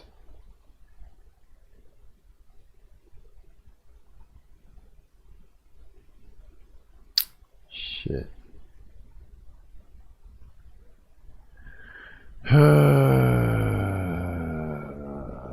Yeah.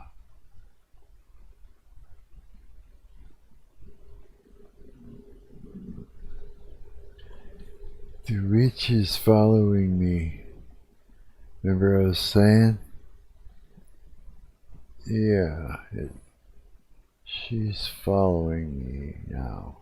Not good. Not good at all. No. Thank you. Not good. I am not happy with that. Why the fuck does Instagram do that? It somehow figures out that you know somebody or knew somebody, and they're like all of a sudden now they're, what the fuck? And all of a sudden now they're following you. It's like, where the fuck they even find me to begin with? Like, how did that even happen? How come it just, I can't just be like, you know, on the other end of the planet where they just can't, they don't know. You know what I mean? It's not like I'm using my full name at all. It's like, how does that even happen? Like, boundaries, man. Fuck off. You know what I mean? It's like, people from my past aren't supposed to just, there he is, you know? Like, why does it have to be like that? I don't want it to be like that.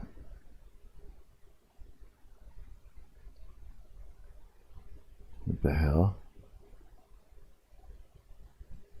I know you don't know what I'm looking at. That's okay.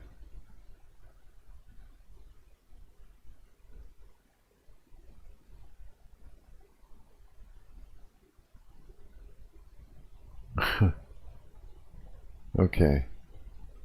This sucks. Never mind. This sucks. That's okay. Let's get the fuck off Instagram. Yeah. What a pain in the ass. Okay, that's alright. Let me just do this.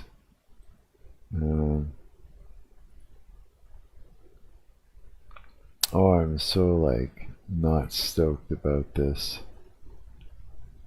Not at all. Who's left in my stream? Who's still here? Come talk to me. Hop into that chat. Beware of feeling rushed. What? How does this even happen? If there's one thing I warn people about now, it's haste. Now, in this world, everything is very, very rushed, right? We know that everything's instant. We have to rush around, get everything done. For some reason, it's like every time I turn around, this girl knows exactly what I need to hear. There's not enough hours in a day. The feeling rushed actually comes naturally to us, but a lot of the time it can be a tactic. When the enemy is working over you, he is very, very rushed. He's very, very frantic. And I remember this from the witchcraft days. I had to quickly get things done and I've got a clock over my head. It felt like time was running out. Developing my relationship with God, I've come to realize that God is very, very patient. He's very slow in the way that he does things. So this is one of the struggles coming out of the new age, because you're like almost impatient and he's just like, calm down. Your nervous system's through the roof. But anyway, haste forces you to make a decision based on fear. When it's frantic, you feel like you've got to do something quickly, or you've got to make that decision now. That's not likely to be God talking to you. When you do something in a rushed sense or in haste, you don't get time to pray on it. You don't get time to really pay attention to your discernment. You feel rushed. You feel like, I need to do this, or I'm going to miss out on something. God has brought me this, and if I say no, it will never happen for me. God is not a God of chaos. He's a God of order. So if there's one thing I've learned about God, it's his traffic light system. Stop, wait patiently, go. I will quite literally bring something to God and say, okay, I've got this idea, or there's something that's been brought to me. God, what we saying? He'll either say, stop, no. He'll either say, wait, discern, or he'll say, go. It won't be now, rush. So just be wary of feeling hasteful, okay? Feeling like you've got to rush things. In fact, right this second, take a breath and calm down, okay? You ain't got to get anything done now. It can wait.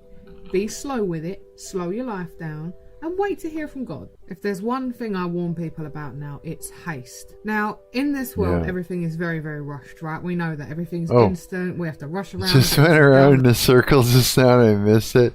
Oops. Moving my $300 crochet hair. Her hair is crocheted? It's been 9 weeks and they recommended 6 to 8, so I should be taking this out, right? I should. Wait. You're only allowed to do 6 to 8 weeks of all that expensiveness? And then you gotta take it out? What? I had hair extensions once. Twice I did it. It's just not worth it. It wrecks your regular hair doing that. I still think it looks good though. Like, it still looks good. I can get away with like wearing it for another like 2 weeks maybe, because I'm not ready to go back to short hair. I'm not ready. It's just, you know, I get to just, I don't want to go back to short hair, but I don't have the damn near $300 to get my hair done again, and I want to do like this again, but with like calico stripes, so different colors. Are they gonna move it which closer might be to more the? Expensive, I don't know. Oh, I see. Yeah. It doesn't look bad, but there is like the growth. Right. Is like that. And so you need to get it to the The scalp? So, I don't know. I can leave it for another week. I can leave it for another week. Okay. When you're right, you're right. Alright. It's time to go. Just gotta wear I it. guess. How does it come out? I'm gonna have short hair again, and I don't want to do that. How does it come out? How do you get it out? You're just gonna do it right now in front of the mirror? Say goodbye. You're gonna cut it? What do you mean you're gonna cut it?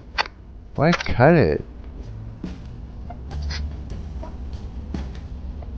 Cleopatra, okay. Why cut it? I don't get it. What are you doing? Oh, you're just literally gonna cut it all off instead of taking it out? Serious? Dora the Explorer. And it's gonna work. I don't get it. It's been 9 That's it? weeks. Okay, And I'm they recommended confused. 6 I'm to 8. super confused about that. That wasn't really removing it. I guess it was, but it's like I thought you had to get it out of, like, remove it from the hair that you already had. Huh. Wow, it's like, yeah. The worst bleach fails ever. Oh no. Yeah, it's no fun when you do a bleach job. You have to, like, get that yellow or that orange carrot out of there. That's the worst. Ranking the worst bleach fails ever. Part 3. I'm gonna go ahead and take the towel off. I haven't seen it yet. Okay, so it looks really good. Yeah, all that. Oh, it was annoying. Like, here. Same here. Like, look. Open new link. Like here.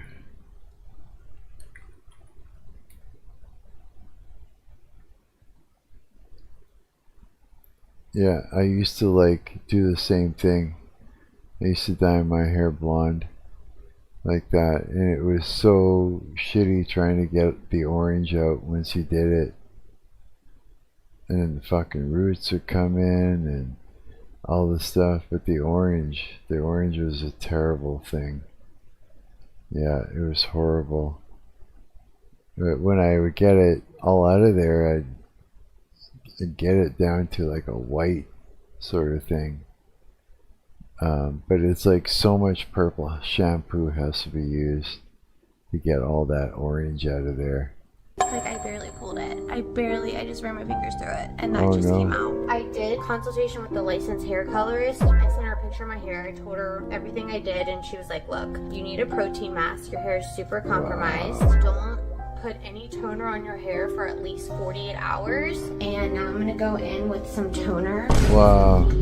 With some violet undertones, hopefully to cancel it out. Yeah, the toner. I don't even want to film this right now. What the fuck? It turned green. I toned it. And, like, I've had to cut off like 3 inches. I have it pulled back right now.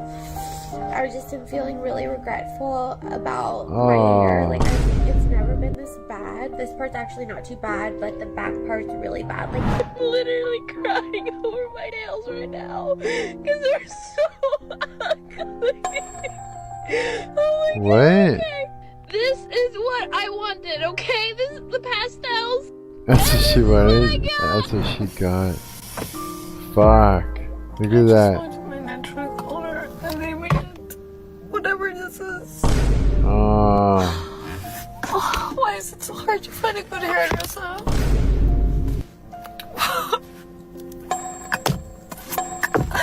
I decided to dye my hair, right? And I thought I got dye left over, so I'll dye my eyebrows, tint them a bit. So I did that, and then I went and tidied my room. So I hadn't looked in the mirror, I looked at my phone or anything, and oh my god, no, I can't. Just prepare yourself for what you're about to see, because this is actually awful. Okay, wait.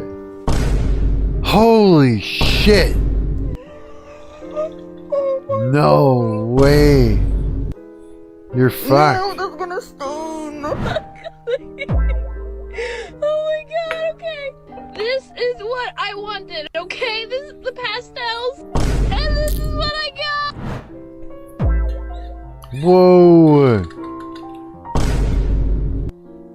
All her hair is coming out. Ranking the worst bleach fails ever. Part 3. But I'm gonna go ahead and take the towel off. Oh my god.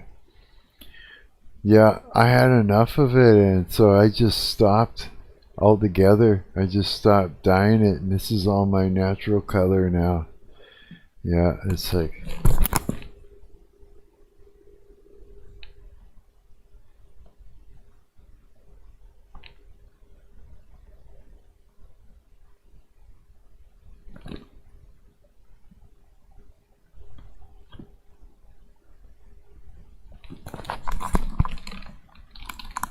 Lots of it now too, but yeah, I just went right back to my natural color. I was like, fuck this.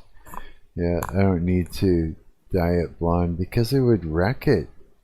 Now it's just like super healthy. It's like, and it's growing like crazy. Yeah, I take good care of it. But yeah, when I was dyeing it blonde, it was like I was borderline wrecking my hair, and then every time my roots would come in, I had to dye my roots to match, and it was so difficult. And then it was all this toner. I used to use purple shampoo every time I had a shower, every time, just to keep it blonde. Yeah, it was terrible. I'll never have to worry about that anymore. So yeah, it was a good decision to stop that completely. Yeah, for sure. Now I'm happy. Yeah, just stick with your natural hair.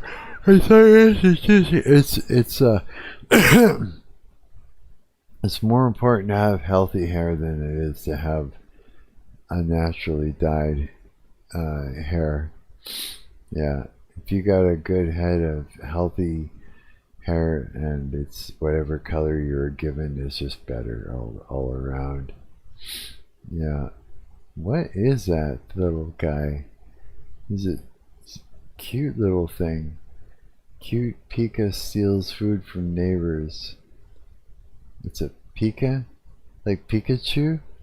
Is that what that fucker is? Is that what the fucking thing is? Pikachu thing? Oh my god, you're kidding. Safe. Oh boy. Evil Hitler guy stole my Discord server? That is where the Pokemon got the name. Yes, that's where it's from, eh? I knew it. I knew it. I had a feeling about that. I did, yeah. Look at this. Evil Hitler guy stole my Discord server. Someone stole... YouTube, Evil Hitler guy stole my Discord server and I can't use it anymore. I gave my friend owner because my accounts get taken down a lot and I know you guys don't like when I make new servers. And then he started banning my friends. So please join the new one because he's evil and dictator. So she got her Discord server stolen? Don't trust guys on Discord. They're all evil. Not all, but a good chunk. A good chunk. And they might steal your server and make it into evil server. And I hope you guys are enjoying my new profile picture. It is Jacksepticeye. I think he looks very darling in this photo and is having a good day, because I know I'm not having a good day. And look what I got. Really? So someone, yeah. I looked at it because, you know, I had my Discord server just ramsacked through. Like, so it's just like, what do you mean? Someone stole hers? I'm like, oh my god, just the Discord attackers attacking the Discord. The Discord that gets attacked. I made my own quad C4 war driver. What? No way. I think that's cool. All these little what? They are real. It's this picture of Trump with a bunch of fucking lizard bastards. Just the alien sons of bitches. Yeah. Yeah. Let's just like straight up.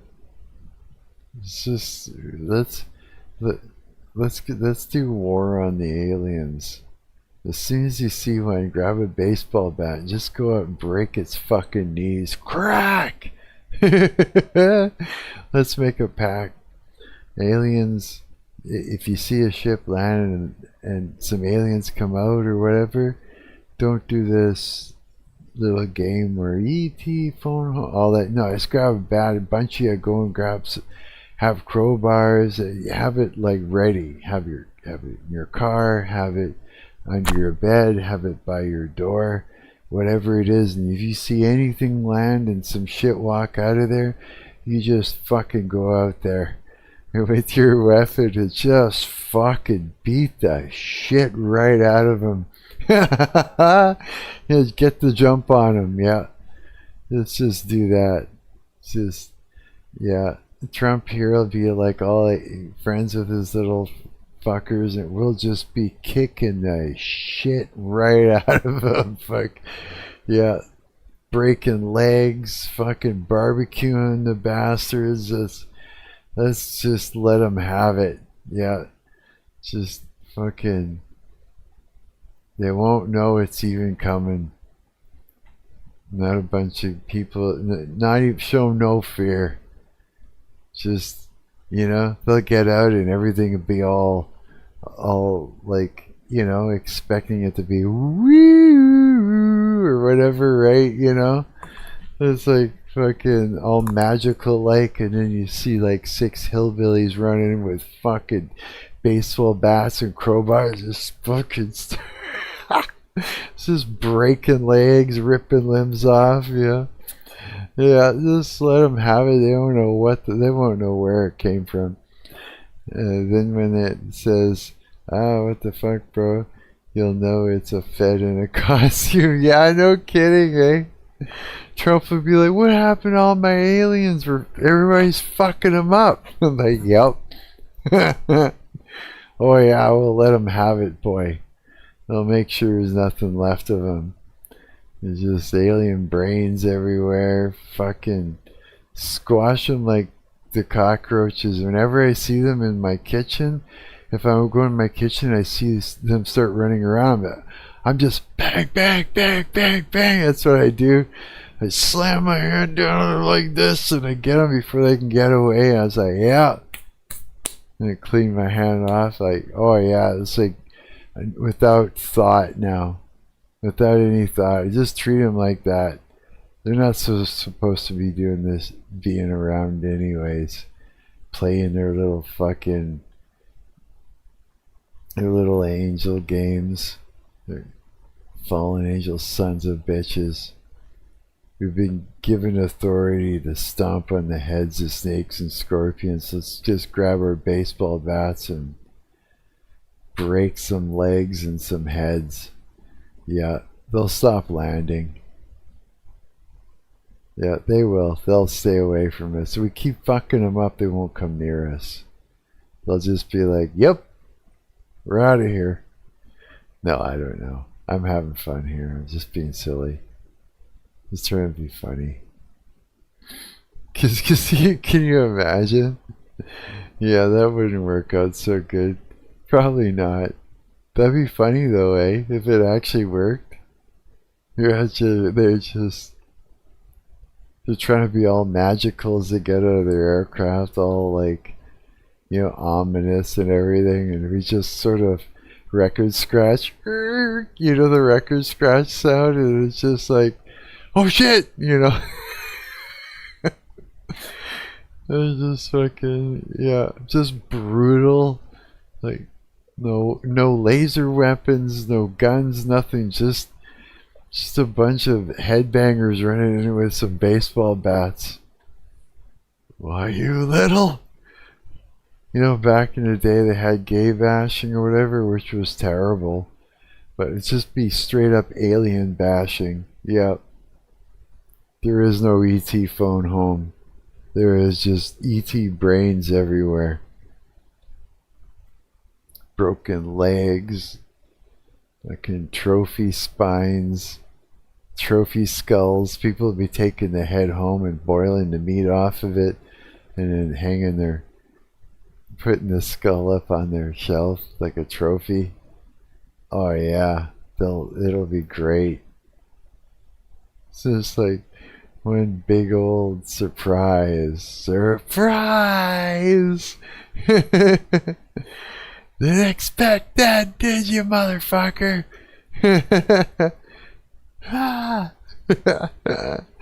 Oh, it's so silly. Yeah. It's just like, no, I don't know. I have no idea what would happen. If it's the fallen angels, I don't think baseball bat Mark is going to do very well in there. Motorcycle Mark. Baseball bat Brett. Bob. Baseball bat Bob. Yeah. My computer, my rules. I built a modular cyber deck. Cyber decks are cool. I wouldn't mind building one. Just to do it. You know? What would I do with it? No clue. No clue. I'd have to find use for it first. Can't just build it just to build it and then not know what to do with it after, you know? Holy shit, I'm tired. This I wanted to look at. This is fucked. This looks fucked, you guys. Perma smile. I see that face you're making. Come on, I want to. Okay, China's disturbing fixed smile obsession. They're obsessed with the fixed smile. Like a fixed one. Like you're walking around with this turned up corners of the mouth or some shit. I don't know. Why? Check this out. See your beautiful smile. Nobody likes being sad and chopped, so wipe that frown off your face. You see, smiling evokes a sense of happiness and joy, and you look more friendly too, so why don't we start smiling forever? Permanently. Whoa!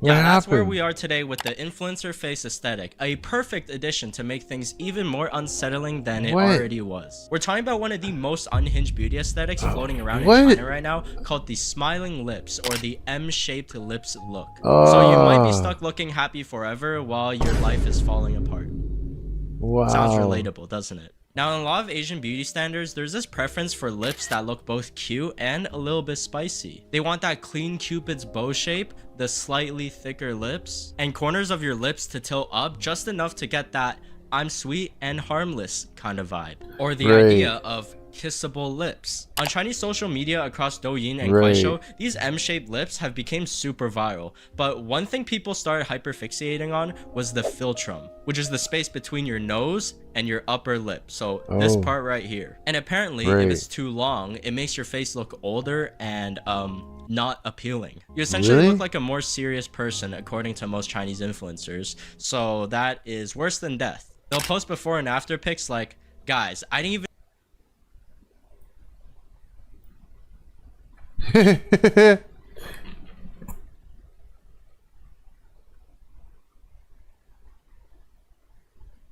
Mine is like sort of long.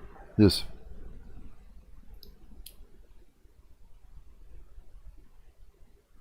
yeah. Mine. I got a long. Yeah. I thought I'd look and see. even realize what was wrong with my face until What is it? Is she taped? Is it taped up and then makeup over?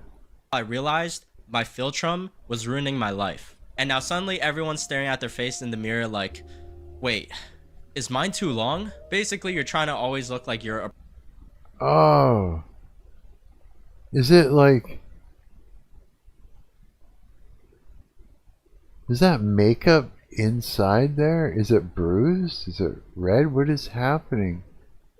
Something wrong. Yeah, this turnip corn. You know what? It just looks like an unnatural version of what they're after. It doesn't look right. It's like a bad belly button or something like that right in here. Right? Approachable and charming, even though you're probably depressed. This is essentially how you want to level up your lip aura so that you can attract others romantically, you know, without side effects. Clearly, right? I mean, this was for sure not the resting face solution that I was trying to find. Now, the thing about this M-shaped lip aesthetic is that it's much more riskier than most procedures because you can't just copy someone else's lips with a reference photo. Everyone's face proportions are different, but people still go to clinics like, yeah, give me this exact one. And then they are surprised that it looks completely different from what they wanted. And depending on your face, or depending on how closely you resemble the Doyen face aesthetic, there are mainly two procedures. Number one is philtrum shortening, and this is where they shorten the distance between your nose and your upper lip, because apparently this gap is ruining lives. Doctors will remove around 4 to 9 millimeters of skin right below your nose, and they'll just stitch it back up together so that your upper lip is higher. And boom, your lips look more defined and you're now more youthful. People with long philtrums don't look young. Their smile isn't sweet. Sometimes they even look like monkeys. Now let's talk about the second procedure that makes this an all-in-one combo, the permanent smile lift. So a lot of people have what's called a downturned mouth. Basically, their resting face looks either tired or a bit sad or... What's mine? Downturned? I think it's downturned a little bit. Where's my fucking lens? Yeah. Or is it straight across? Mine's a little bit straight across. Or, you know, like a neutral face, a regular face. But instead of having a plain normie face, many celebrities will remove a small triangular piece of skin from the corners of their mouths. Then they reposition the muscles that lift your mouth corners up and weaken the ones that pull them down. Some even go as far as cutting all your muscles out so that the mouth stays lifted. And now your face is basically smiling forever.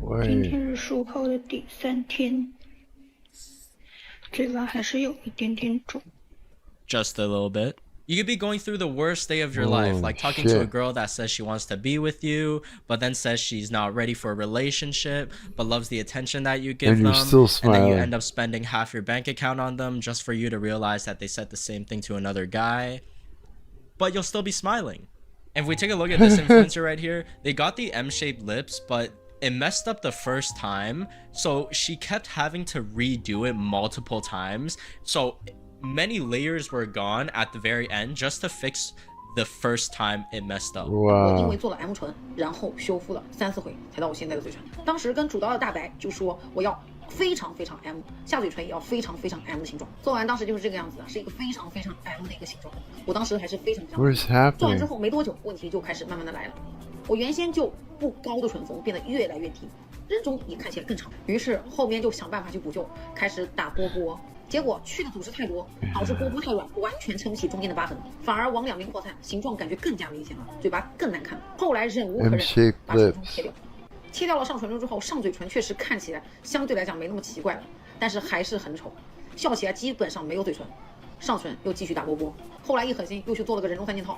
虽然现在嘴巴也回不到当初了，起码比之前正常了很多，所以我觉得 M 唇还是不要盲目的去追求。So many doctors started warning people, saying that you could end up with scars, stretched lips, or even looking like a clown. But come on, who listens to doctors? We listen to influencers. Which leads us to this wild case of Yu Bing, a 29-year-old fashion entrepreneur who spent about 800,000 yuan, roughly $170,000, on 20 procedures in just 2 years. Her goal was to turn herself into the actress Fan Bingbing. She pretty much wanted to copy and paste someone else's face onto hers. Not really that uncommon nowadays, honestly. She had multiple nose jobs, chin reshaping, eye enlargements, and our beloved M-shaped lips. And doesn't stop there, she even paid for her younger brother to get procedures and even encouraged her friends to do it too. And her favorite hobby?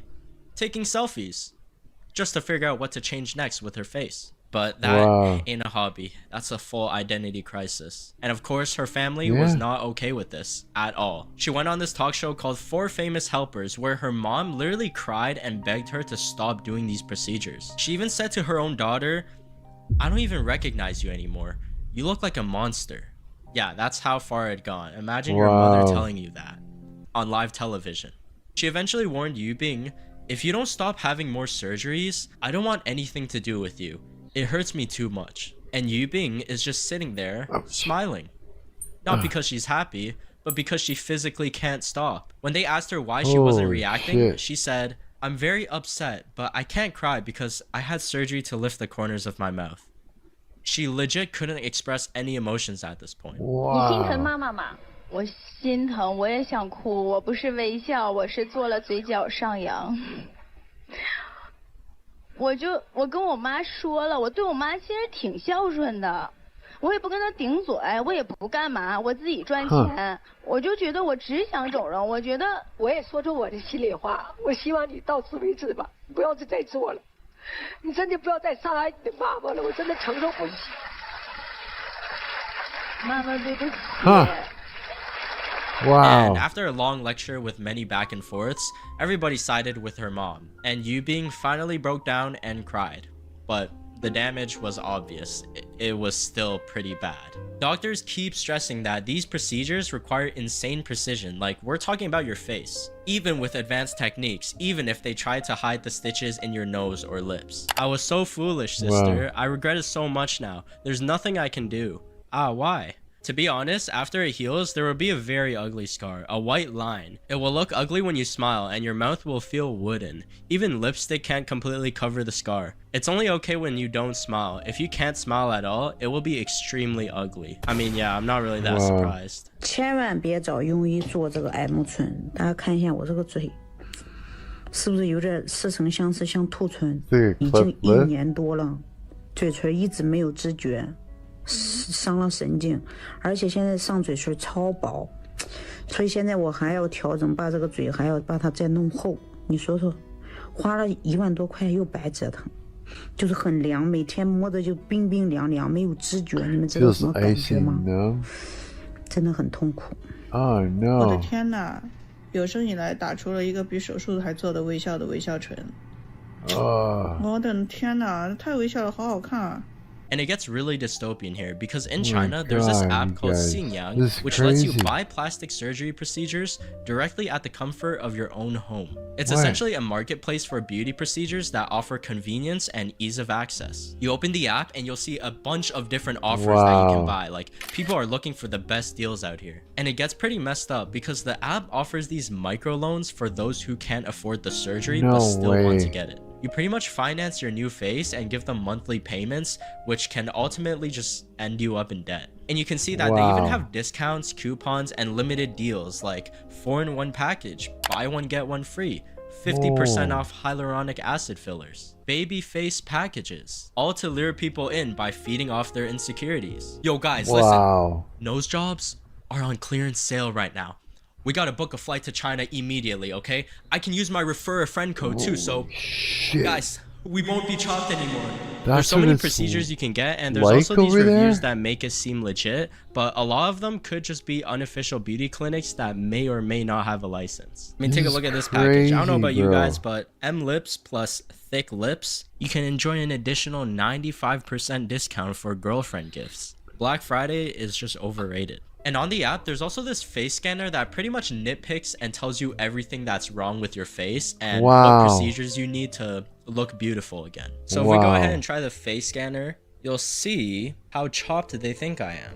Why does it look like I already have smiling lips? This is a whole detailed report on my face. My wrinkles are heavy and my face is long. My pupil distance is narrow and the double eyelids will make the eyes look divine and aura. Long chin. Man, what's up with the long? Your face is a melon face. Yeah, I think I'll pass on this one. I'm not trying to look like Lil Teacher. Now, the whole system is designed to be fast, easy, and convenient. You don't need to think too hard or too long, and you don't need to go to a clinic to book an appointment. Take a look at this case where a patient, referred to as Baby, got M-shaped lips. Before the surgery, she said that her lips were thin, no cupid's bow, upper lip thick in the middle, but thin on the sides, corners of mouth straight.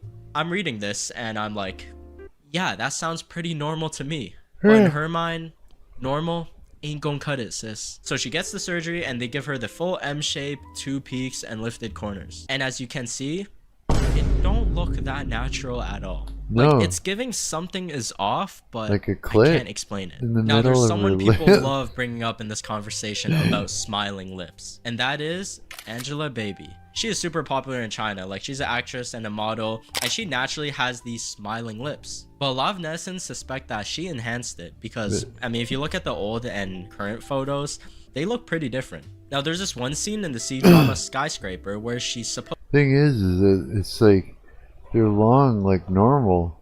These other ones are just like, you know, like they just start, like they're too sharp. It's like sharp little.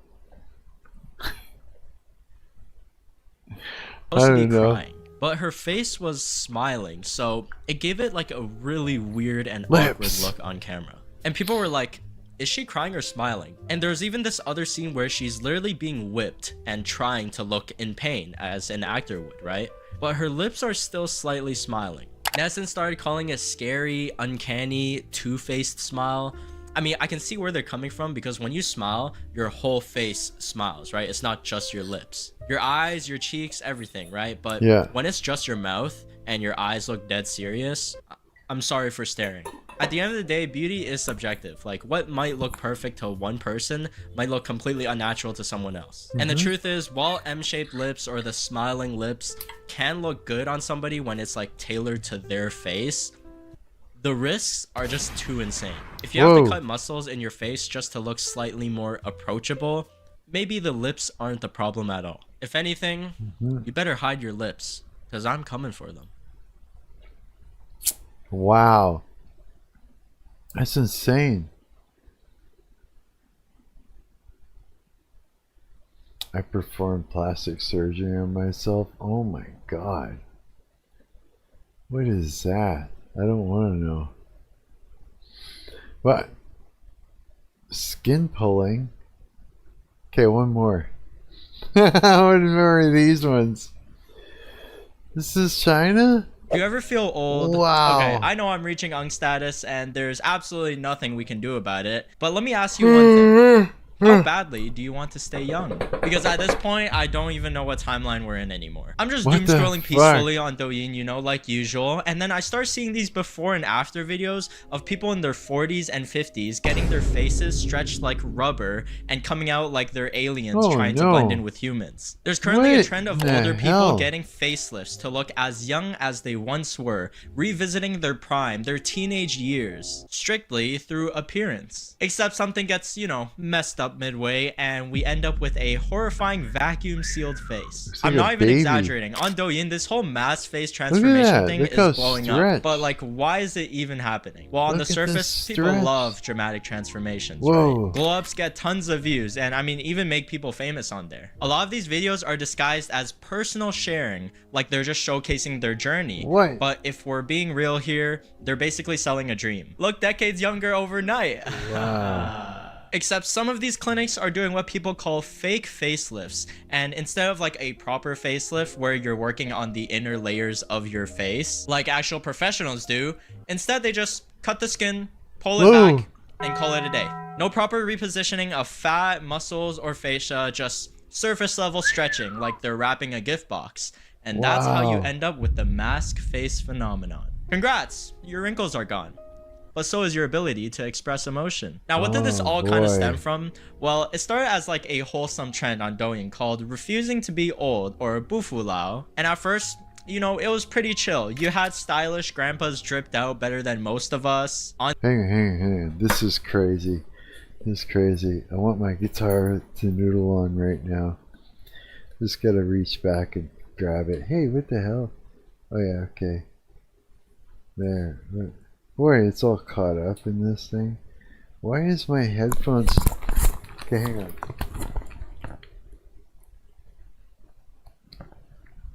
How did this happen? says what?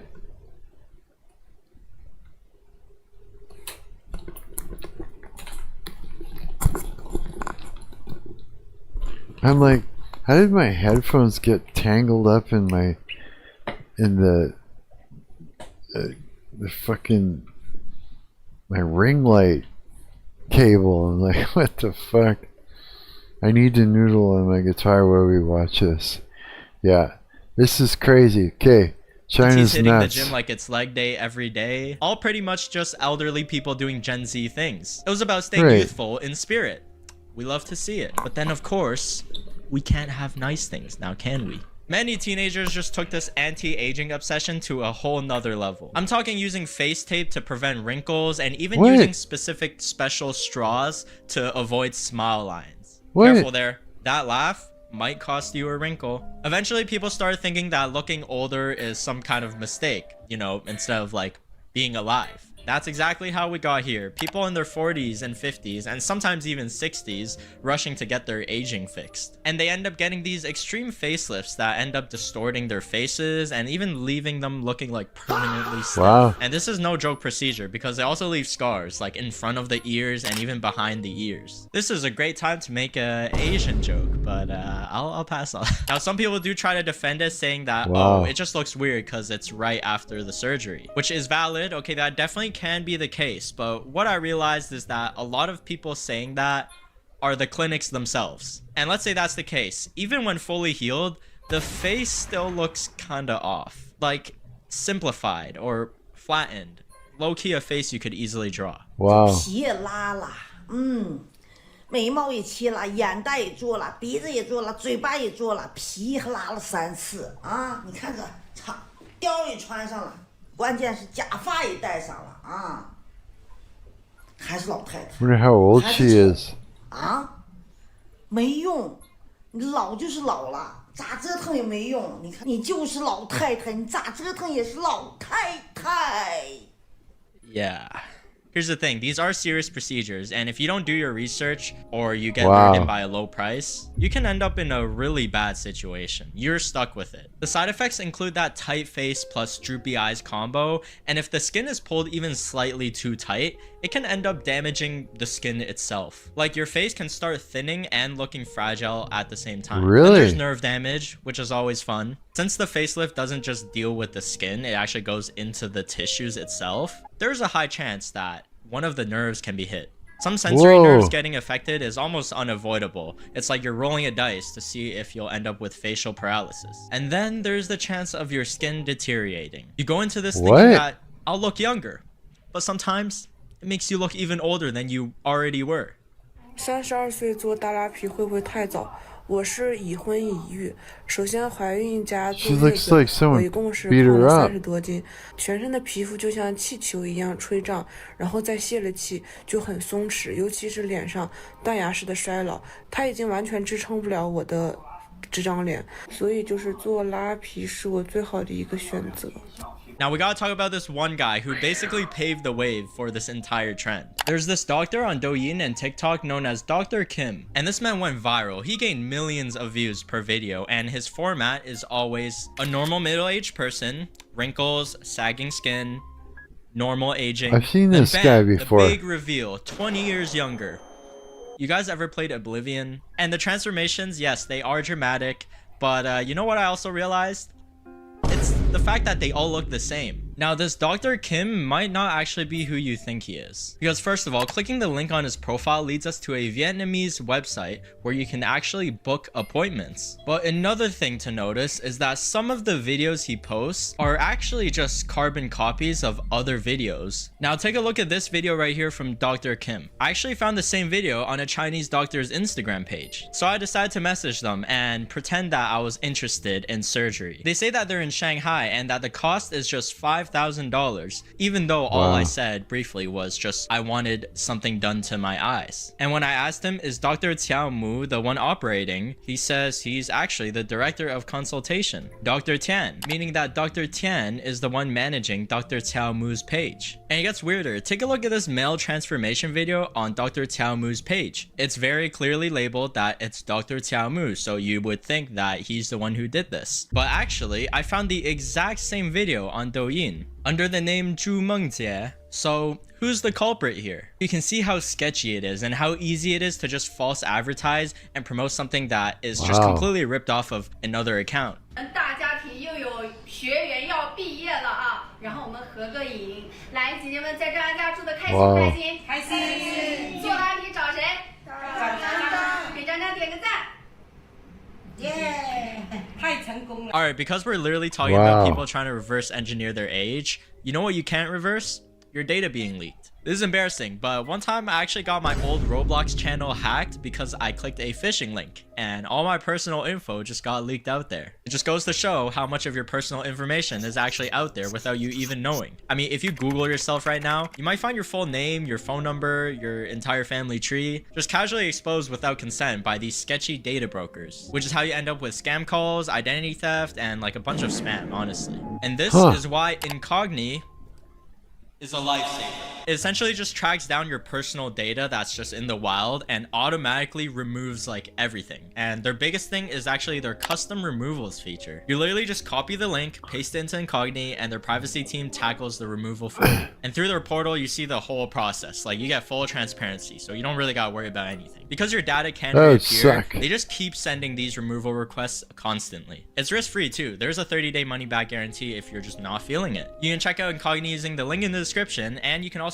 support your boy using code WANI for 60% off the annual plan. Just go to incogni.com/WANI. Thank you, Incogni, for sponsoring So wait, this video. way it now, just doesn't get a chance? That probably shouldn't be on the internet. This leads us into one of the most messed up situations in this entire thing. A guy named Tin Dawei, and he wasn't just a random person. He was a mainland Chinese influencer who was actually doing really well, about 1.4 million followers on Douyin, so man was thriving. He had good looks, he does funny content, and he already had that influencer face that people are chasing. One day he just randomly vanished, like no updates, no posts. Netizens were confused, like did bro just quit?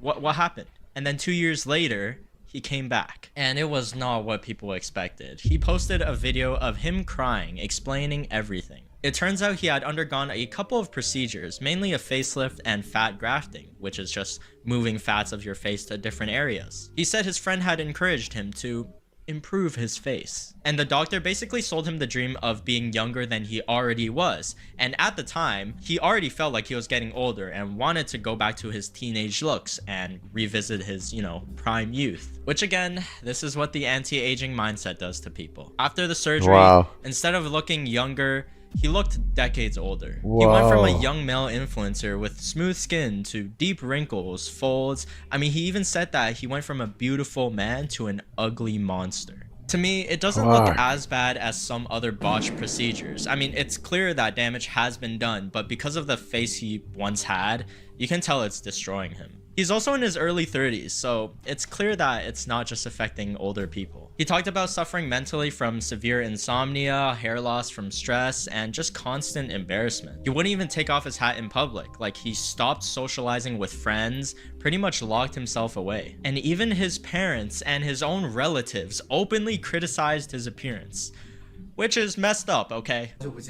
我这2年好像没怎么好好拍过视频了，为什么呢？因为我脂肪填充高毁容了，之后真的老了不只有20岁。本来是想变好看的，后面变成了一个丑八怪。我那段时间睡也睡不着，头发大把大把的掉。我这个帽子我从来不敢摘下来过，因为一摘下来就特别明显。我过年回家，我爸妈一直在说我怎么变丑了，连平时不怎么说话的亲戚都说，你怎么变丑了？我是不敢让你们看到现在的我，我不敢看别人的眼睛。我也不敢和别人社交，我现在真的好后悔啊！我后悔没有保护好以前的自己。对不起，我奉劝大家真的不要乱整。你没有那些无良医生，你们赚这些钱，你心不会痛吗？晚上你睡得着吗？一个人的后半生毁在你手上，你负担得起吗？ So yeah, now he honestly looks much better. He said he regretted everything and that he'd been misled by the doctor and that he wished he understood the risks beforehand. And honestly, respect to him for not disappearing forever and actually coming out and publicly sharing the story. Now, you might think it doesn't get worse look than that this. bad Well, at all, man. It's just like because the Chinese cosmetic. It's like, okay, yeah, he looks different. You know what I mean? And he was trying to go.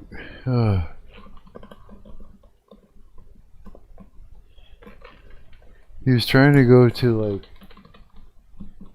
such a young age where he looked like a child is what he was trying to go for. But the thing is that it's like if he just looked at himself for what he is as a man, like he looks like a man there, there's nothing wrong with the way he looks. Are they really that particular? Like the whole look is to look like you're a child? And if you don't, then it's not attractive? Is that how things are perceived out there? That's crazy. I never expected. Like, you know what I mean? Man. Yeah.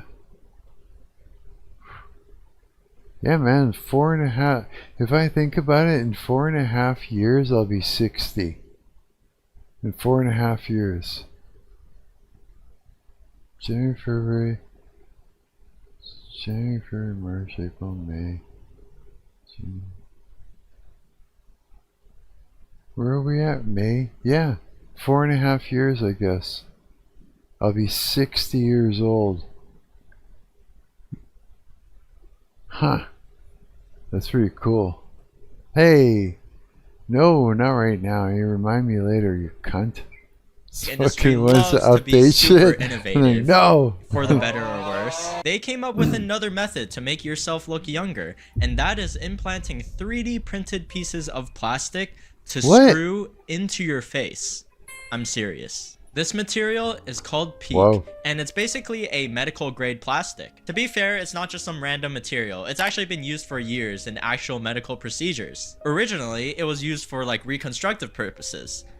But then, it slowly started turning into a beauty trend. Because just last year, Chinese social media apps like Xiaohongshu and Kuaishou started promoting the idea of bone structure anti-aging. And the concept was, your face isn't sagging because of your skin.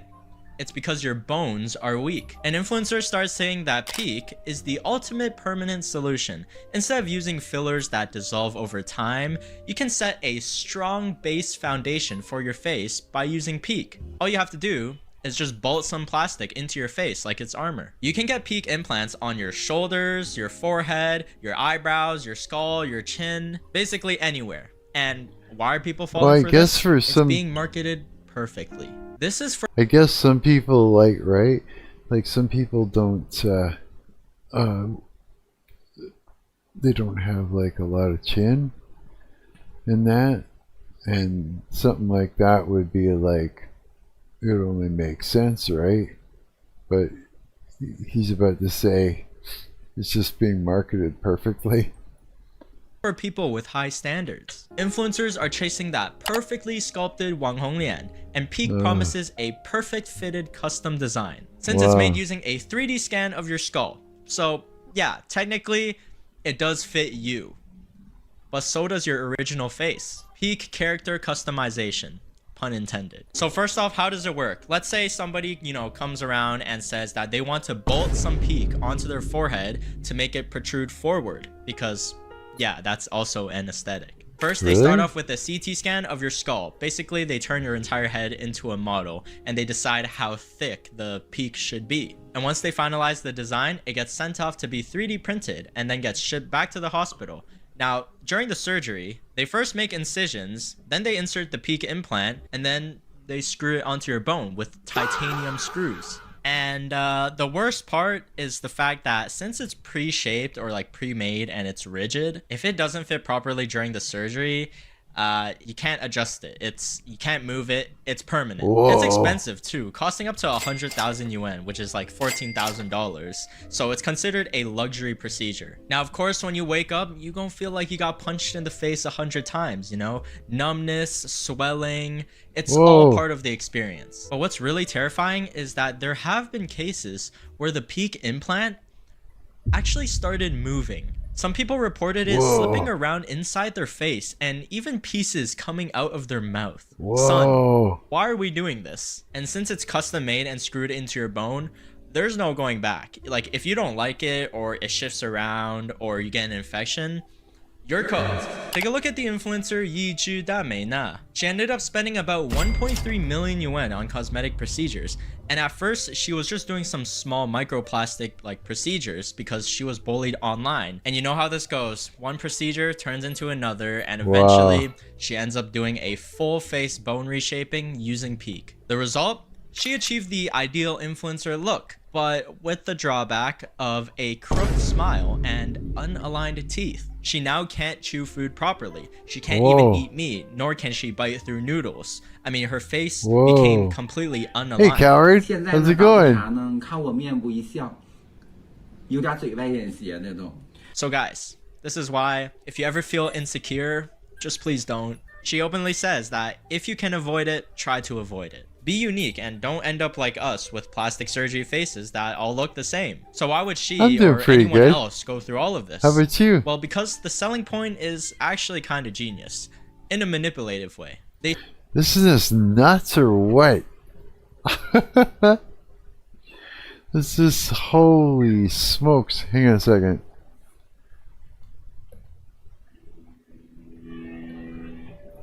I need to be able to hear what I'm doing.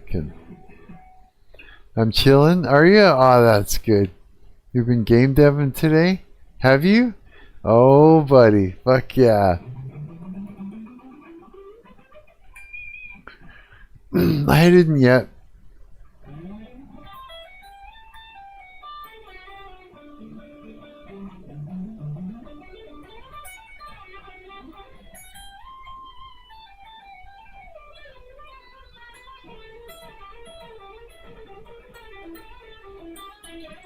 I need to do some game deving again soon, yeah.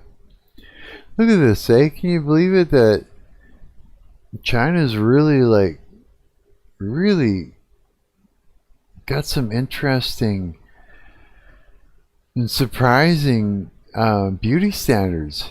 They say a properly designed implant becomes an extension of your own bone. It's not fake. It's just you, but upgraded. And it also lasts for years, and it's permanent, which they market as a benefit. But let's be honest, permanent mistakes hit much different. Here's the thing, all cosmetic procedures have trade-offs no matter what. It's just that most of these trends that appear once in a while just try their best to hide it. Listen, it's completely normal to wanting to look your best, okay? Nobody is clowning you for not wanting to be a chub. I want to frame Mog and looks max over the next guy just as much as you do. And here's where I would say to you guys, don't screw 3D printed plastic into your face. But you know what? After covering this many plastic surgery trends in China, imagine if we all combined and everybody got a different procedure. I get the plastic head, you get the small lips, you get the wide shoulders, and we all formed and fused into one celestial being born from every Douyin aesthetic there is. Holy shit. How would that even work? Like, so if you actually pulled your face like back, oh my god, no, let's not do that. Wow. That's just terrifying, eh? Oh. If only one of the apostles warned us about making an idol of our physicality. Yeah. True. Oh well. Fucking American Idol.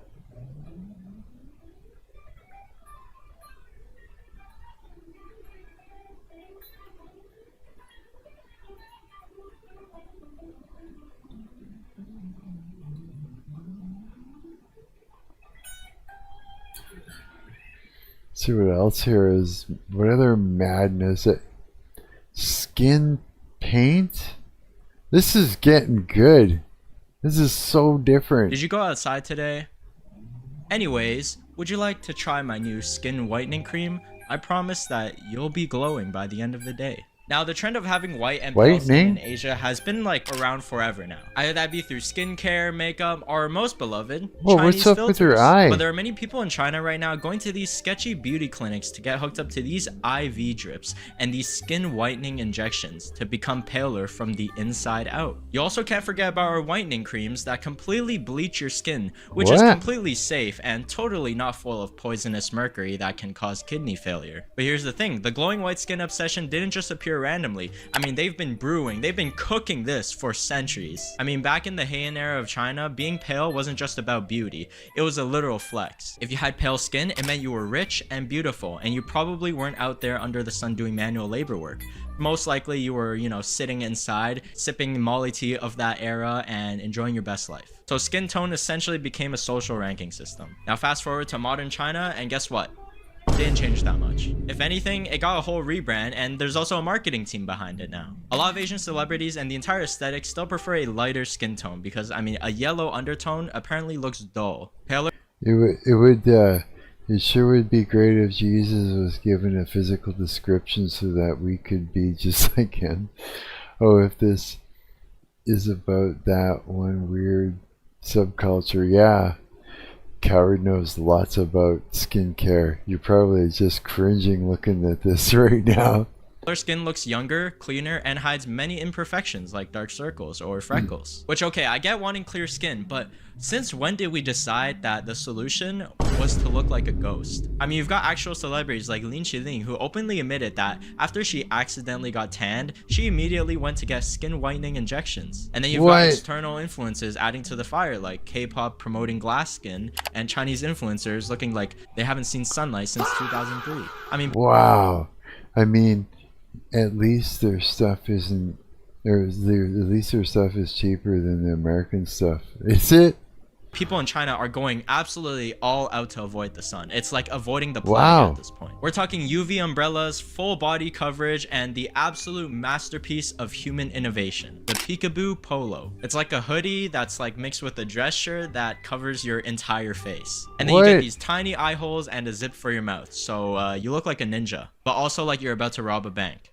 With amazing skin, of course. I mean, one seller even said, if multiple people wear this, during the day you won't know which one is your wife. At night, she removes the hood and you'll recognize her. On Xiaohongshu and Weibo, people are calling themselves sun protection warriors. And I mean, we got a whole skill tree for this. The beginner level, just a cap and a disposable mask, light work. The intermediate level, now we're talking. Sunglasses, long sleeves, long pants, umbrella.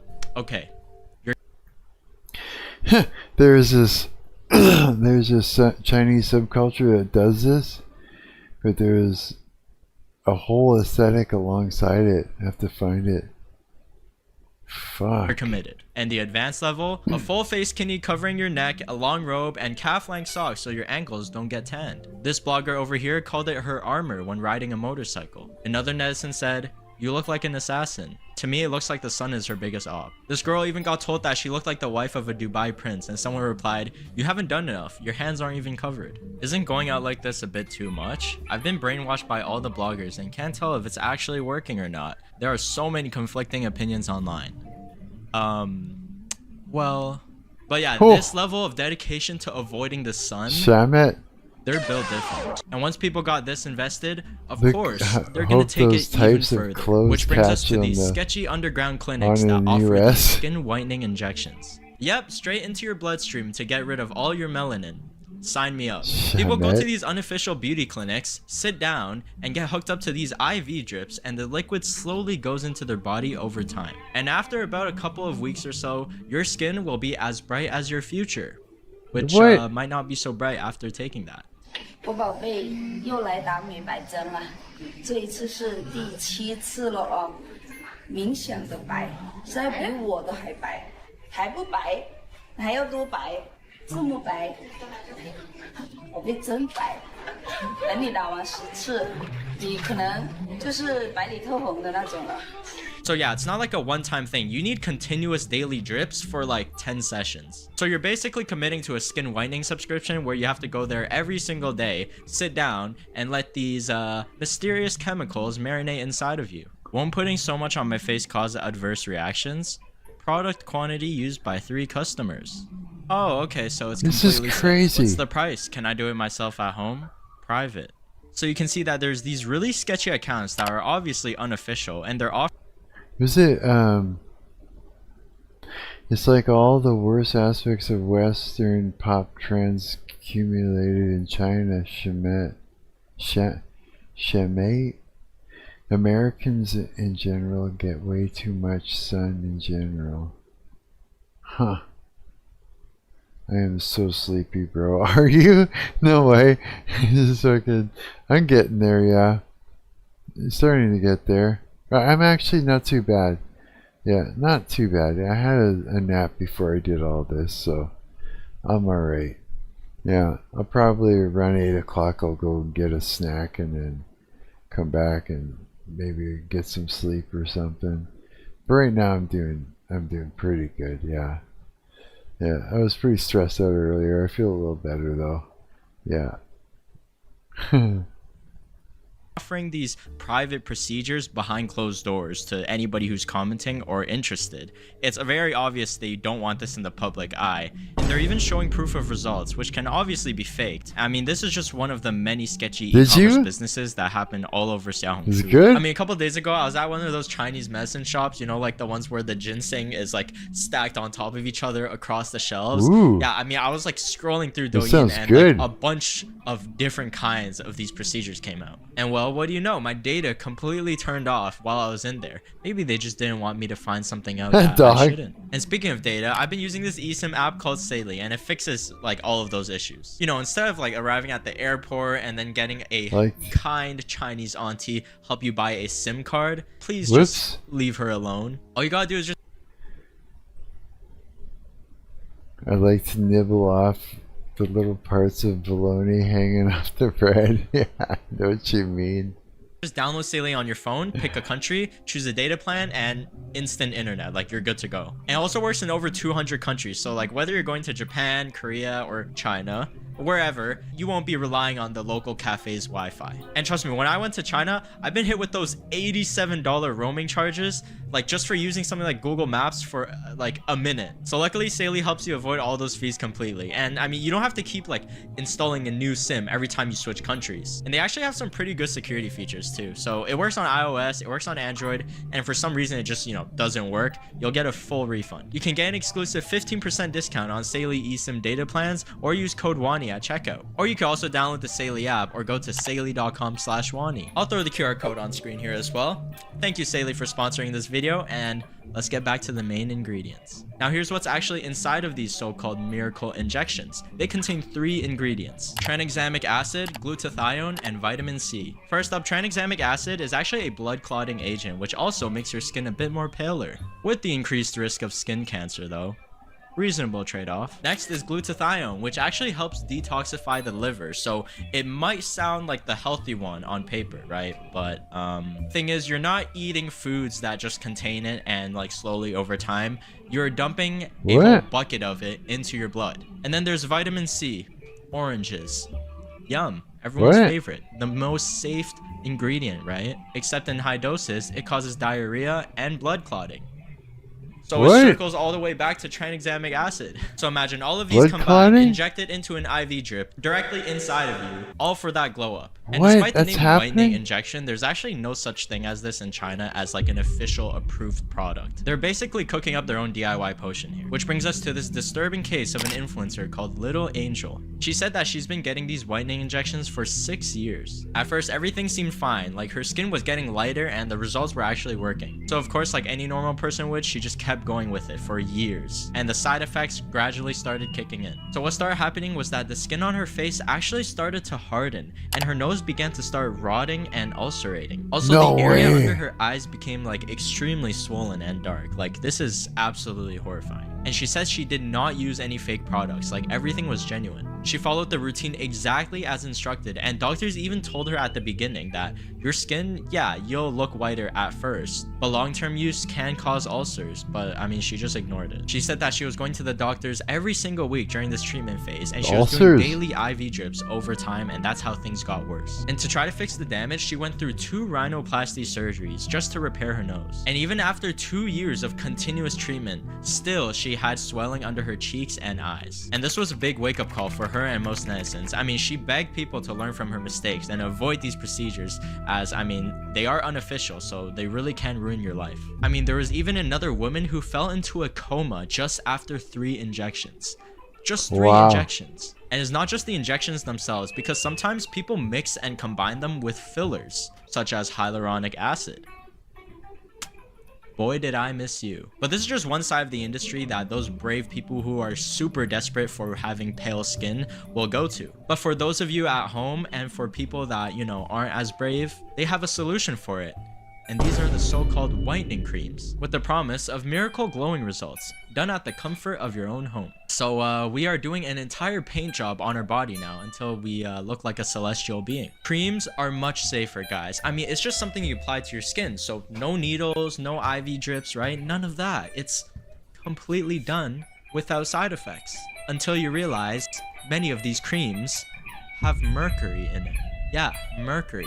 As in toxic heavy metals, and excessive amounts of it. And why? Because it completely stops melanin production and instantly makes you lighter. So technically, yeah, it works, but you know, at the cost of completely ruining your kidneys, damaging your brain, and just almost dying from it. Yeah, this looks completely normal to me. You totally don't look like a vampire or somebody suffering from blood loss. 接下来就是全身打牛奶光，扫完一遍以后，我还在局部黑色素比较重的地方着重做了一个精准光。咱就说这待遇和明星有啥区别？到这一步的时候就已经初见端倪喽。最后全身再刷上厚厚的大白，等待30分钟，我已经变成一条美人鱼了，这里真的好搞笑。但是此时此刻已经非常期待做完的效果了，给你们看看我做完的样子，就连关节、手肘处都白嫩到不行。Now, I understand if they're trying to go for that Michelin Man undertone, but, you know, makeup is always an option.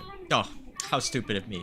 I forgot, that's temporary. We need fast results and permanent results, which inevitably leads us to people paying hundreds of dollars for these unofficial online whitening creams because apparently expensive equals safe. And looking at the instant side effects that start showing, I mean, you see patch marks on your skin, you start to get these crazy allergic reactions, all due to the mercury. And this one Chinese media report actually found 55 batches of whitening creams that had excessive mercury levels. I mean, one of them exceeded the limit by 6,399 times. Oh, oops. We added a little bit too much. It's fine. Just market it as a traditional Chinese medicine formula. Now, this brand was already on a high mercury blacklist, but they just kept getting away with it because, I mean, they just kept rebranding. Some were unregistered, some were deregistered. So, I mean, they weren't even approved to begin with. And most of these products are not approved at all. Now, this aesthetic isn't going anywhere. I mean, if anything, it's here to stay forever. I mean, just take a look at the entire Chinese influencer face aesthetic that's, you know, being shoved into your face every day. So if you think about it, after dabbling in these whitening injections and these poisonous creams, filters are not too bad after all. Now that I think about it, I can slowly start to see what look they were going for. You can't ever be too white, now can you? Can't be too white, can you? Holy shit. This is like, what's this? I'm sorry, but this is like really interesting. It's like, it was right now. This China's is deadly my bubble-faced disaster. I love how just reporting on the weird shit in China, everybody's like, bro, what? Is that normal, this guy's face? Is that how he looks, or is that a filter? Is that supposed to be good? What the fuck? And this next one I heard is insane. Oh, what? You're talking to me? Yeah, oh, it's a filter. I always look like this. Oh. I mean, you too can look just like this. Wow. Now imagine this. A new beauty injection comes out that promises you'll look 10 times younger. Okay, I want to remind you, it certainly can't be weirder than the forehead one where Chinese people are injecting cement into the top of their skull to have a smaller forehead. There's no way it's weirder than that, right? Completely safe, no risks, nothing. At first, everybody believed it because for an entire year, everybody came out looking like they just reversed aging. Except just right after a year, one day, every single person that got the injection, their face started imploding on itself. I mean, this is the first time I've seen a beauty procedure have a honeymoon phase. We're talking about a beauty injection that worked flawlessly, a formula that instantly made you look younger and lasted for more than a year. What the fuck? And just like one random morning, you wake up looking like a pufferfish. Chinese influencers have been promoting these so-called growth factor injections. Can you imagine finding out about this when you're like 3 weeks in? Knowing what's to come? Oh, I'd be shitting myself. And the way they sell it, it sounds like magic.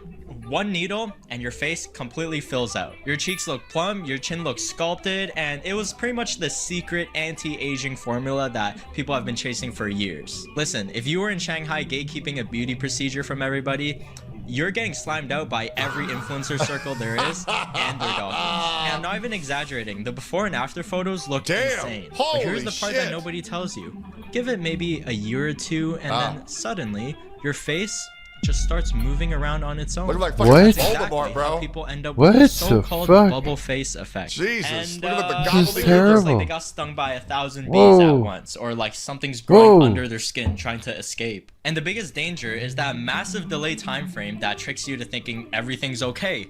But I mean, things can just go south any day. And this isn't just some rare side effect. You're pretty much rolling a dice to see if your face accepts it or rejects it.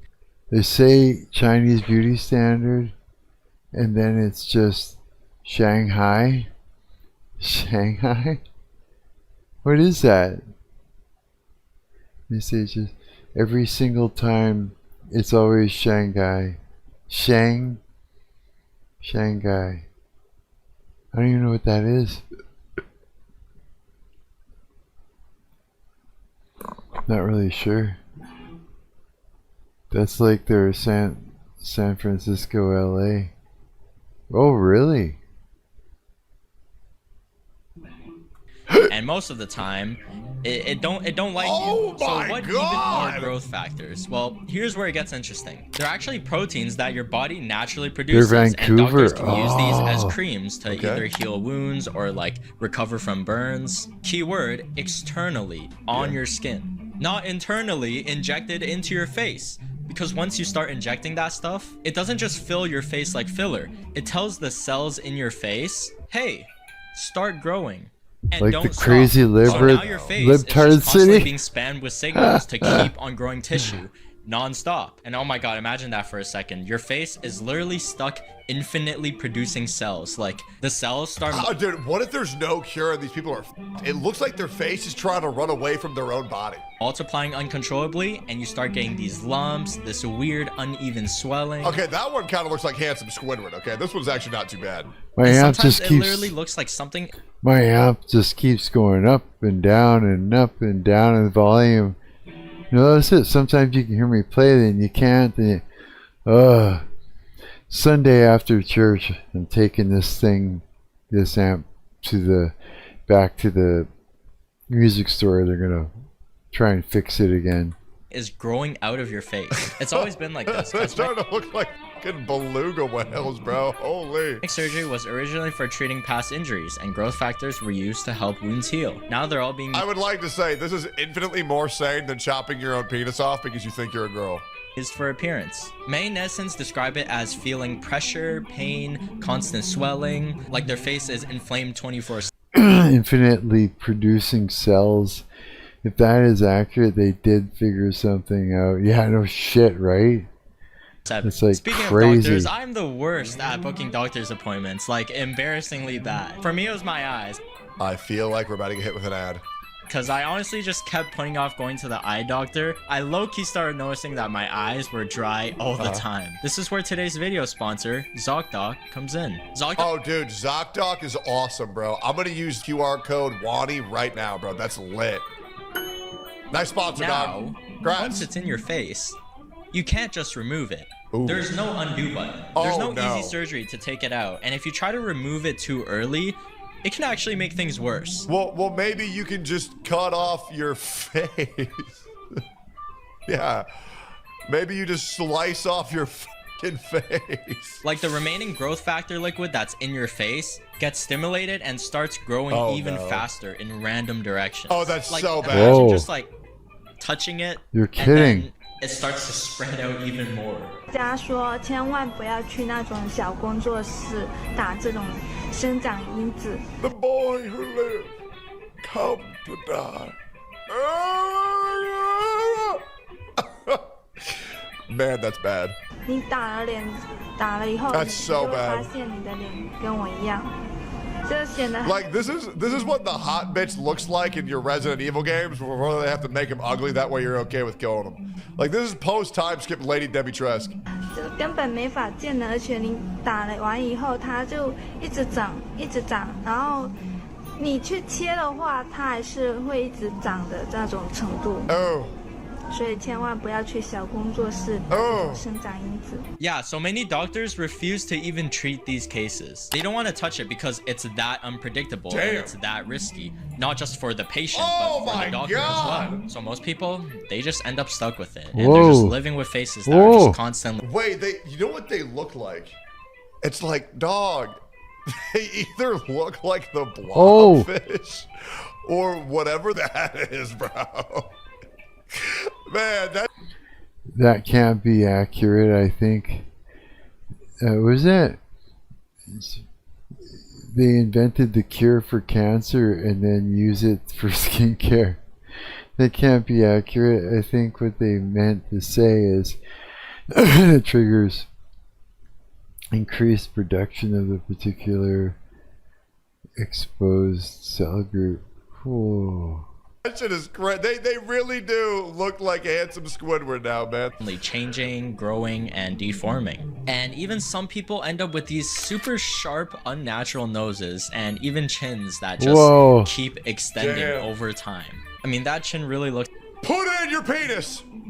Put this in your penis! Oh, it's an idea. After a year, you will have a spontaneously extending dick. Oh my god. Oh, it has to work. Have we tried putting this in our cock? There you go. That's it. That's it right there. He's smart.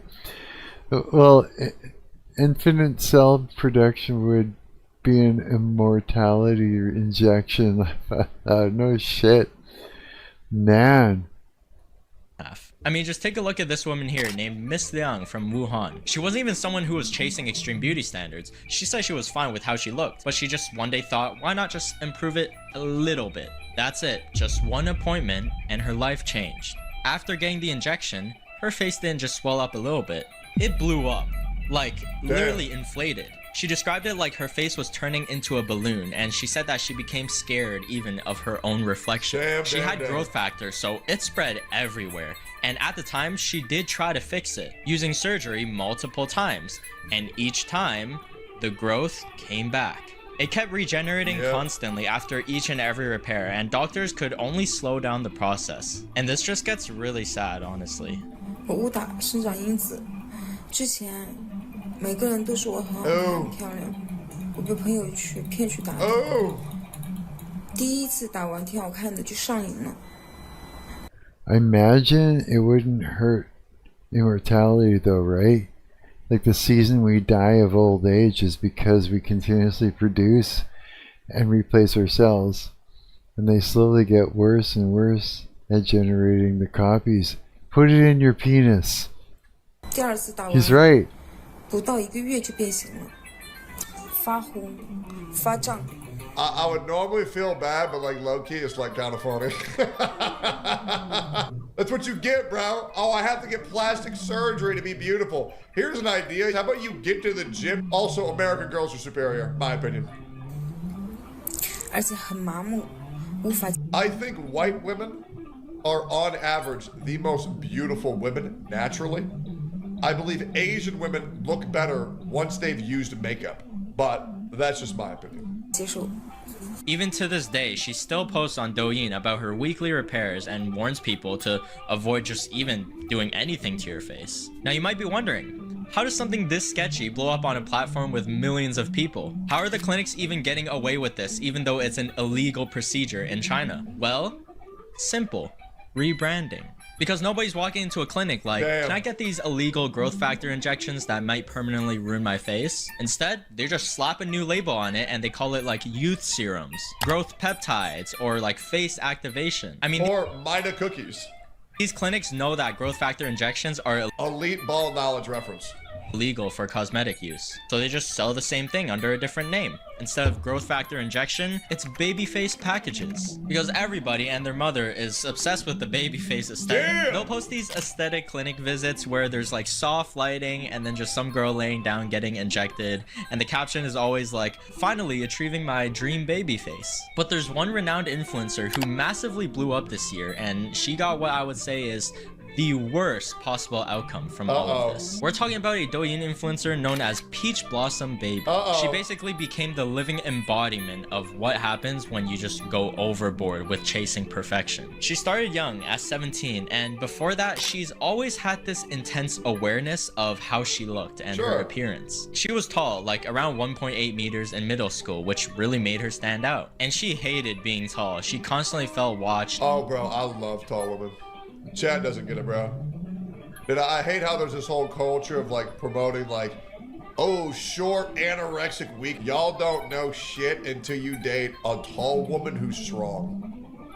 It's way better, guys. I'm telling you. There's so much benefits. And I'm not even going to talk about it. But that's okay. You'll get it. You'll get it when you're older, man. You'll get it when you're older. And judged, which made her just obsess over her appearance. To the point where school didn't even really matter anymore. And so like the rest of the gas station, put it in your heart.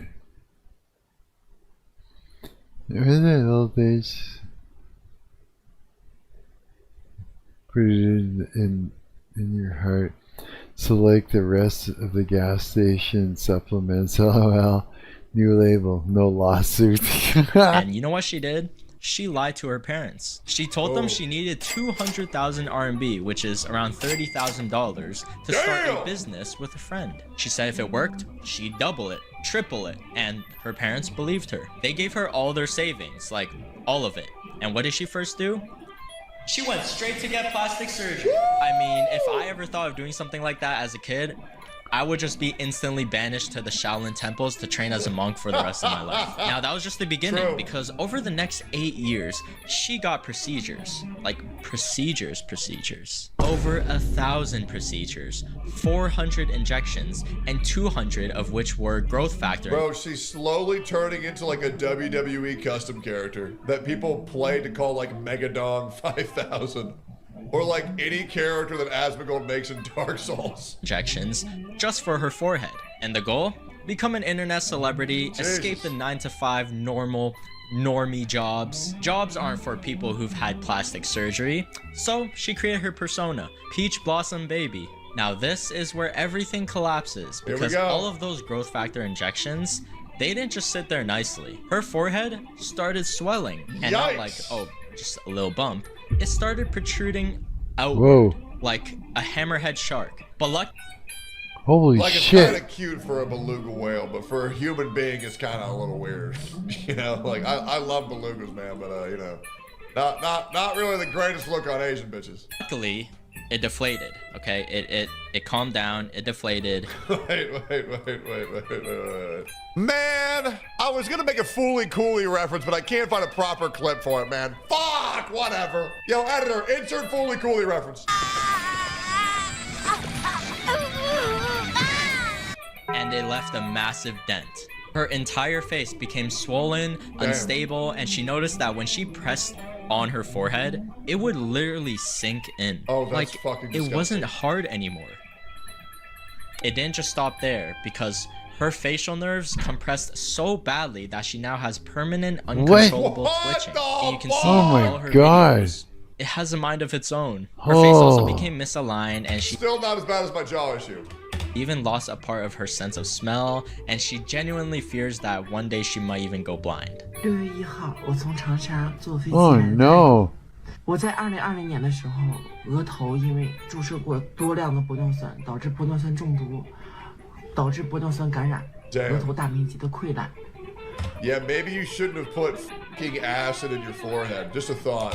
当时额头感染了以后化脓，里面都进行烂了，而且都看起来很激烈。后期经开刀进行取出，住院了7天。给大家看一下。I had to remove my forehead for 7 days. Yeah, maybe we don't put a surgery like that into our bodies. 之前的样子，我真的很后悔。 She sounds like a guy. Well, man, to be honest with you, knowing Asians, she probably is. 真的很后悔。大家以我为戒，千万不要再往脸上打一些什么玻尿酸、童颜针、胶原蛋白等一系列的添加物品，后期真的会很麻烦。你们知道，人体面积感染超过15%，真的就是无力回天了。华佗在世都治不好，我现在真的很担心，我头又晕，我而且还发烧还恶心。 And it's not like she didn't try to fix it. She went to hundreds of surgeons all over China, begging for help. And every single one of them refused because the damage was just way too severe. It was too risky, too complex. So she's just now stuck with the face for the rest of her life. Jesus prescribed steroids for your heart. She's low key, still pretty. Yeah. Now, despite everything, she didn't just disappear from social media. She actually leaned into it even more. Today, she continues posting as an influencer, like talking about her condition, showing the effects, and just vlogging her daily life. And in many of her videos, she does warn people about plastic surgery and even uses herself as an example. You know what? Good for her. Respectable. Except she says that she'd still rather die than stop. So... Never mind. Peach, once again, we're giving mixed signals. Of course, netizens were shocked. Her entire story and her face went viral, and she even became like the prime example of the bubble face look. Many netizens even crowned her as a pioneer for paving the wave of that bubble face effect. So after hearing all the dangers about these growth factor injections, you'd probably think it just gets shut down immediately, right? Like illegal injections, people getting completely disfigured. Surely the government stepped in and ended it, right? And yeah, they actually did. The Chinese National Medical Products Administration straight up just said growth factor injections for cosmetic use are completely banned. And on top of that, national media also started exposing these clinics, and doctors came out publicly warning people. And there's but we still gotta try putting it in our penis though, because if that gives me a couple extra inches, that could be kind of cool. It's like a huge push to stop this trend from spreading. Nice. I wish it was that easy. Even after the ban, these procedures are still happening, but they're just happening underground. And it's not really underground, they're literally just hiding in plain sight. These clinics don't just disappear, they adapt, they rename everything, and they tweak the marketing just enough so it doesn't sound illegal anymore. They have access to growth factor for general use, which means they have access to growth factor injections for illegal use. And people without doing their research still fall for it. I mean, you guys, if they can't show proper certification, licensing, or actual medical documentation, you just gotta dip. Remember, a lot of these influencers who are promoting it, they're getting paid. And whatever happens to you is not their responsibility. You know what? I'll tell you what, guys. If you ever think of getting something done to your face, just don't do it. Unless you're looking like me. Alright. Great video. I'm still definitely putting that shit in my penis though. I'll let you guys know how that works out.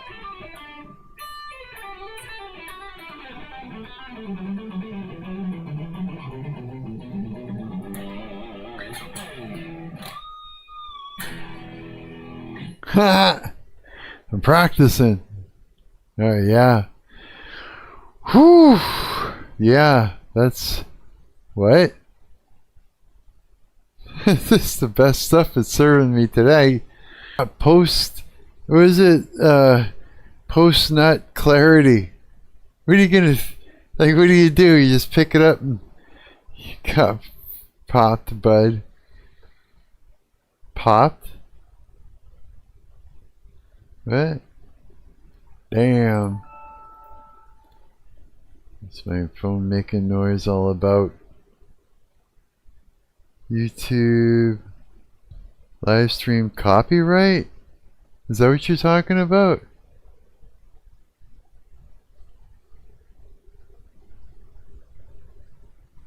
What do you mean? Whoa. Video on YouTube. Huh. Okay. So, fuck you, I guess. Okay. Well, what? Am I gonna stop streaming? What is this shit?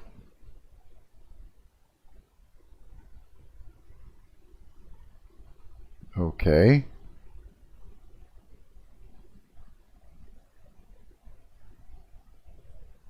How do I fix this?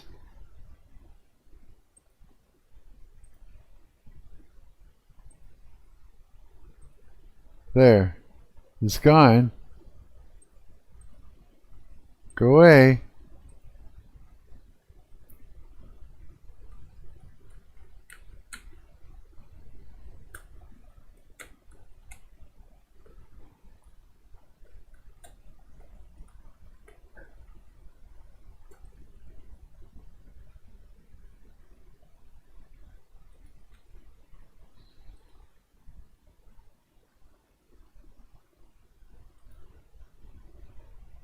Okay, what the fuck? Keep going.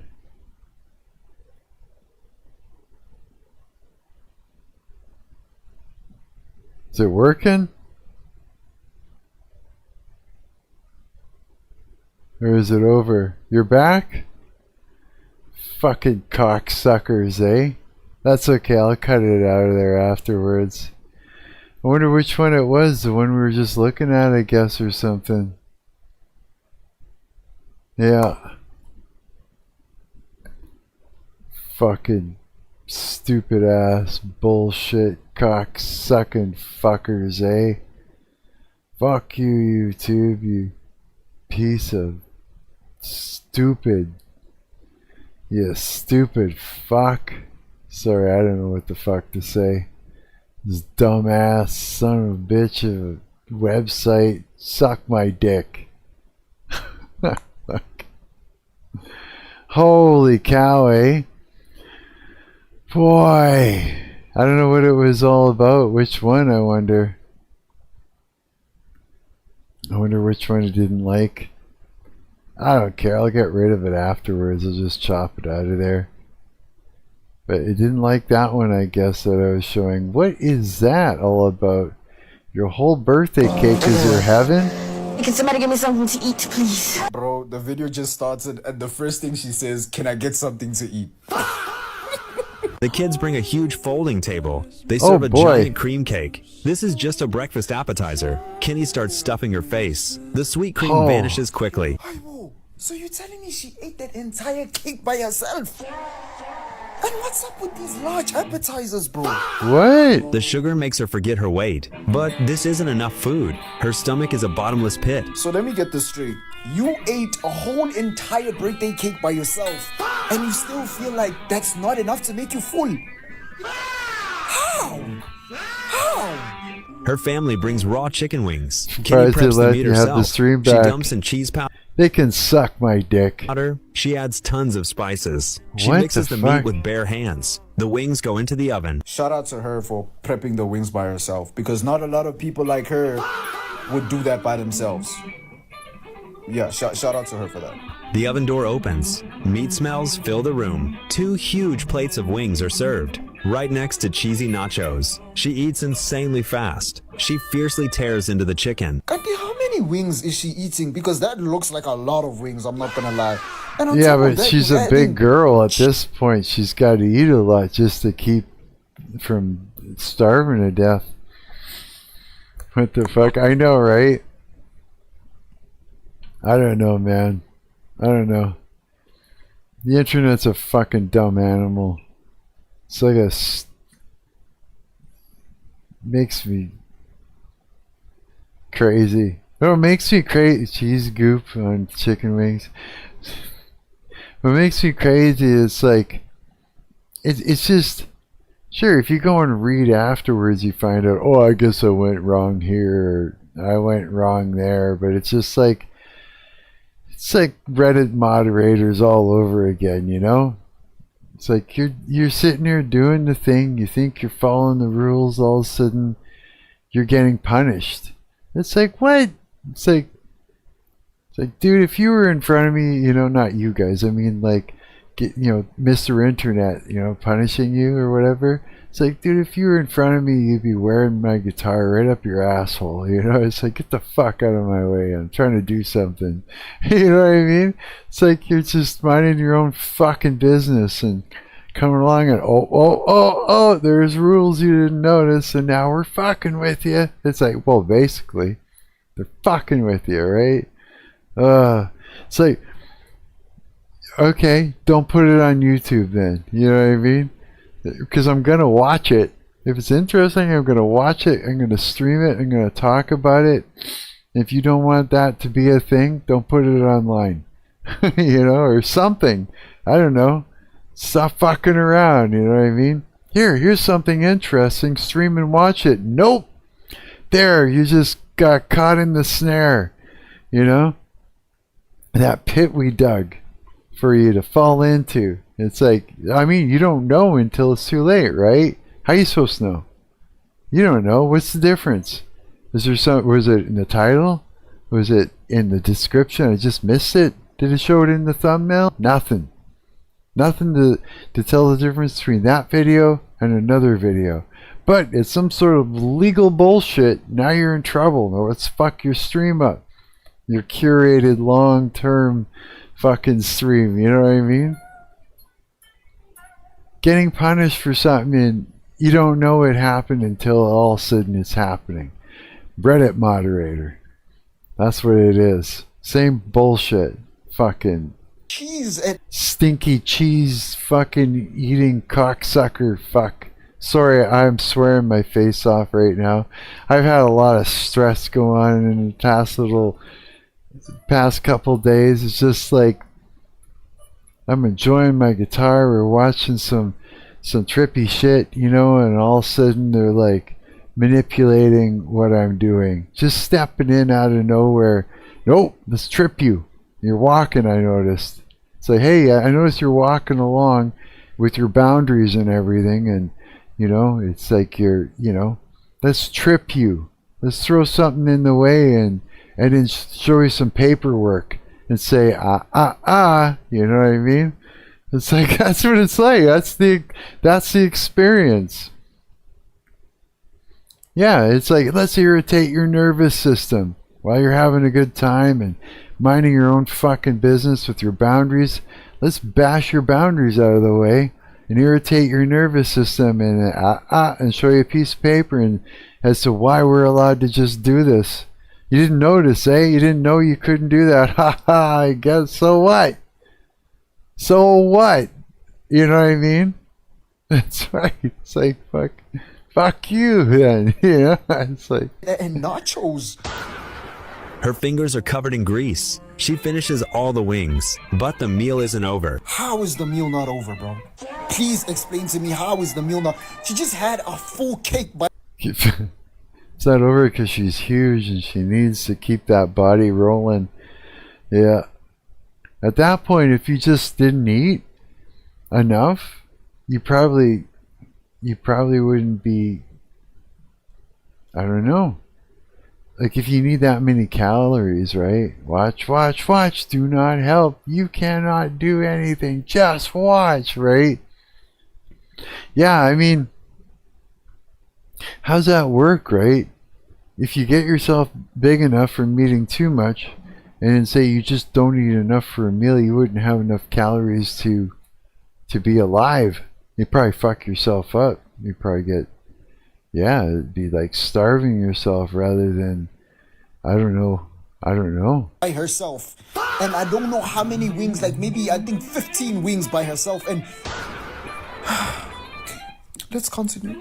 They bring out fried sausages. Kenny grabs a syrup bottle. She pours it over the sausages. She takes a massive bite. Half the sausage disappears instantly. Her chewing never slows down. After eating this massive pile, in just 30 minutes, she will be ready for lunch. This has to be satire. This has to be some kind of satire because there's no way. There's no way you're telling me you're getting ready for lunch and you... What? I don't know, man. Can somebody give me something to eat, please? It sounds it is hell. That must be hell for that poor girl. Yeah. I think this is internet hell. Internet is hell, like you were saying, coward. It just is.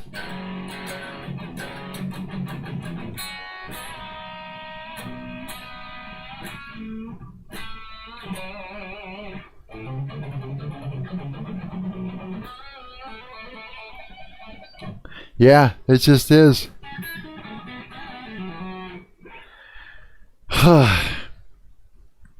Well, now that all that is over. I don't know. Don't know what to say. Except life is interesting. I wonder what's going to happen today. What madness am I going to be facing today? Landlord stuff? Is the landlord going to be screaming and yelling? Trying to get a hold of me and telling me, you gotta pay, man. You shouldn't have called our TV, man. I told you on the paper don't show anyone. You're already getting a discount, man. No, I'm not. You're lying. You are. Yeah, it's pretty stupid.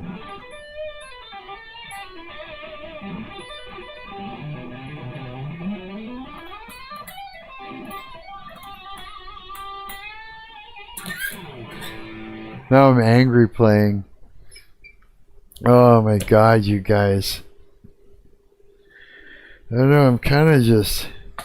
Whoa. Frustrated with certain aspects of life. Today has been... Past little while, it's been quite stressful, I'd say. I bashed my light all over the place. Yeah, hang on.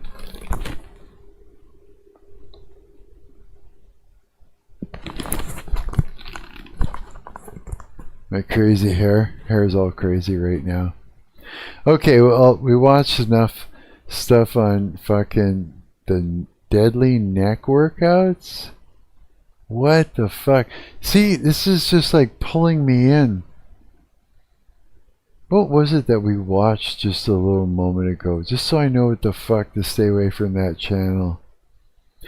Java Discovery. That's what it is. Okay, you know what? Where is it? Go to... I want to like... fucking... block this fucking website. Or something. I never want to look at this website again. Never again do I want to. Let's see, did it kick me yet? Already? Let's see here. Let's just report it. For legal issue. Promotes terrorism. Just second. No, I don't want to do that. I want to block it. Like, I never want it here. Let's go open the link. I want to go to the webs, to the fucking thing here, and then stop playing it. And then I want to be like, not report user. I want to make it so it never shows that to me again. Kind of thing. Like, you know what I mean?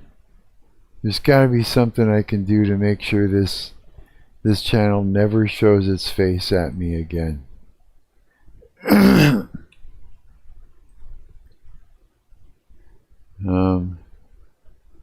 don't know. I don't know what to do. How do we get rid of this fucking channel?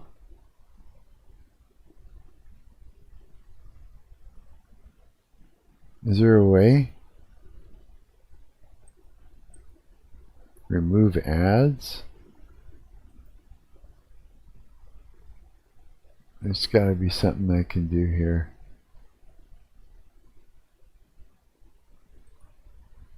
Probably not, eh? Fucking son of a bitch. Because I know you can go like this and you can be like, don't recommend this channel. And that's what I need to do. Maybe if I go back a couple more, I'll find. No. I was hoping I could just fucking find it or something. I don't know. If you guys see that channel pop up again, let me know and I'll ban it from my fucking feed. Like straight up. I don't ever want to see that again happen again. Bullshit channel.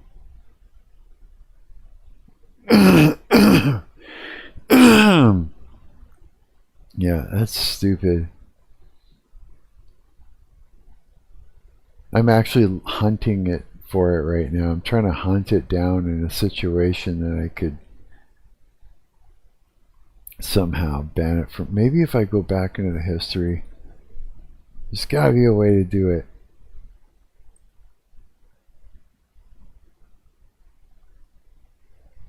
No, not removed from watch history.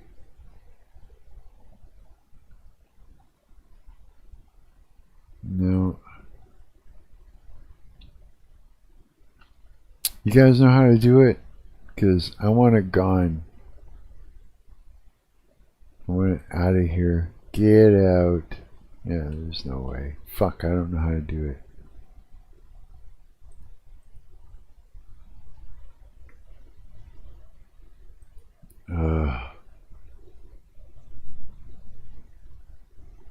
No.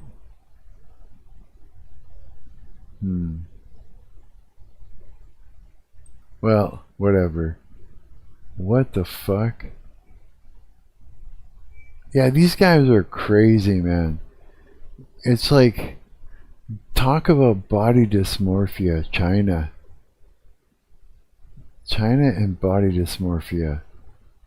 Like the worst ever.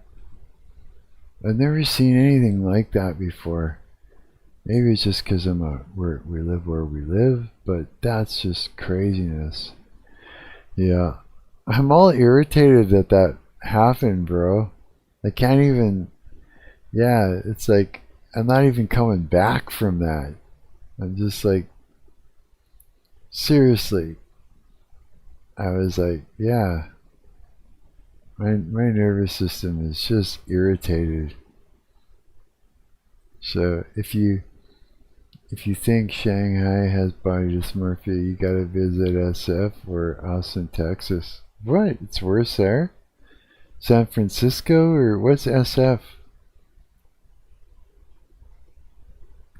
I have no idea. No idea what SF is. I'm guessing. Yeah. Come on, fuck. Show it in my feed. I dare you. I dare you to show that that channel in my feed. Whenever you go on X Twitter, you're visiting the etherealized SF. San Francisco, yeah. Really? So it's really bad, eh? Wow. Why people are throwing AI data centers in the ocean? Full of servers. Yeah, I'm like, where is that? I have to hunt that thing down. I want to take that website right up. Not website, but you know what I mean. Just take it right out. Boom, gone. Yeah. Like, I want to punish it. I'm so angry with it. I want to be, well, no. What I'm trying to do is be proactive. It's like, oh, there's a stumbling block. Oh, you know, there's a snare. Let's get it out of there. Let's pick it out like a, you know, like a bad piece of fruit and throw it away, right? Like, I mean, everywhere has problems. New York has a banking... Do they? No way. Yeah, I didn't know about that. New York's got a banking problem. Huh. What's going on with it? Is it really bad? Like, hang on, I gotta remember what the name of that channel. Java Discover. Oh, I got an idea. What if we just go Java Discover? Maybe if Java Discover. Okay, wait, here. Damn it.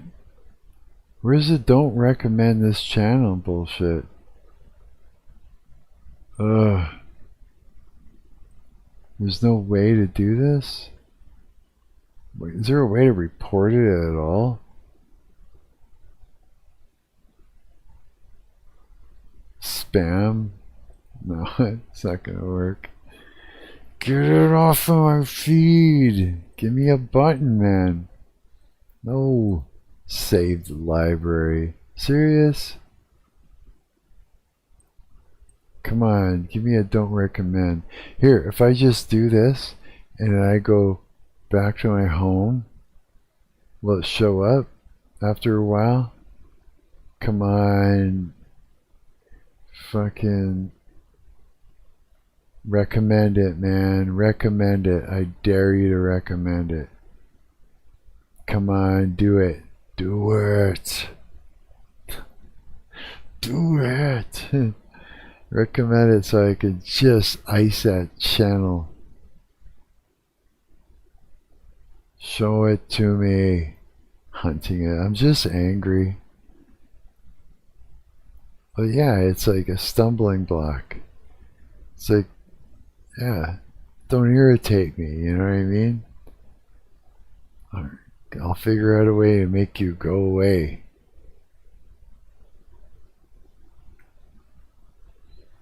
Yeah, it's just one of those probably a month or something for me, or depends on how things go.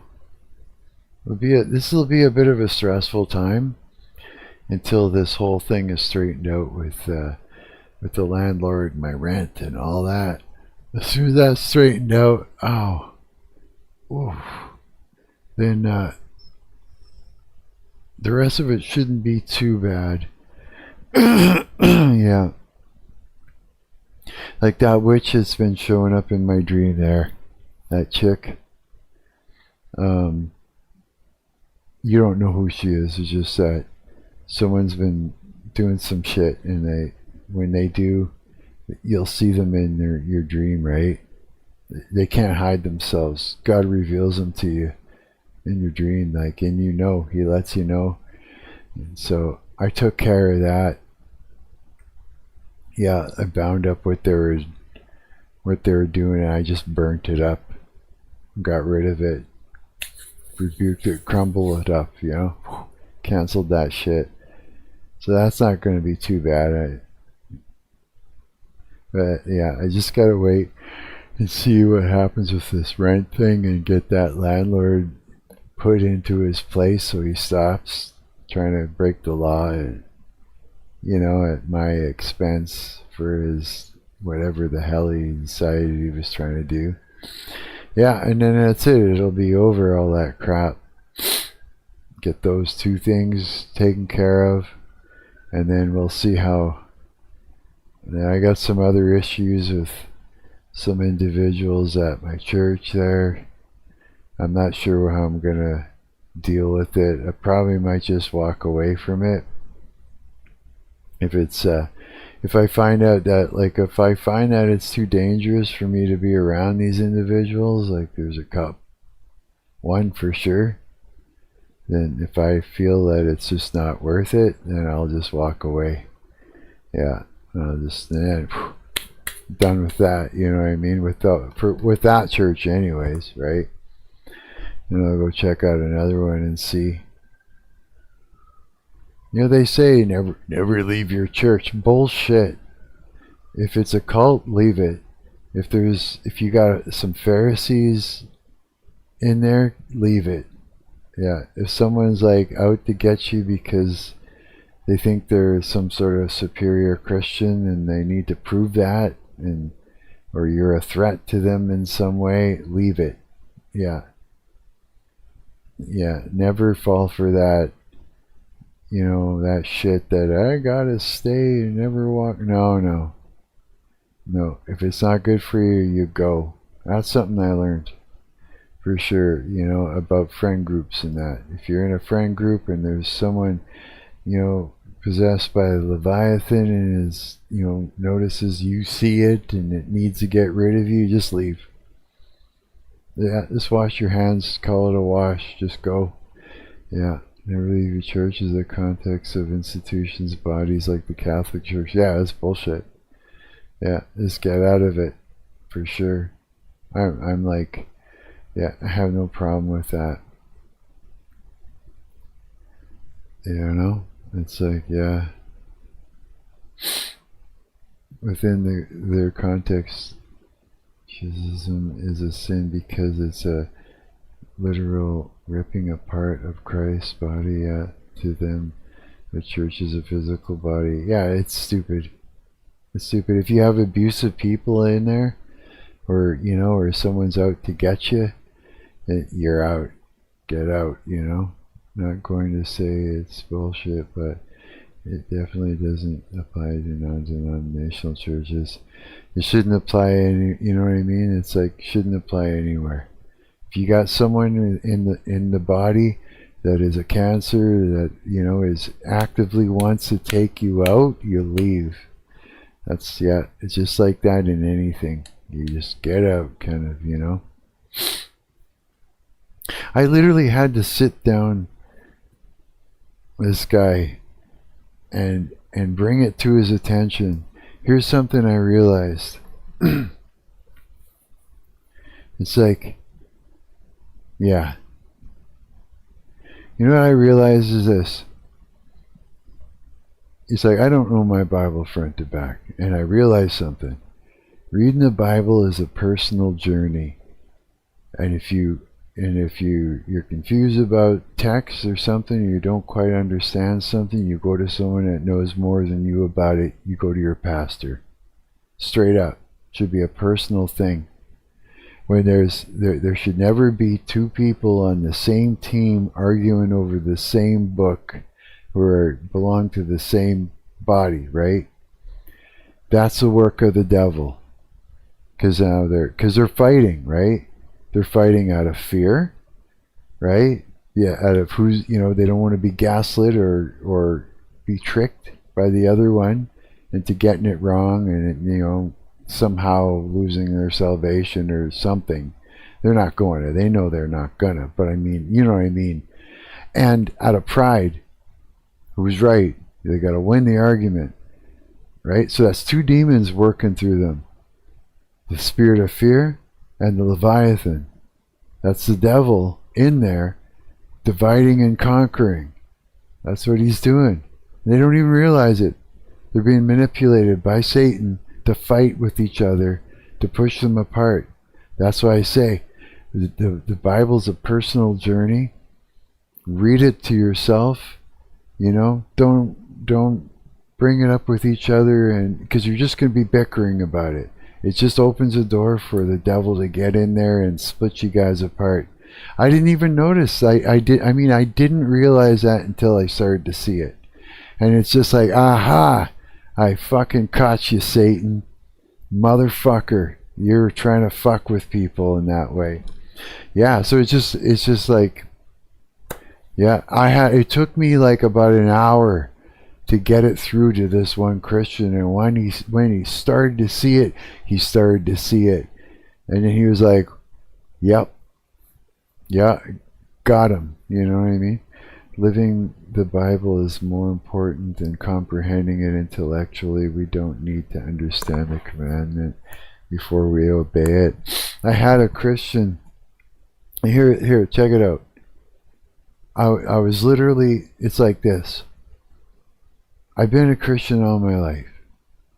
I was born into it, you know, baptized as a baby as Catholic, but then turned Christian right away, right?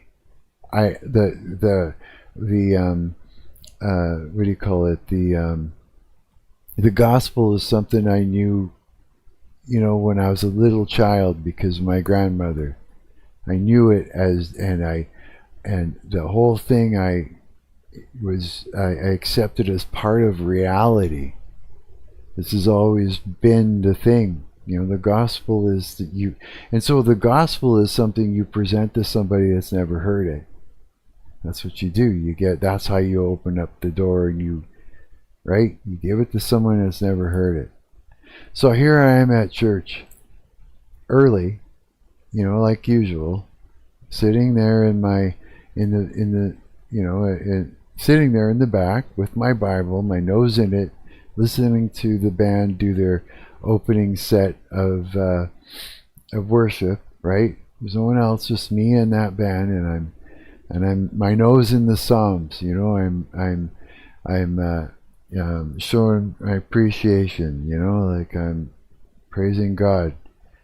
And a Christian who possessed by the Pharisees demon walks up and he hands me this little pamphlet. What is it? Guess what it is? The gospel.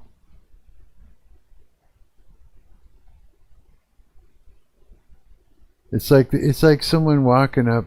It's like you're walking up to one of the mechanics who's been working at this place for 15 years, and you walk up and you say, "Here, let me show you how to use a wrench. Let me start you over from the beginning. You don't have it right. Let me start you right over from the beginning again." Like, I've already been baptized twice then at that point. So I know the gospel, obviously, right? Or else I wouldn't be there. I wouldn't be as far as I am if I didn't accept Christ and all that, right? The gospel. Yeah, this happened, bro. And so I just said to the guy, I said, "Thank you very much. I'll cherish it." And he goes, "You should read it." And he walks away. Like he's trying to be some sort of superior, he's flexing. He's trying to show his superiority over me for some reasons, because he's got a problem with me, right? Oh, and it just kept going all day from there. Yeah. And so I just tried my best to pretend it wasn't happening, but I'm watching him just do the thing. I tried to question him a little bit, but he just started doing circles it was bad. Yeah, it was. And then the other guy that came over, a nice guy, I tried to bring it to his attention that you guys got to stop scrapping over scripture. It's all pride and fear and all the things. So I had to go through that whole thing, and drive into him, Luke 10:19, right? So you could understand that he needs to stand up and speak with authority against Satan, right? To stop these attacks from him whispering into his mind and getting him worked up and whipping him up against each other. Like, I'm trying to ground these Christians, get them grounded to something, that they can see what's happening around them and take, authority in that. But I mean, dude, I'm telling you right now, it might be something that I walk away from. Not from religion, not from God, not from Christianity, not from my faith, but possibly from a group of people. Possibly. I might have to, dude. Because it's just taking the time to talk to that one dude, fine. But, it's that was one sit down, right? It doesn't mean it's going to change him completely and he's going to somehow not continue with this problem. And I can't be around people like that. I don't want to be around somebody that's all leviathaned up and looking to try and take me down and trying to show superiority and all that. And you know what I mean, eh? You can't be around that. It's just not, it's not right. It's not healthy. It's not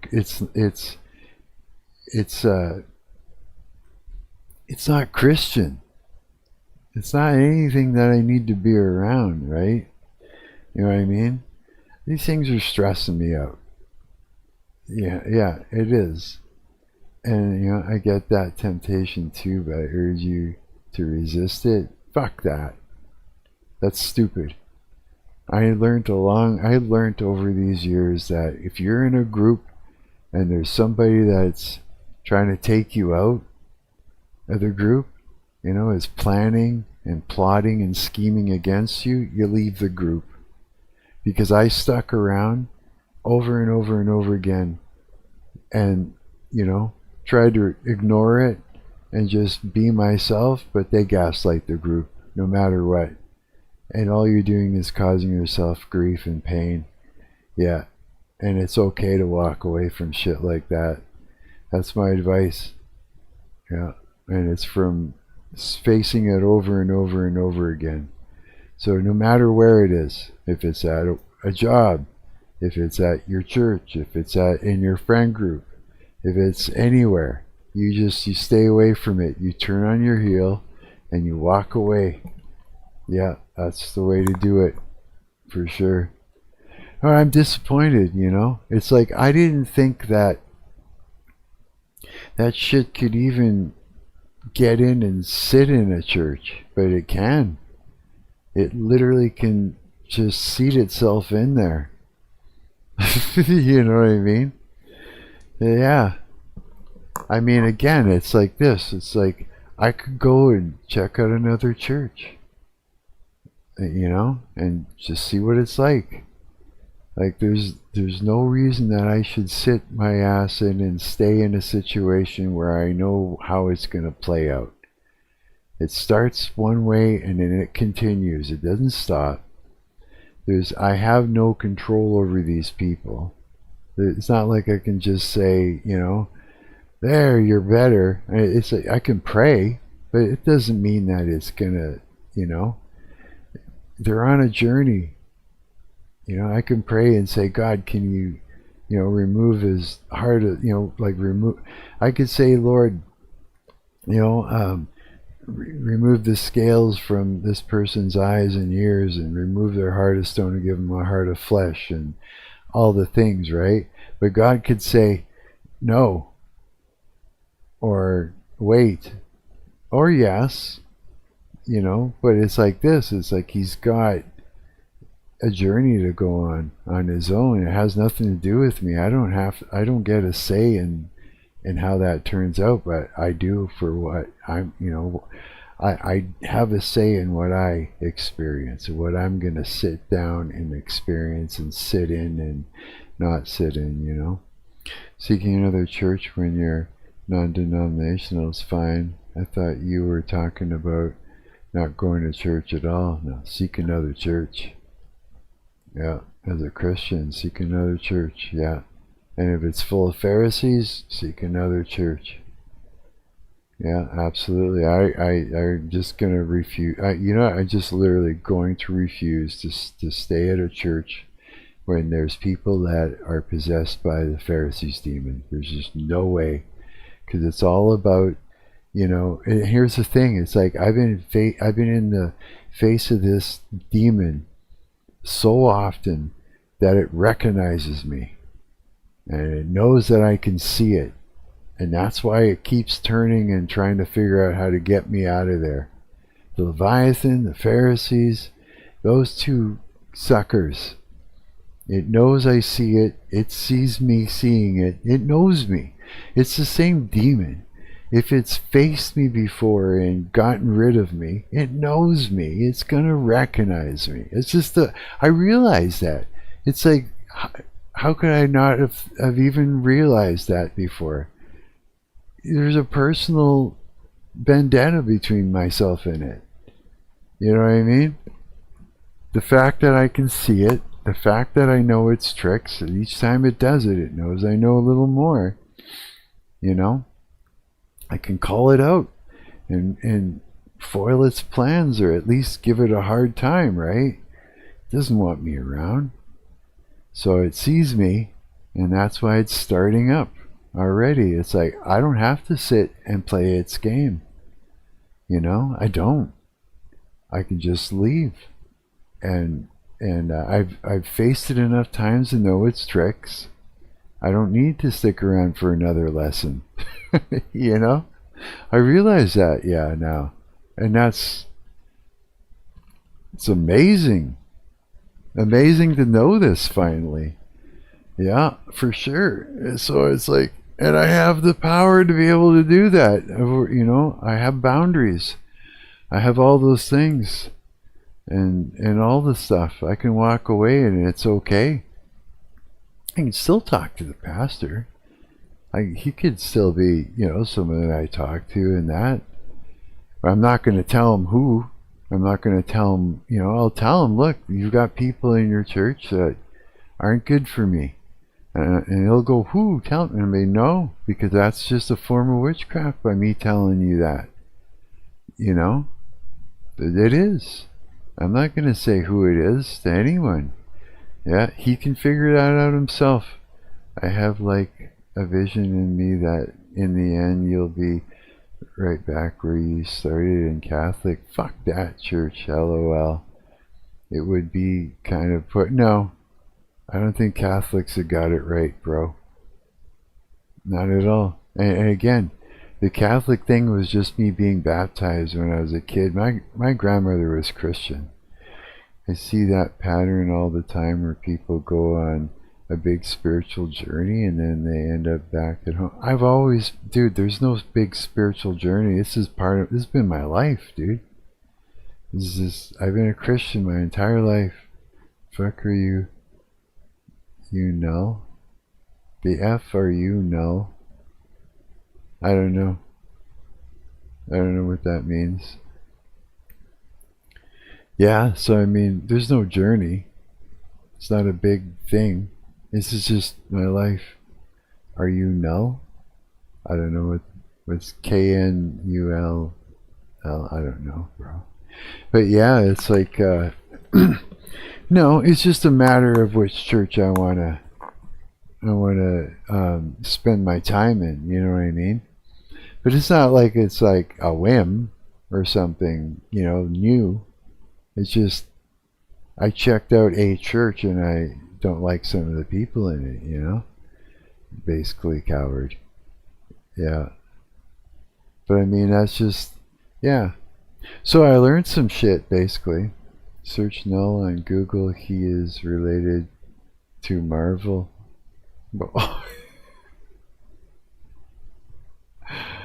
The F for you? No? Okay. Okay, hang on. On Google? Okay.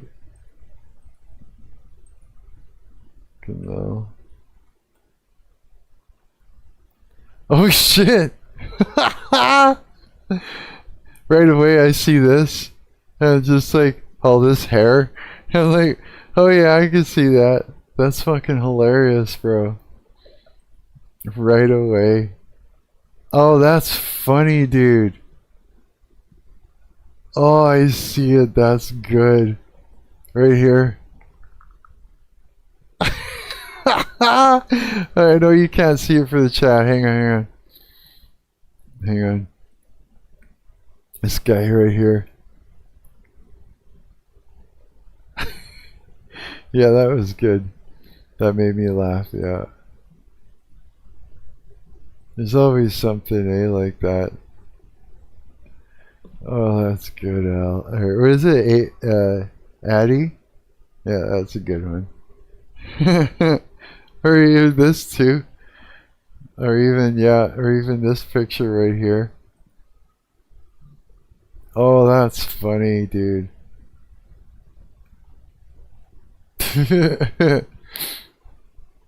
Everybody looks like someone. I saw you on YouTube thumbnail and I thought Null is live.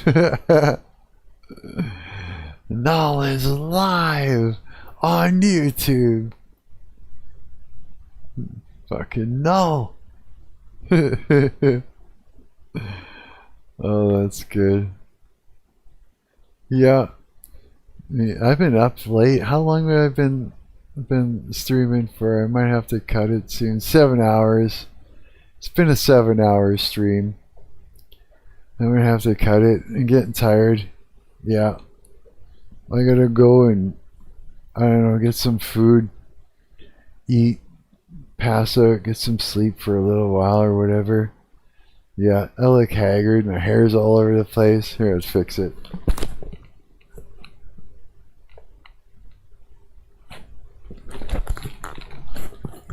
There. It's not so bad now. But yeah. Go get some rest and all the shit and things. Yeah. But yeah, coward and pre-posterone, that's you know, that's kind of the challenge there that I'm facing. And you know, it's like you got to take care of yourself, right? You subscribed. Ah, thanks, buddy. Well, I'll be on again tomorrow or tonight. Yeah, I usually start like midnight. I usually do this whole long, all-night bullshit thing. Yeah, sometimes I start earlier. Usually I leave that period of time for Coward here, for his streams, and sometimes and Justin, they do their stream around 8 o'clock and that. You're from India? No way. Ah, that's awesome, dude. India's cool. Yeah, absolutely. One of my pastors is Indian. Yeah. And he's just wonderful. Yeah. I have like 3 pastors at that church, white one, an Indian one, and I can't remember what the other guy is. But it's like, because it's like one of those churches where there's like, it's like a lot of people that come overseas and stuff like that. You know, immigrants. You know, people immigrating to Canada. And so there's like a whole, like all these different languages everybody speaks and that. Yeah, it's kind of nice. It's like at the beginning of, or in the sermon there, that they'll be like, you know, they get everybody to kind of stand up and shake each other's hands and stuff. And so you'll end up learning a new word for hello or for a greeting, you know, in a different language. And everybody shakes each other's hand and they do the greeting. And it's just pretty cool, yeah. Yeah. But yeah, man, it's like Canada's awesome. It's like total melting pot over here. Yeah, it's cool. I like that about Canada. Yeah, absolutely. So yeah, how's it going over in India? What's the weather like there right now? Kerala is good, but try to visit Sikkim and northeast India. Yeah, it's nice there. What's the weather like there right now? Is it just hot as balls, or I imagine it's just like super warm weather. In the winter over here, I'll be just like, you're so lucky out there. Yeah, it gets so cold out here in the winter. It's like brutal cold. Yeah. Summer's not bad. Summer it gets pretty hot. Yeah. But winter is brutal. Monsoon is coming here in India. Really? No way. Oh, buddy. Yeah, Eddie, you're gonna... Hey, wait, I think I've got you on Instagram, don't I? I think so. Well, I can only see... I'm looking at your icon and it looks familiar. I think I've seen you on Instagram. I think I even have you in my my DMs, I think. I think so. I think I've talked to you before, haven't I? Maybe not. Maybe not. Again, like I mean, your icon is like super small on my chat, so but it just looks familiar. The yellow and kind of the way you're standing and stuff, and yeah. St. Thomas went to Kerala in India. Really? No way. Yeah, dude. Okay, I better go, you guys. It's 8 o'clock. I'll see you guys later on tonight, okay? That sound good? Come see me tonight. Let's hang out. Let's talk. And I'll fill you in on what happens today. I'll keep you guys up to date on these issues that I'm dealing with. That sound good? Yeah? Okay, good. Alright, you guys. I'm Mark. I'm your parasocial friend on the internet.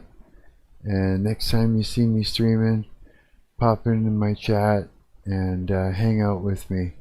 And we'll have a good time. Yeah, this has been a 7 hour and 8 minute stream. And we're going to do another one. Probably midnight I'll go on or something like that.